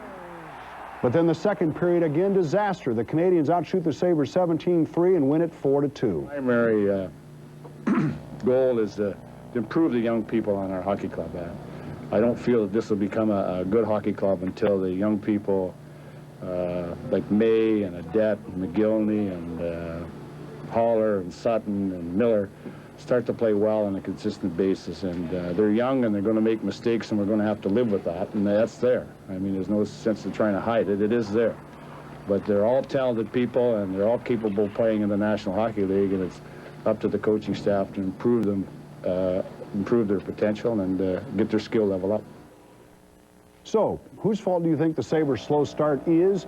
Well, look who takes the hit here. Mostly the players. With over 900 calls, 42% of you say it's mostly the players' fault, 37% say management, and 21%, or the fewest of all the callers, say it's the coaching situation. But once again, I said it earlier in the week, guys, but I think the time had come that you had to make the coaching change, but I think the deck was really stacked against Rick Dudley before the season even started. When you bring in John Muckler, who is a terrific hockey mind, I think that was a good move by Jerry Meehan and the Sabres to do that, but it really did undermine Dudley. I think the players in the back of their minds, whether it's in the front of their minds or the back of their minds or whatever, they really don't feel like they're accountable to Dudley. They felt like, hey, at the first sign of trouble, Mr. Muckler is going to be the guy behind the bench, and it's not a good situation to begin the season with. And there were so many problems last year that who knows. In retrospect, it's always easy to second guess and play. Hindsight's always 20/20. But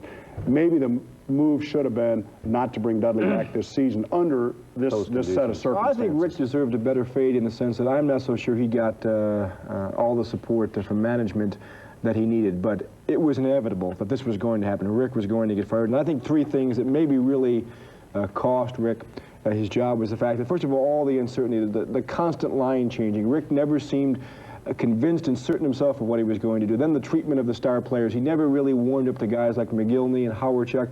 Never was able to get those guys to play for him. And I think third and finally, the big aspect of hockey today, the special teams. I mean, the power play was just abysmal. I mean, he could never get the power play to work. Those three things, I think, eventually doomed him. That and some bad luck. I mean, LaFontaine getting hurt just when they come off a great road trip.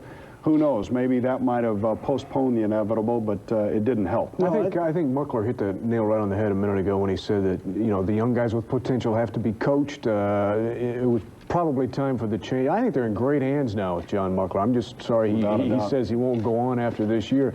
But, I mean, what a classless way to fire Rick Wednesday night, in my opinion, right after a game. The only good thing that came out about that was that it gave Rick the opportunity to show what class he had. Well, he does. Well, management was indecisive with Rick. How many times was he just left to kind of hang out there by himself? Well, absolutely. And at some point, a lot of those guys, young players, he stopped getting the most or what he needed out of them. I don't know what that point was. That's a good point, Stu, and I don't think that'll happen with John Muckler because I think John Muckler will run the dressing room, and I don't see... He's got the power to get him out of it. I don't see the coach or the management hanging the coach out to dry, if you want to go that far. But I think Rick Dudley could have received a little bit more support from management. Hey, but you got to do what you can with what you got. And Rick certainly couldn't do that. He could only take them so far, and that was it. He just could never seem to get through to the star players. You have to get through to Here's those guys. another problem, too. This team is a team in transition. You do have a lot of young players, a lot of rookies playing key positions. Usually you try to bring in maybe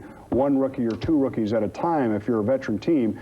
Right now you have several playing, and they're good young players. Don Laudette, he's going to be a super player, has some defensive problems, I think, that are pretty well chronicled, and they're working on that. He's going to be an outstanding player. Howler's going to be an outstanding player. Sutton, a lot of these kids a guy like Muckler, are going to be good. I think I think Muckler's a better coach, but I think no matter who was coaching this team, come February, and yes, LaFontaine will be back to help this out, but I think come February, this is going to be a much better hockey team. I would not write this team off at this point. No. I know a lot of people right now are writing this team off saying they're a dog team. They're probably going to finish behind Quebec. I think come February, this is going to be a very good hockey team. This team is going to, I'm going to write it down right now that I predicted this on the, what is it, the 15th. The Sabres are going to surprise you. They're going to knock somebody off in the playoffs. In the first round? Wait a minute. Yes, they are going to win a first-round playoff series.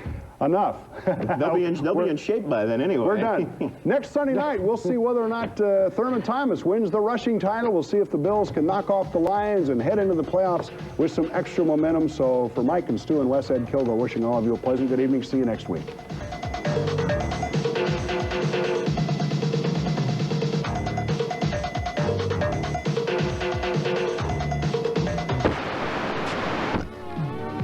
For shoe shopping that's painless. Who'd have guessed? Pay less. At Braun, we believe even if you're not at your best in the morning, at least you can look like you are. Braun, the world's #1 selling foil shaver.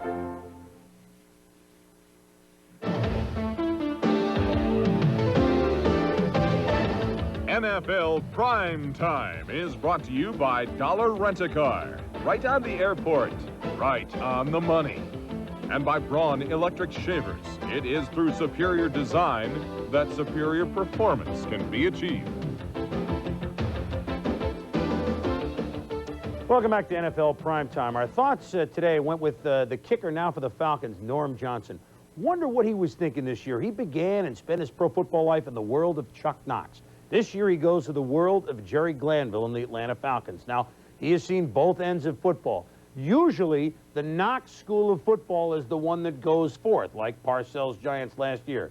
But this year, there's a bad moon rising, and Norm finds himself on the right side of the tracks. David Craig on the sidelines, and they give Kelly Stauffer his first start in 3 years.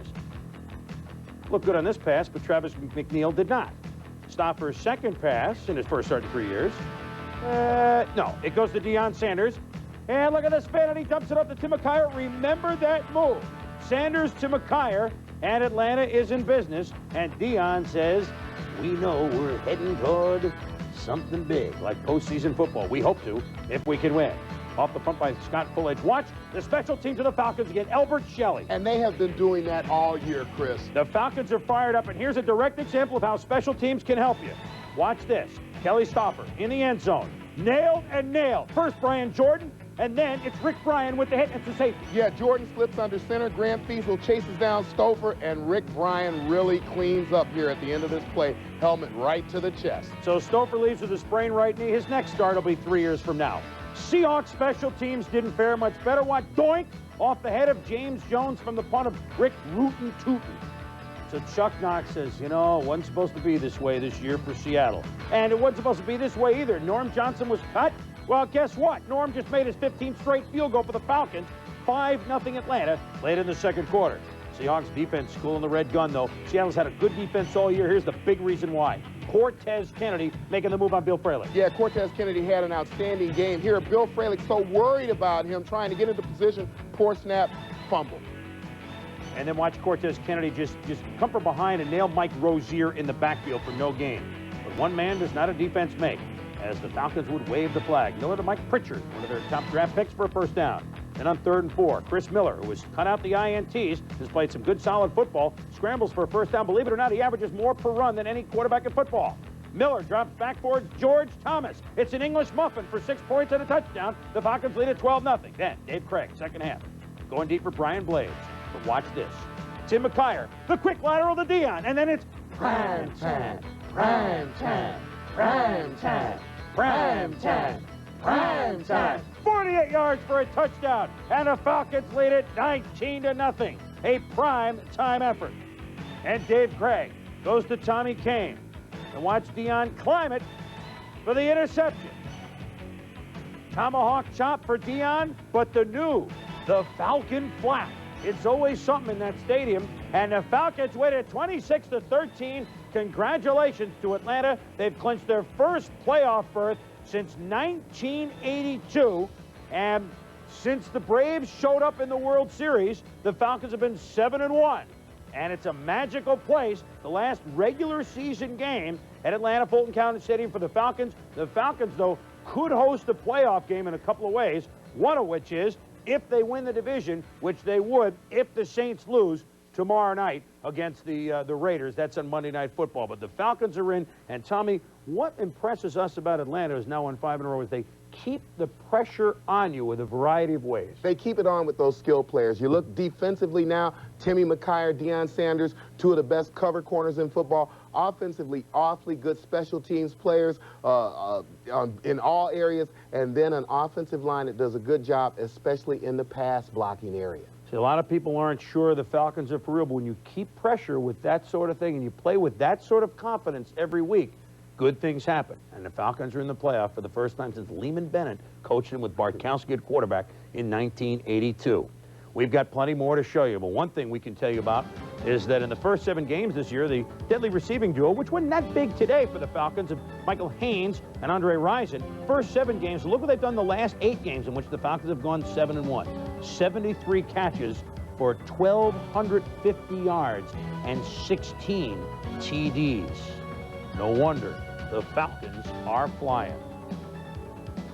When we return, the Jets trying to run into the playoffs, but the Patriots trying to run down their dreams in the Meadowlands. Stay with us. We'll be back.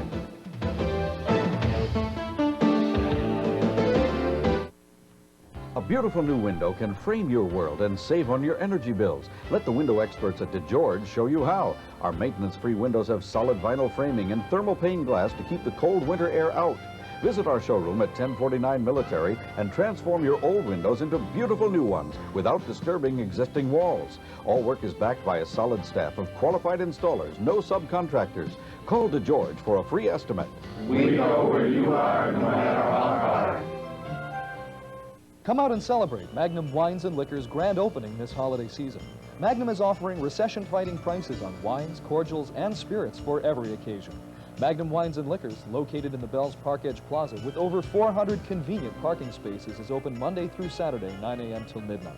Magnum takes pride in their extensive selection of wines from around the world. So visit Magnum Wines and Liquors at 2321 Eggert Road at Niagara Falls Boulevard and Sheridan Drive. At Magnum, the last day of this sale is the first day of the next. The Los Angeles Rams, Jim Everett, hungry to fire up his troops. The Seattle Seahawks, ready for this Wild West shootout. Big Out, next Sunday. It's Sunday night, Big Out, ESPN. What a matchup. Highly ranked Indiana, led by scoring leader Calvert Chaney, faces Malik Sealy and the Red Men of St. John's. A great Saturday afternoon matinee at 2:30 Eastern, live on ESPN. Speaking of pig out, I'll tell you what.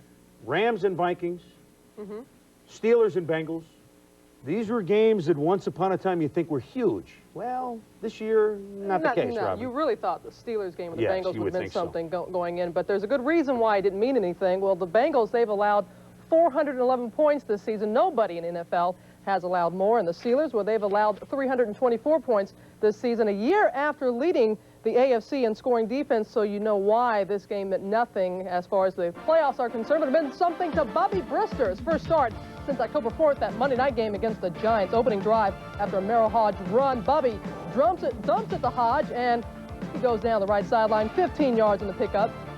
Next play, Brister goes to Adrian Cooper, who breaks some tackles, and the big rookie uses his blockers and goes 47 yards, TJ. Yeah, you see sloppy tackling here by David Fulcher and Eric Thomas.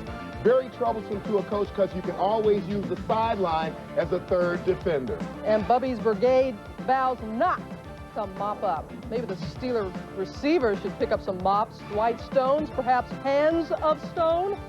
Then Merrill Hodge cannot find the handle. Even the dependable Louis Lips, he drops one. The Steelers drop 7 balls, and Chuck Knoll, furious over the blown opportunity. Sam Weiss gives the Steelers a thumbs up because it gives Boomer a chance to strike. Last play of the first quarter, Boomer looks to the end zone, and he is picked off by Rod Woodson. But wait a minute, did he push Eddie Brown, TJ? Some pushes are very subtle, Robin. This was not one of them. Not at all. Quite obvious. 2 plays later, Brister picked off by David Fulcher, and he goes in from 27 yards out.